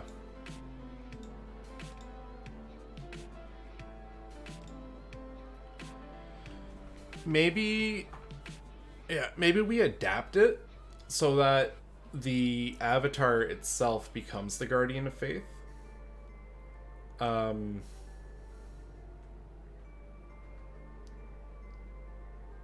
Yeah, so if something approaches it or it approaches something, it does that.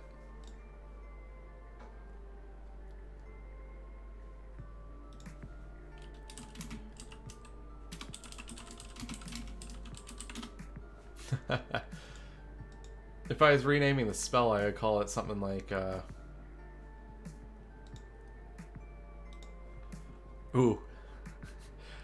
Eyes of Death Perception. Kind of turn it into a pun. Instead of depth perception, it's death perception. Ha ha ha. Could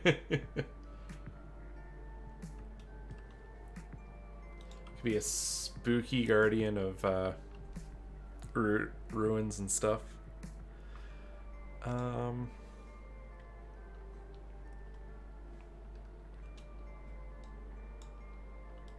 Okay, so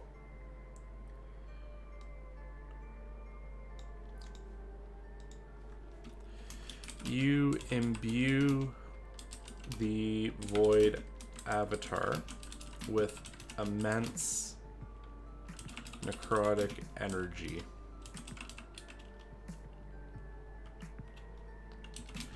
Any creature hostile to you that moves to a space within 10 feet of the avatar for the first time on a turn must succeed on a dexterity saving throw. Against your Reaper spell save DC. The creature takes 20 necrotic damage on a failed save, or half as much damage on a successful one. The energy fades when it has dealt a total of 60 damage. And we probably want to have a restriction in there.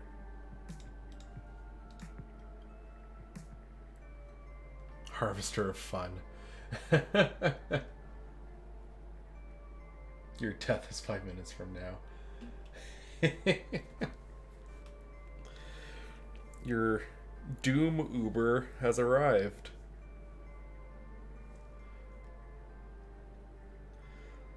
See, the funny thing is, a clown type of, like, scythe-wielding Grim Reaper doesn't sound all that off. Like, I could see it. I could see a jester type of a scythe-wielding maniac.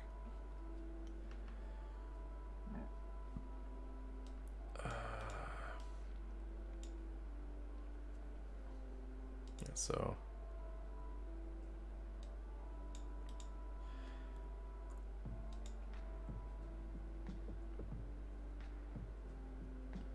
yeah, like, yeah, Ferdiad.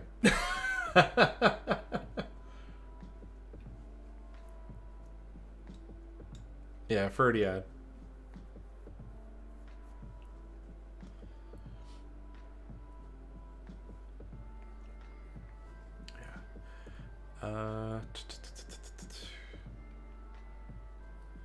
I was thinking of calling this like Death's Domain or something like that. Or Jocker. Batman's mockery. Yeah. Joker's pretty aggressive in a couple iterations of him. I think there is my favorite one was probably the one where he's voiced by Joe DiMaggio. He's like really cynically funny in that one, and like they make him out to be a real threat. He's not just Under the Red Hood. Joker and Under the Red Hood is very, very good. I think he's my favorite Joker. Oh yeah, sorry, I thought you were memeing on his name.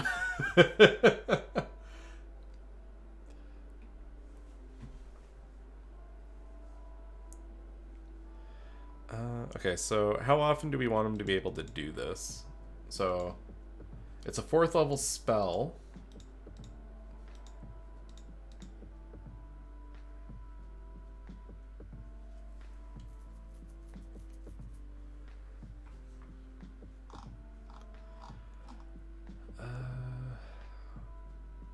So they get access to 4th level spells at 13th level.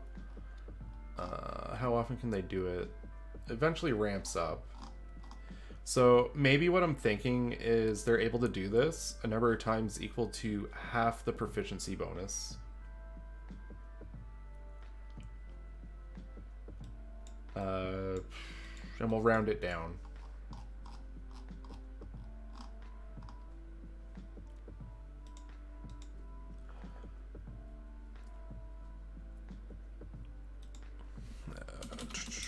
You may, and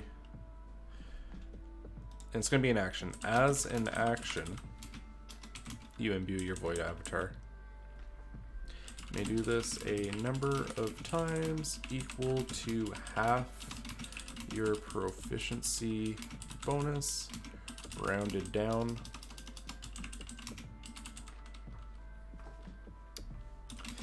Uses of this feature: recover when you complete a long rest. Yeah, I like using the ability modifier as well, but I also like the scalability offered by the proficiency. You must use it while telling a joke or riddle. So it's because of the coding. So with GM Binder, basically, the way that the program verifies the text is you have 2 columns to type in, and then it just moves on to its next column after that. So that's the way it keeps it nicely formatted in rows.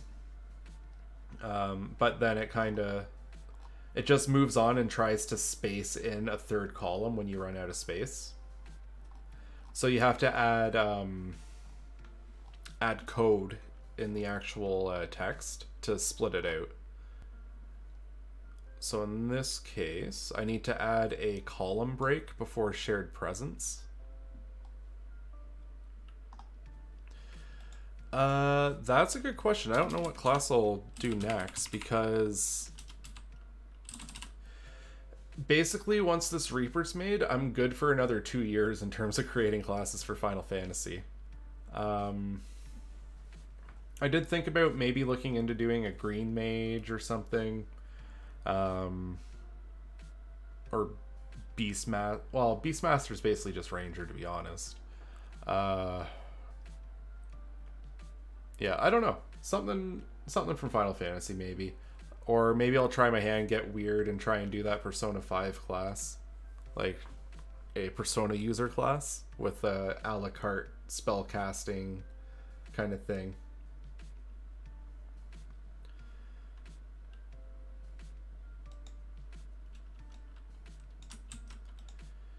So we're going to throw a page break there. And we're...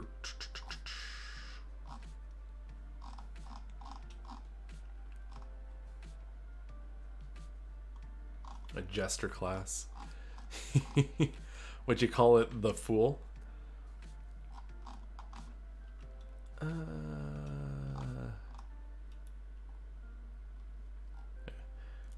can almost see it as like a... I know Final Fantasy's had a few characters that fall into like the gambler archetype. Could be like a subclass in there. Oh hey look, a bot that wants to be smited. There we go.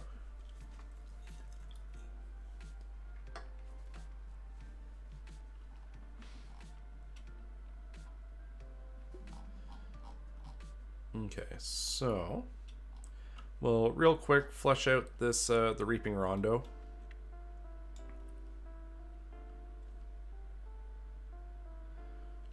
Oh, like oh crap, why am I blanking on his name? Orlandu. So Reaping Rondo, as an action, you unleash a large sweeping attack around you. Empowered. Oh, Thunder God Sid.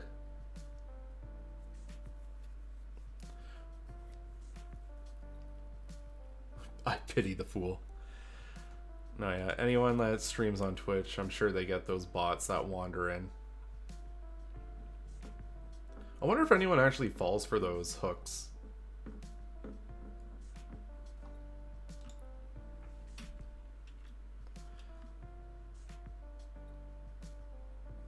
The good alignment Joker. Technically that falls in place with Persona. With a different kind of Joker though. You unleash a large sweeping attack in a 10-foot in a large sweeping attack imbued in necrotic energy. All creatures in a 10-foot radius around you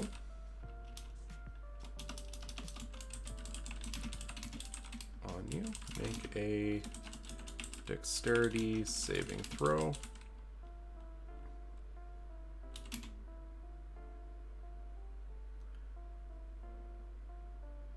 Oh yeah, they have that Negaverse version of where like instead of Batman it's Owlman and all that.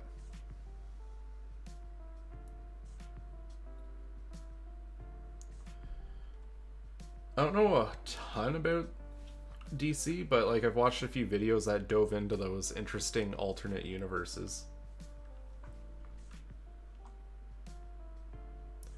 Oh, and he's called the Jester on that one. Okay.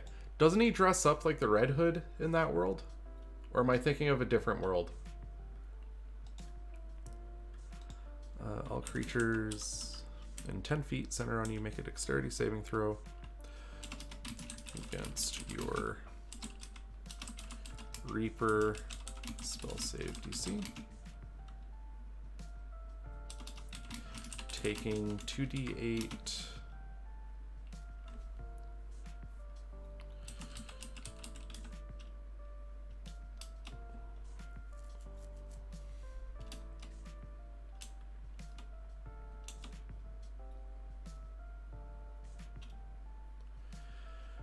how do I want to word this? How does... So 5e steel wind strike. I want to see how that's worded.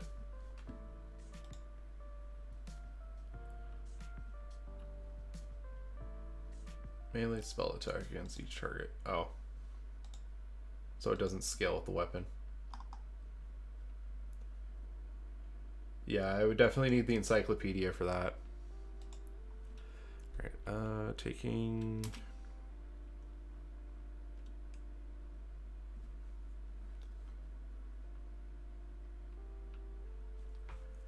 how do I want to scale this?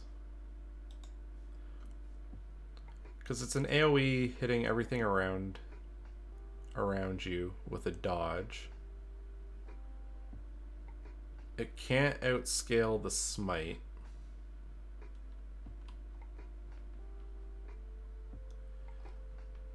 So just a flat AoE around yourself.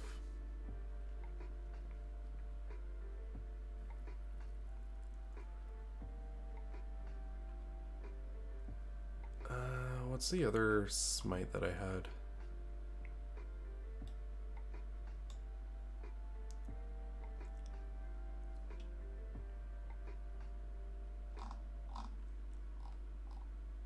Yeah, that's what I'm trying to think. I'm trying to decide on what the base attack would be. Like the base damage. Also, just gonna think through this real quick. Okay.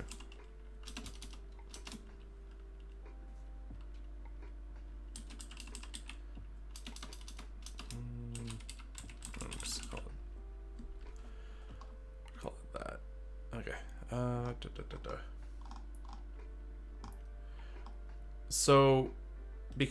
So the Reaper for Memento Mori, the base damage on that is 2d8 or 3d8. And then it increases based on spell slots. Whereas Reaping Rondo is going to be an action on its own where you just swing it around and do damage. And I'm just trying to figure out how to make that scale. Unless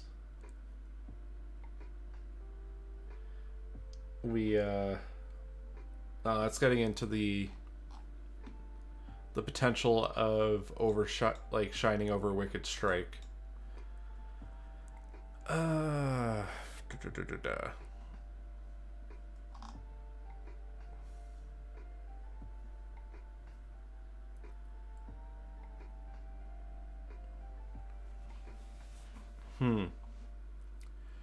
No, because you don't want it to outpace Wicked Strike, right? Because that's the one that makes the melee one feel special. So you don't want to offer an option that's significantly better than it. Yeah, and Wicked Strike's already on 2d6. So you have your single target Smite, which deals 3d8. And then you have your AoE Smite, which is 2d6.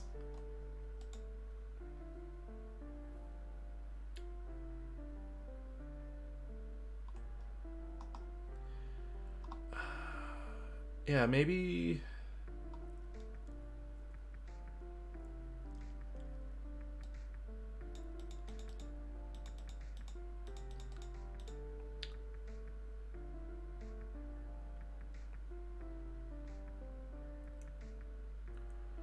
Maybe it deals damage equal to your weapon damage plus 1d8.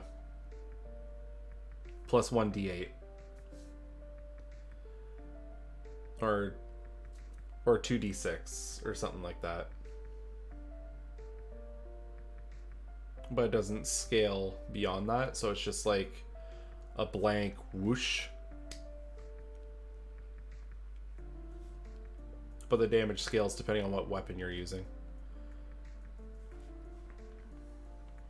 D4 for a headbutt. You gotta invest in your brawling.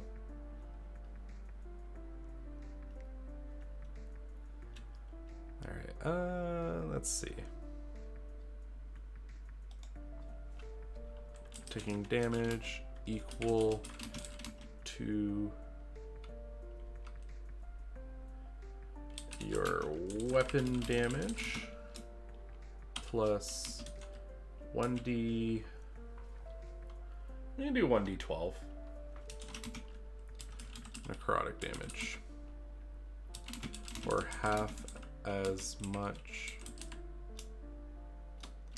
on a failure and half as much on a success. Okay, that seems fine. I don't think it outshines. It's just a free AoE. Because with Wicked Strike, you have to have the rider.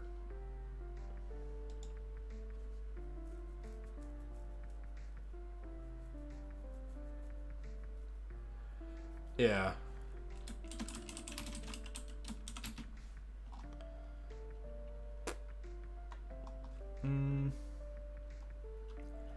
Maybe we'll add the wisdom. Add wisdom modifier to it.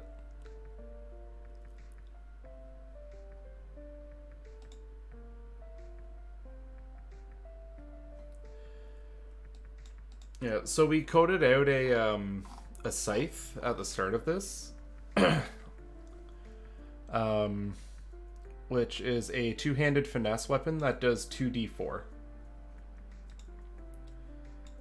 So it'll be doing an average of 6 damage, which puts it on par with a rapier in terms of its average damage output, but two-handed instead.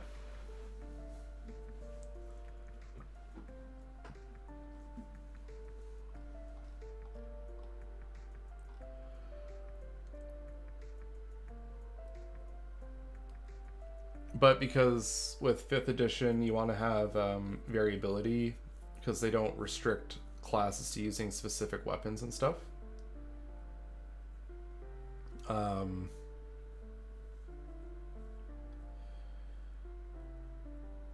You just have to like keep it open, right?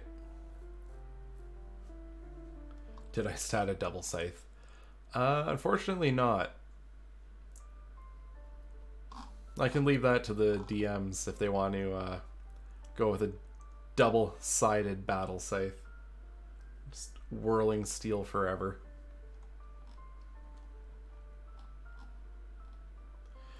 Yeah, I think just adding the wisdom modifier will kick it up enough. But the other thing is those smites don't get that bonus.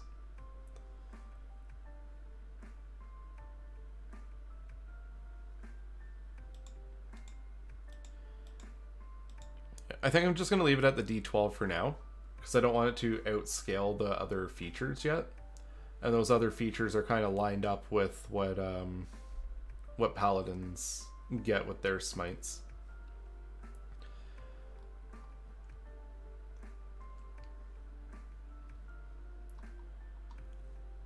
There's a...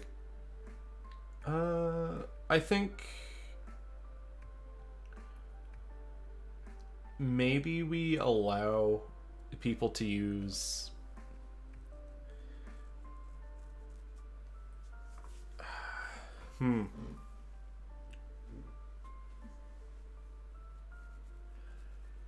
See, at first I was thinking you should be able to, but now that I'm thinking about it a little bit more, chaining it into a second AoE is pretty rough. I like it, but... yeah. Maybe, yeah. Allow the smite. What's the worst? What's the worst that could happen?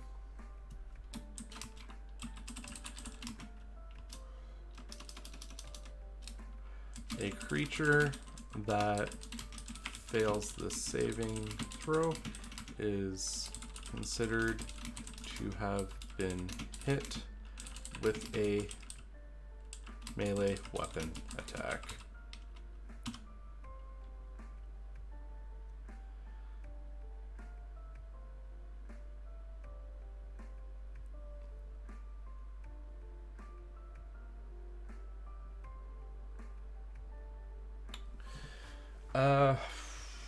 It depends on how much we actually give it, right? So, like, the way I worded that would allow you to chain off everyone that got hit.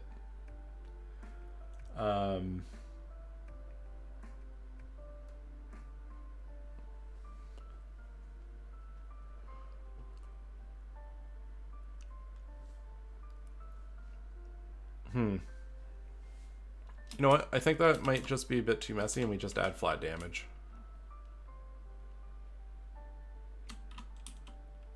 I keep going back and forth on it. Nah, they shouldn't smite off that. Yeah, exactly. You could do some serious damage all at once with that.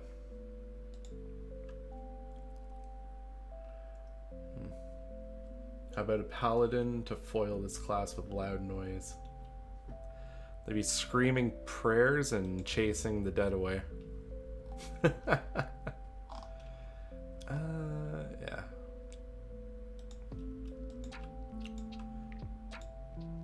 Well, that's what I'll do. If you are hosting your Void avatar, this attack deals bonus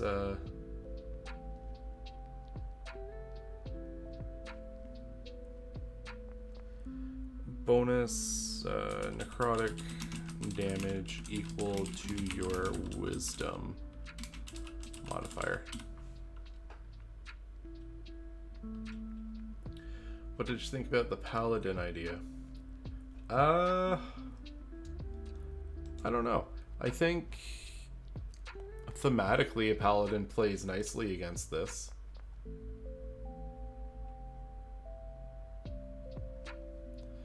Yeah, so if they're doing this while they have their avatar looming over them, they get a little damage boost.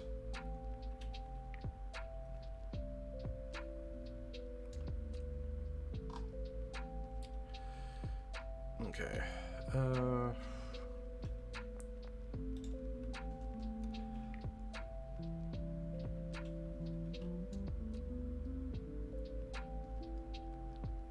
True sight.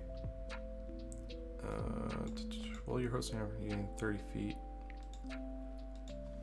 of true sight. That's one I'll just call Shinigami Eyes.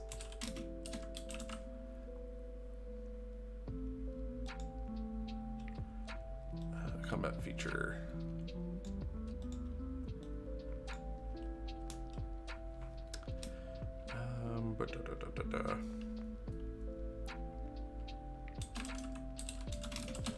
Just call it Death's Embrace or something like that. Plane shifting. I think I want to keep it just nice and simple and just let them cast the plane shift spell.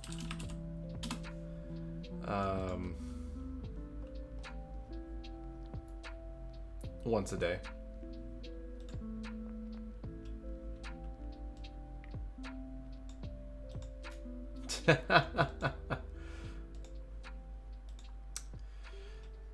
The one true weakness of the Reaper is garlic aioli.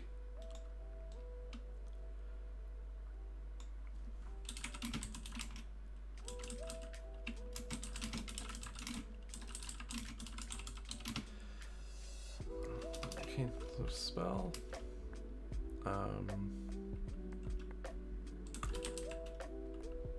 With the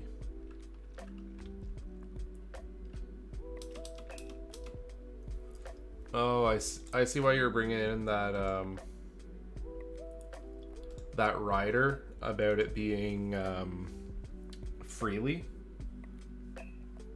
because it requires a tuning fork that's been attuned to a plane.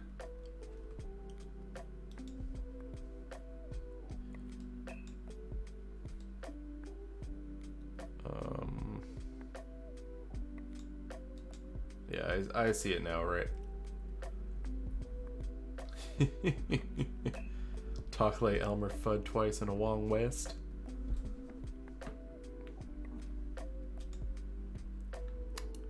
Yeah, but only during hunting season does that happen. You may cast the plane shift spell without requiring the material components.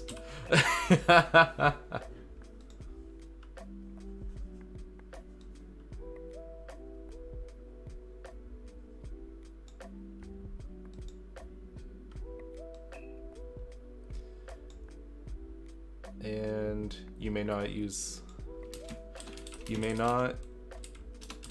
the spell to banish an unwilling creature. So it's purely for teleportation. Viera season. Our Aqua season. I like it.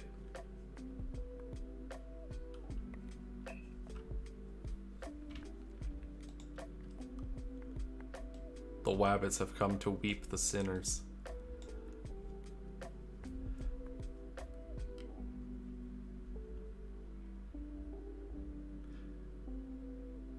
Yeah, so restrict it so that they can't use it for just teleportation reasons, because I noticed in the plane shift spell,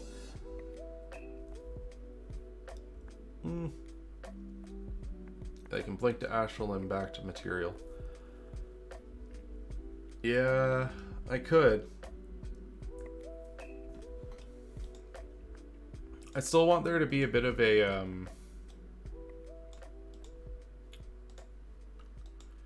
a cost, or not a cost, but a I think once a day for just like outright plane shifting.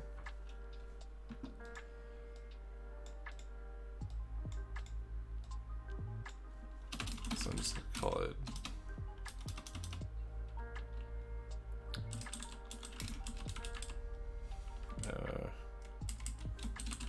Through Death's Door. And then we're going to rename that.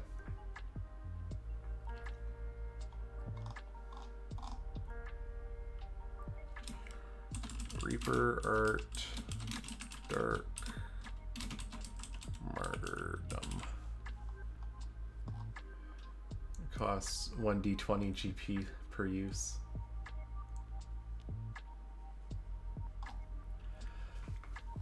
Yeah, there's a few different things you could do with it. Huh.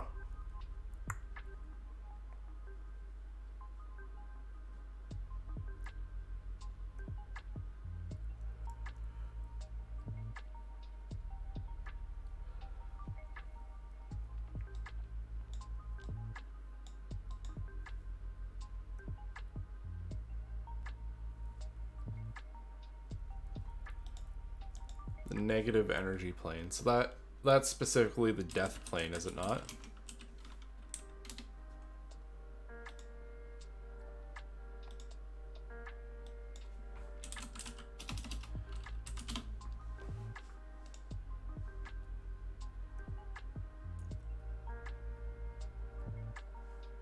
Yeah.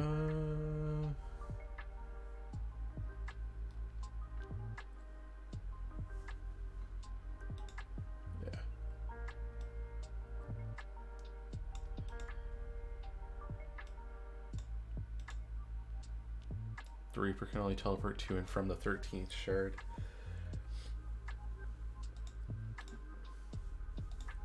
Yeah,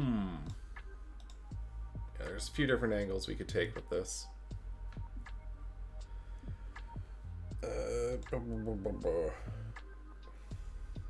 I think maybe the one way.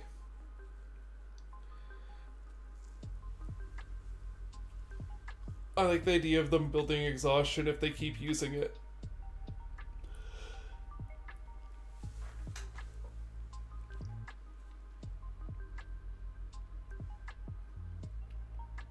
Yeah, we'll do that. So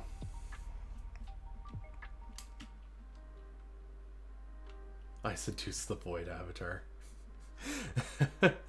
I roll a 20.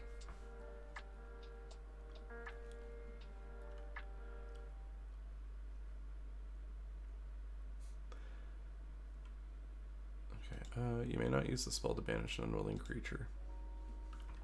You may cast plane shift in this way once without experiencing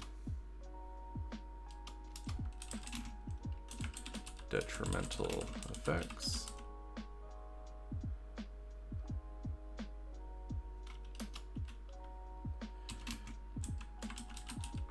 Additional uses of this skill.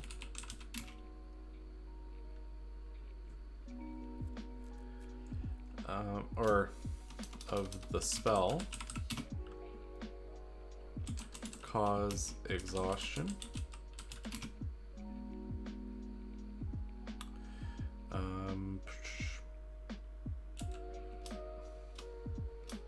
Still, before completing a long rest, cause a level of exhaustion to all creatures traveling or affected.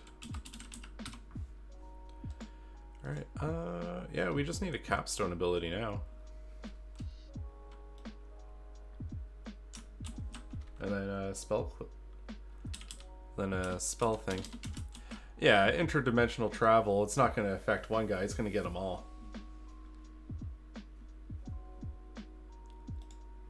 That's the thing about plane shift, it lets you bring up to 8 people through.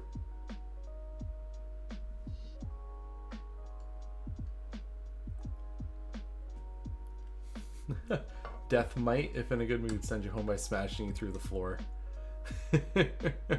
Different kind of going down, I guess. Or going through the gate. I'll do it myself. Alright, yeah, so it's just the 20th level ability of the class. So if I were to flip through some examples from the player's handbook, Barbarians at 20th level,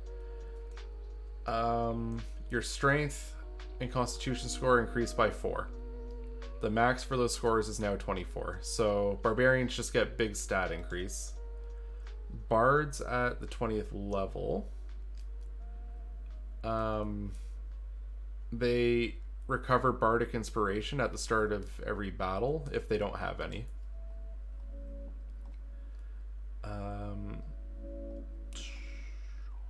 Clerics, it's based on their domain, I think. Am I reading that right? Oh no, it's just additional. Oh, with clerics, their divine intervention just works. Druids, I think they can just wild shape infinitely. Yeah, they just get to infinitely wild shape. Fighters, they just get another extra attack. I say just, but they become like a... Ooh, that could be fun. They start battles with temporary hit points.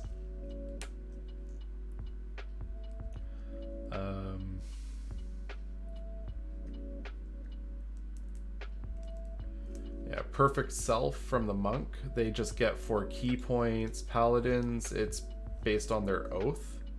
And they all kind of just gain like a some kind of form or special ability.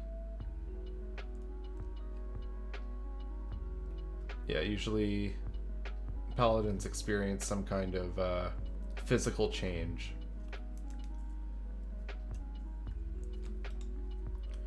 Rangers at level 20, they get Foe Slayer. What's that do?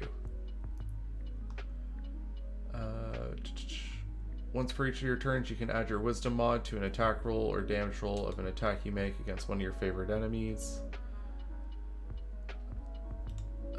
Rogues, you get Stroke of Luck.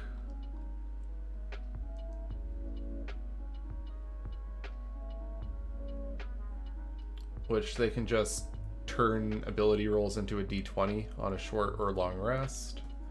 Sorcerers, I think that's just... Yeah, they just recover sorcerer points really quickly. Warlock, it's the same thing. Wizard, they get their signature spell.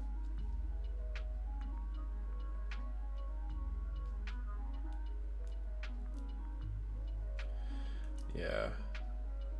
So, with those in mind, I think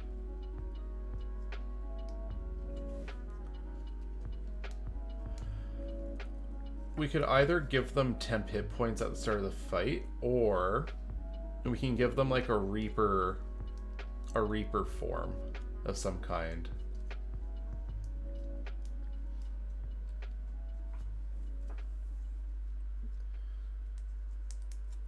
Ooh, what if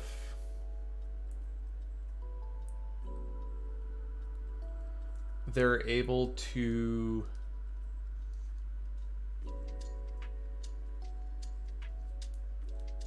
well, the full cowling will last until they dismiss it anyway.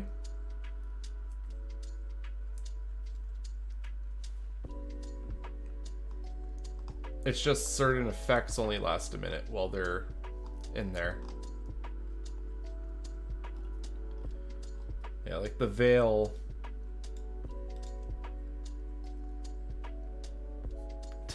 Wear a ratty looking clown. They have to get a jester hat on.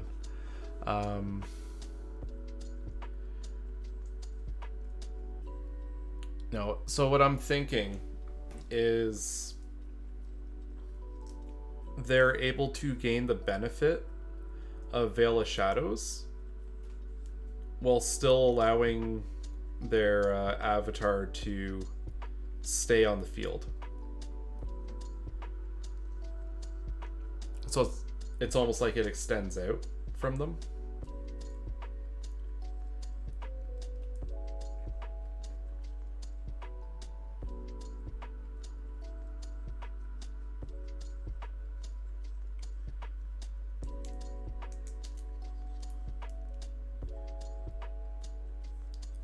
So Veil of Shadows is what allows the Void Scent to combine with you. And when you do it, you just gain temporary hit points.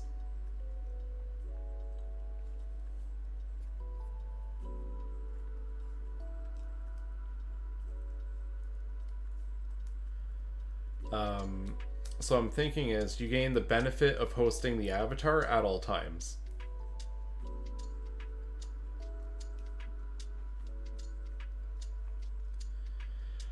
So the Reaper, I kind of picture like the look from Bloodborne.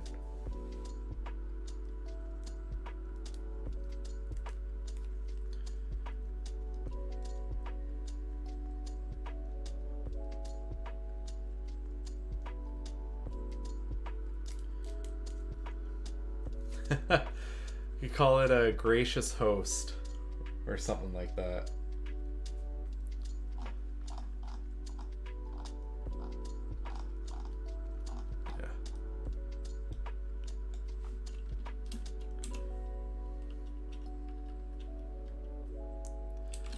Call it Unholy Ghost.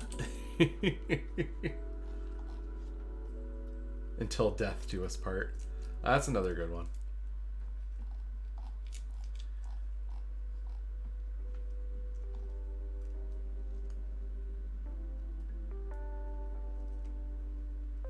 Skeleton wearing a ratty looking cloak.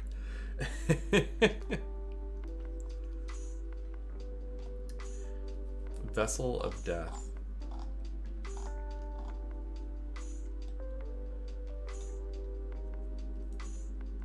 Ooh. I like the Vessel of Death. I think that's the most fitting.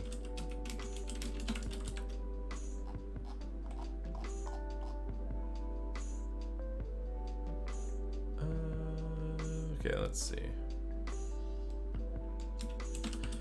Vessel of Death. You always have the benefit of hosting your avatar, your void avatar, even when it is acting. Right.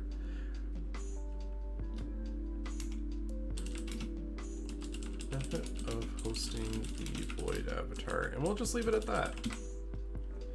So if it goes down, you still have it. Yeah, you always have the cowl. You might not, so you can always turn on your abilities. You can always use the effects. You don't need to fuse it with yourself anymore. Yeah, it benefits everything. I like it.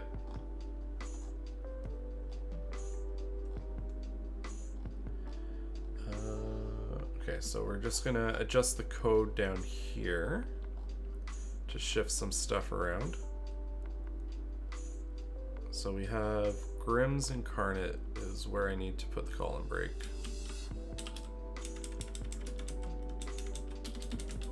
So we'll stick that there. And then probably just throw Dark Magus on the next page as a whole. Just like that. And finally it's spell list time.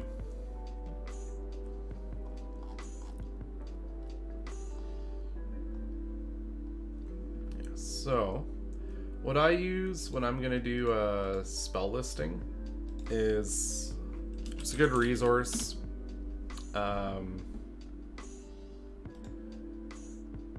For this kind of thing.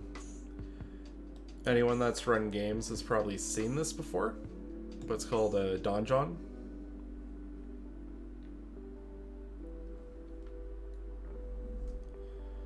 And yeah, it lets you sort through pretty easily what kind of spells are out there. So we really only want first, second, third, fourth, and fifth level spells.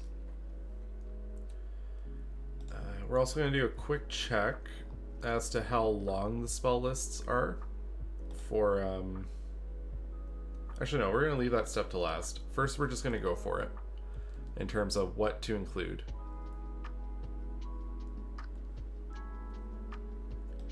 So what I usually do is I'll set this on the side, and then I'm just going to run through and throw anything I think that's fitting, and then I'll trim the list after. So Arcane Weapon, that could work. I'll have to double check what it does, but I think it would work.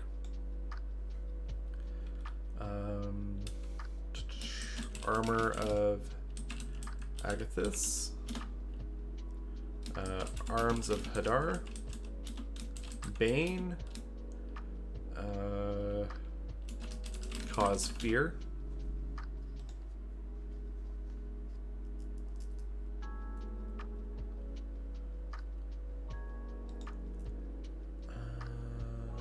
let's see,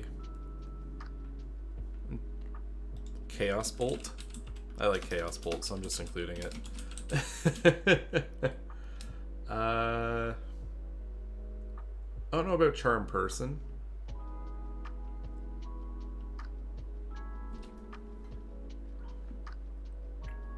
We'll do Comprehend Languages.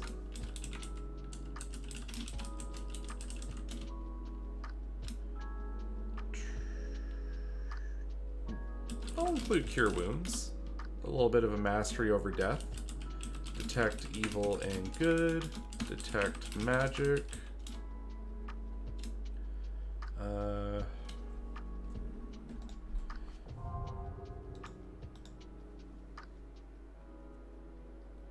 Oh, thank you for the follow, Hollowed Knight.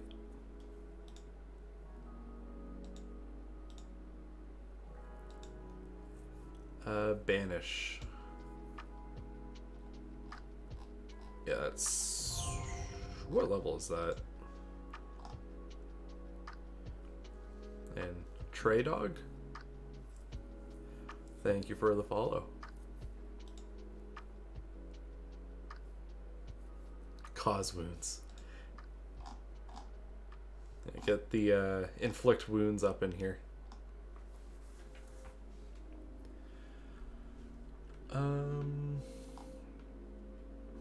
Okay, let's see. We'll get...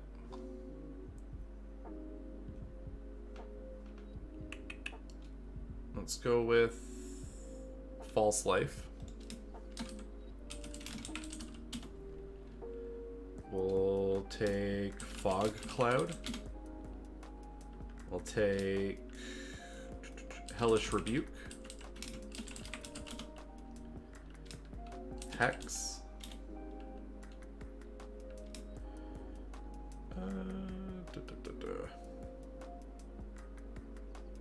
Go Identify. Inflict Wounds. Jump. Longstrider.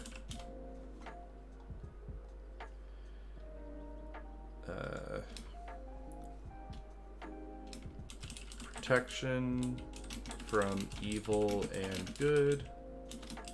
Ray of Sickness. Feels fitting. Go Shield. Silent Image. And what was that?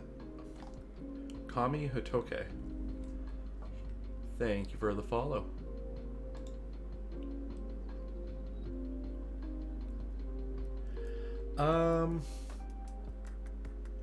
Yeah, Reaper's proficient in light and medium armor.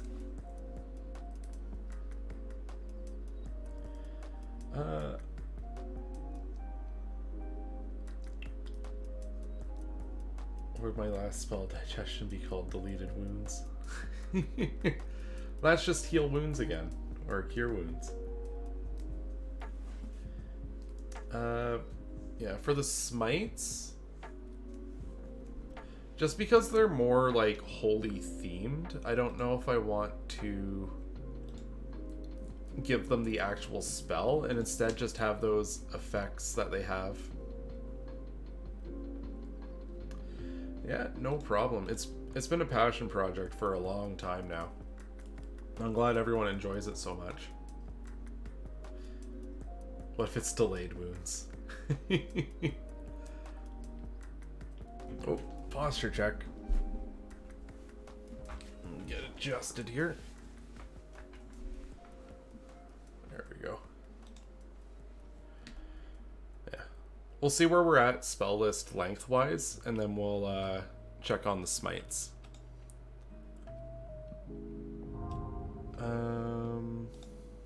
Yeah. Oh, thanks for the follow, Aeon. Ooh, Wrathful Smite. That one fits. Yeah, I'll throw a Wrathful Smite on there.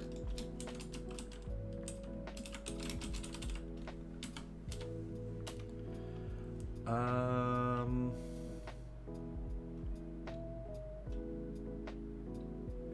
gonna go with Unseen Servant as well. I'll throw Ice Knife too.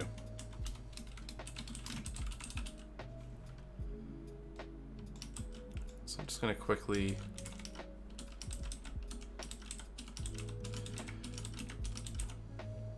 I don't think I'll clear those little knobs again because this is kind of annoying to fill back in.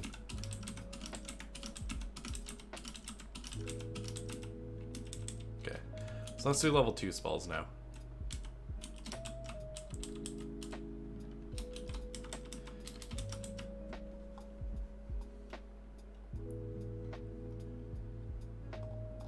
Okay, so for spell casting, I have them using Wisdom. So it's Strength and Wisdom are the key stats I have here, with the option of using, we made battle scythes be a finesse two-handed weapon. So people have the option of going dex if they like.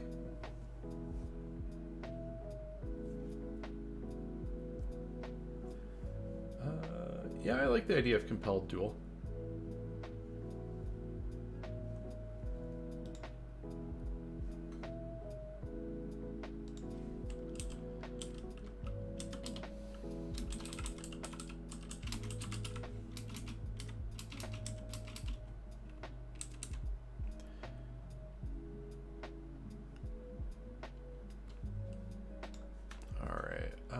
What are we gonna do next?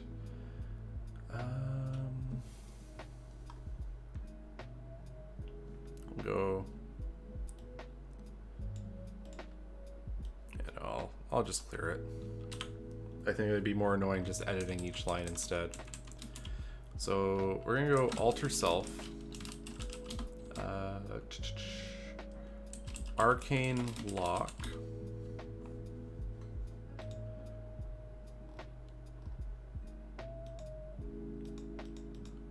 Oh,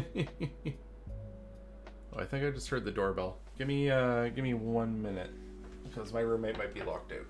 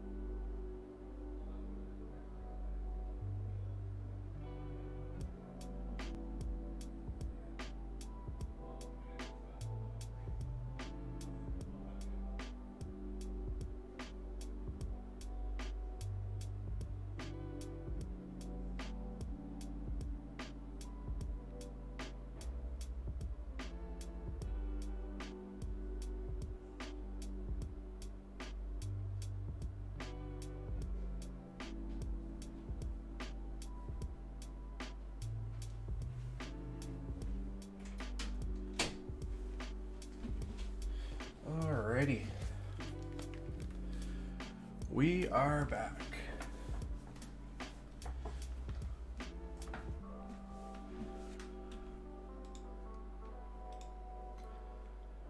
Yeah, okay, so let me catch up here. PC's buzzed by UFOs. Spookiness from above. Dragon's Breath. Give it to the avatar. I like that. I'd probably build that in to one of the class features. I think that's the most fitting spot. Hunter's Mark. I do like Hunter's Mark. I looked at it and I thought about it. We'll go for it. We're doing it. And then Shadowblade. That is... yeah, we'll include Shadowblade. I'm gonna continue working my way down the list. Okay, so Arcane Lock, Augury, like, let's see, Blindness, Deafness.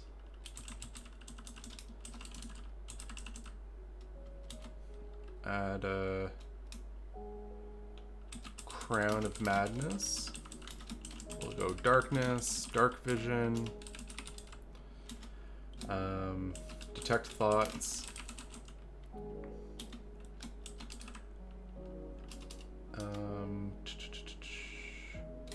Enhance Ability, Enthrall. We'll do Find Traps, Hold Person, Invisibility, Levitate,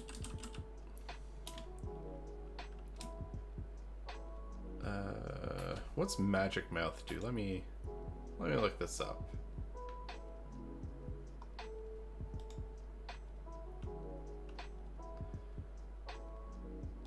Unique spells on...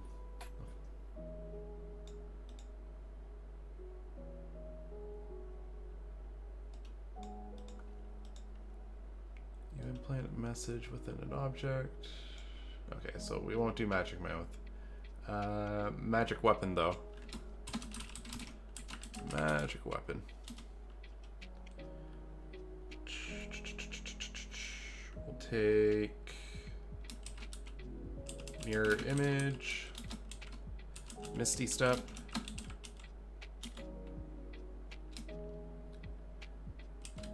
Pass Without Trace. Phantasmal Force. Ray of Enfeeblement.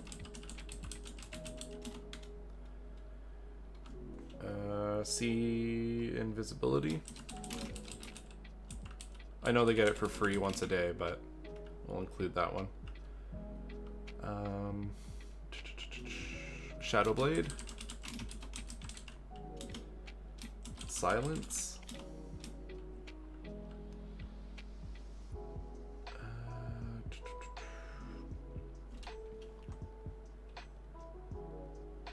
Tasha. We'll include Zone of Truth. I just kind of like Zone of Truth in general. Yeah.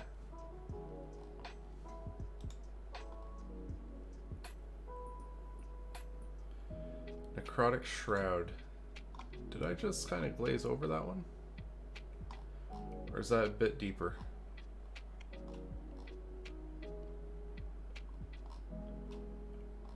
Or maybe it's not in the database yet.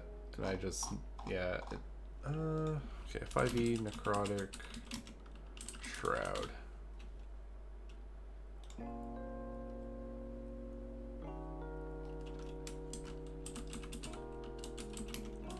Just want to look it up. Oh, it's a, that's a race feature, I think.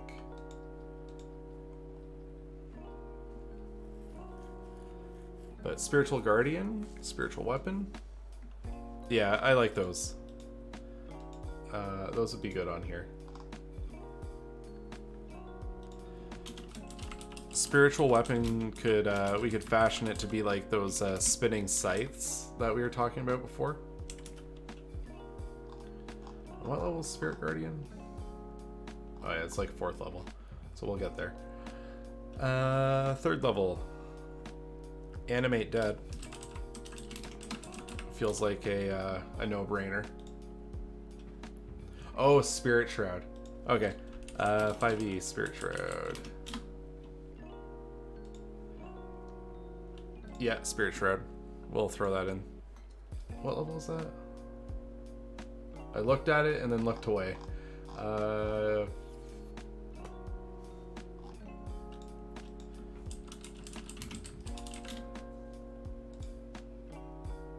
3rd level. Okay.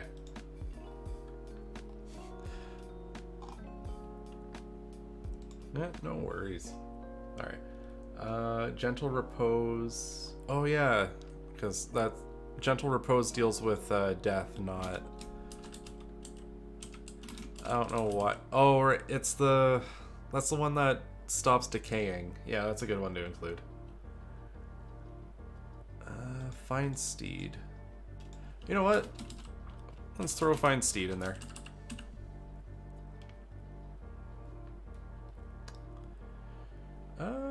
I'm not against Resurrection.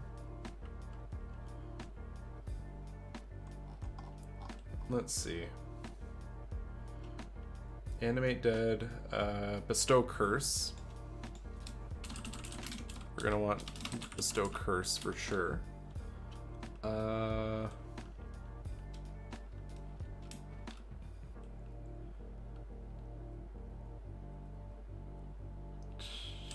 Dispel Magic.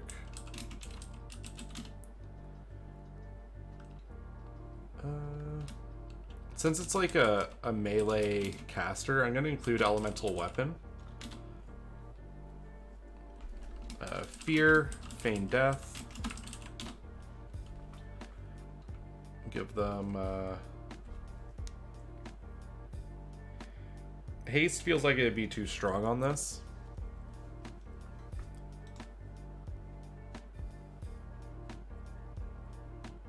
Oh, Reincarnation.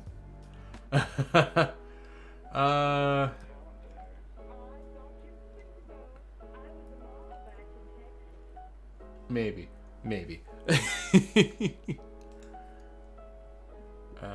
Fear, Feign Death. I want to give him Fly. Fly like the ghost you are. Gaseous Form. Nah. Hunger of Hadar.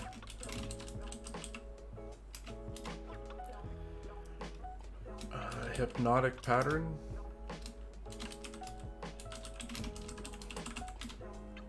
I just like the idea of having some illusion magic in there. Life transference, that's a good one.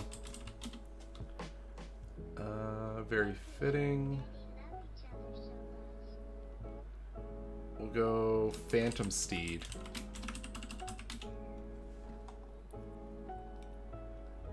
Remove Curse.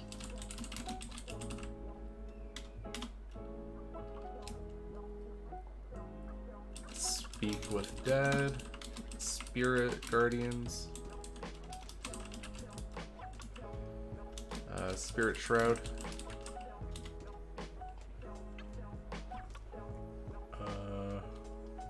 Summon Undead.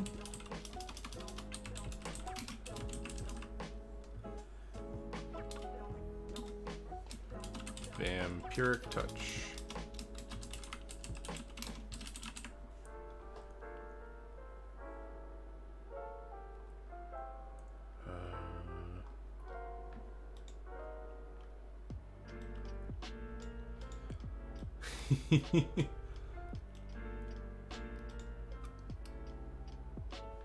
Yeah, actually, yeah. Let's throw Gaseous Form on there.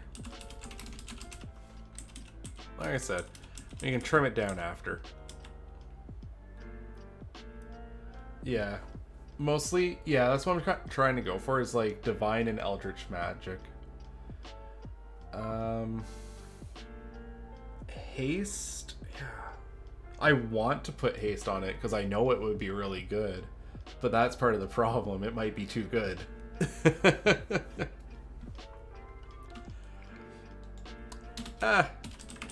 What's the worst that could happen?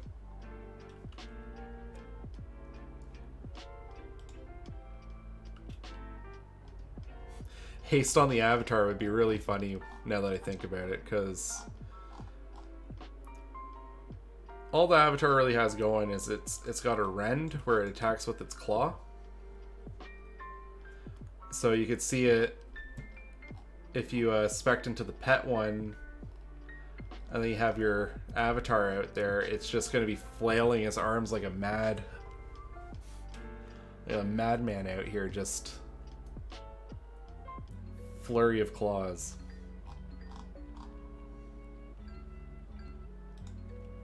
Okay, so 4th level.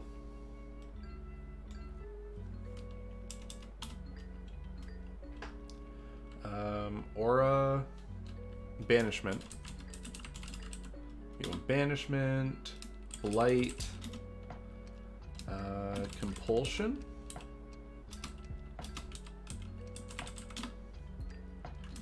Confusion, Death Ward, Dimension Door.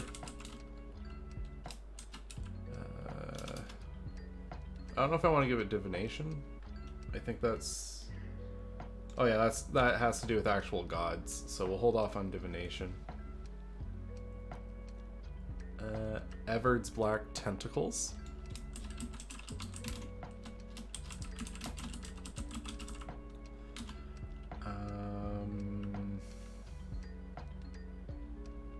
Well, if we gave it Fine Steed, we'll give Fine Greater Steed.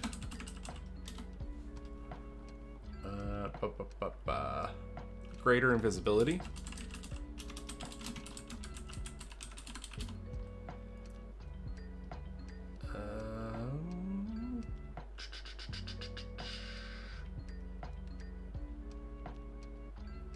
Phantasmal Killer. Shadow of Moil. Sickening Radiant. No, not Sickening Radiance.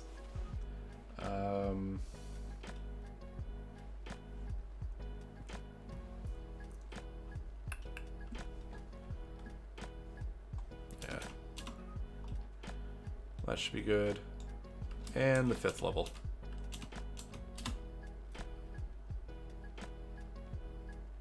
So we need... What do we got here? Animate Objects, Anti-Life Shell.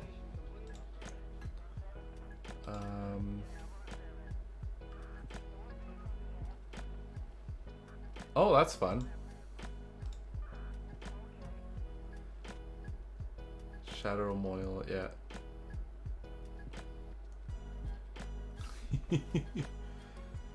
Summon Abyssal. What level summon Abyssal? There's Summon Aberration. Maybe Summon Shadow. Shadow Spawn. I like the idea of the Summon Shadow Spawn.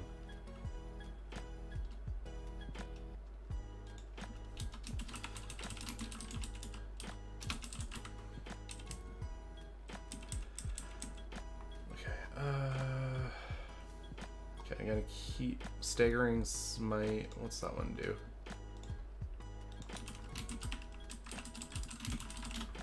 So, Staggering Smite. That one is weapon pierces both body and mind. Attack deals psychic damage. And gives them disadvantage on their attack rolls. So, a real... shoot, what's the word I was looking for? Bell ringer. Yeah, I'll throw it on. Staggering Smite. What's Circle of Power do?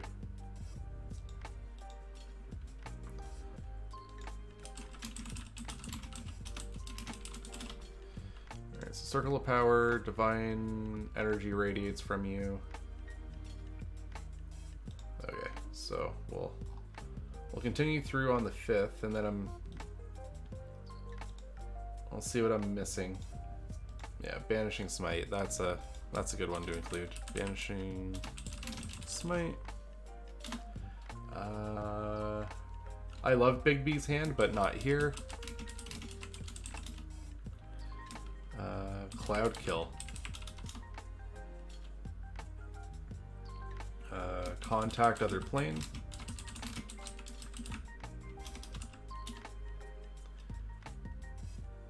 Contagion. Yeah. Pestilence. Dance Macabre. There we go.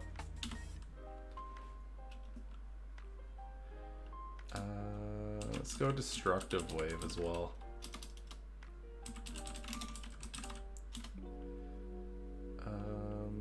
Enervation.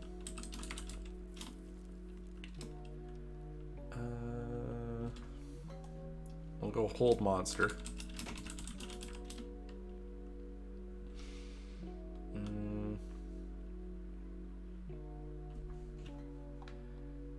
What's Infernal Calling do? Oh, it's a Warlock one. Oh, we'll just... Planar Binding. You attempt to bind a Celestial, Elemental, Fey, or Fiend to your service. Nah. Negative Energy Flood. Let's go!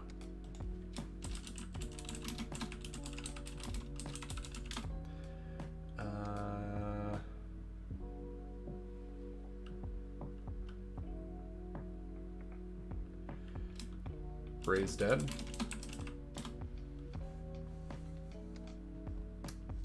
Not gonna do the Reincarnate. Just because it's very strong healing. Maybe too strong. Scrying though. Steel Wind Strike.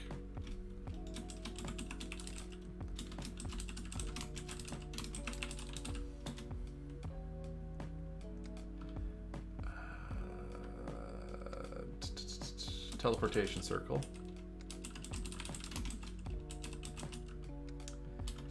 Wall, no. Okay, so let's see what you guys were thinking. Yeah. I'm gonna export the feed to my YouTube channel, so you can catch it from the start, see what you missed from beginning to end. But yeah, I'll be exporting it to YouTube.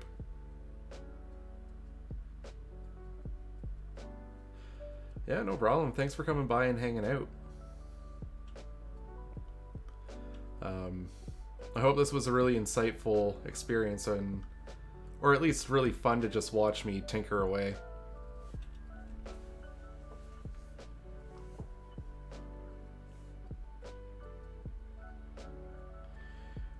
Alright, So let's see, what are the ones that I'm missing from your recommendations? Vicious Mockery's a cantrip. The darkness is over consuming my soul. Oh no. Yeah, I think overall I'm happy with the spell list. It doesn't look like I'm missing. Yeah, I got Armor of Agathis in there. Yeah. Yeah, I think all I need to do with this before I send it out there is I'd like to add an image to fill this slot here. Because it just looks incomplete when you have a big blank space. But overall, I'd say we're good. I think that's a big, maybe I'll tinker with the names a little bit. And I gotta do the lore. I have to write lore pieces, but the class itself is functional.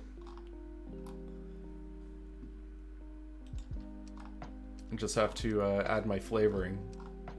For those that came in a bit later, for flavor, basically the whole idea is with the devastation and lots of death, it attracts void scent to the location, and the Reaper is someone that has formed a contract with a void scent that was attracted by that mass death.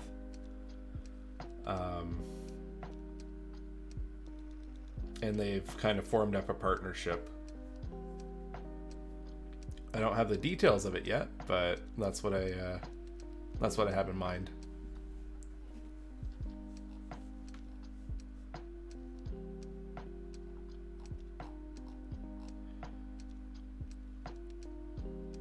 Yeah. So actually, I don't think I'm missing anything after doing the spell list here.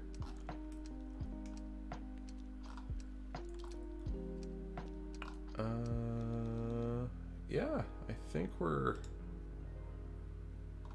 in a pretty good spot. Oh.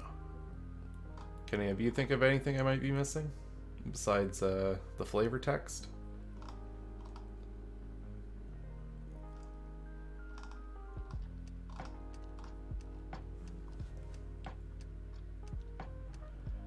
I think I'd say we're golden.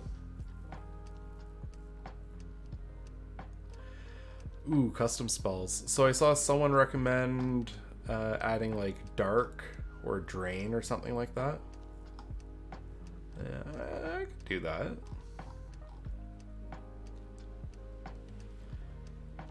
Dark or drain would be nice to add. And a picture of the avatar for the gasp. There could be a solution.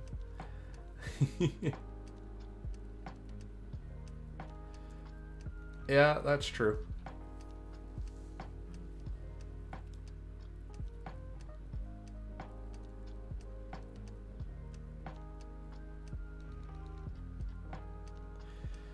Custom spell for Flame Sphere, like Spectral Scythe. Okay.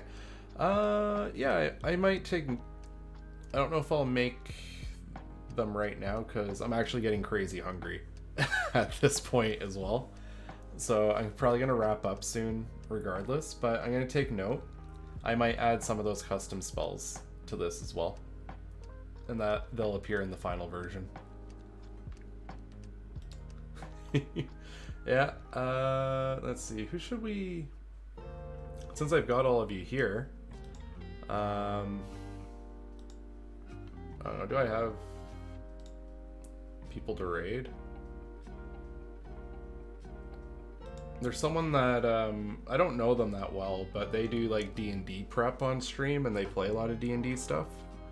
So maybe we'll raid them. I don't know what they're up to, but it might be worth going over there.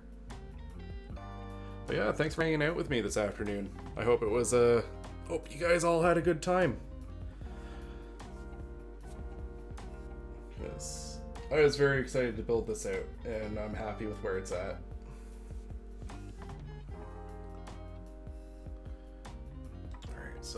get that raid going.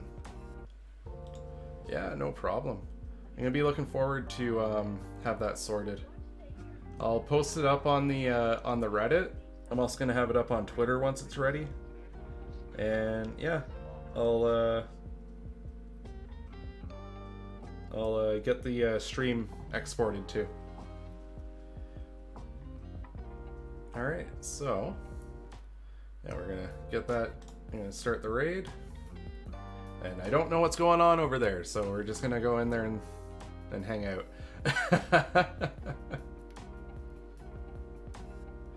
All right, thanks everyone. Have a good one.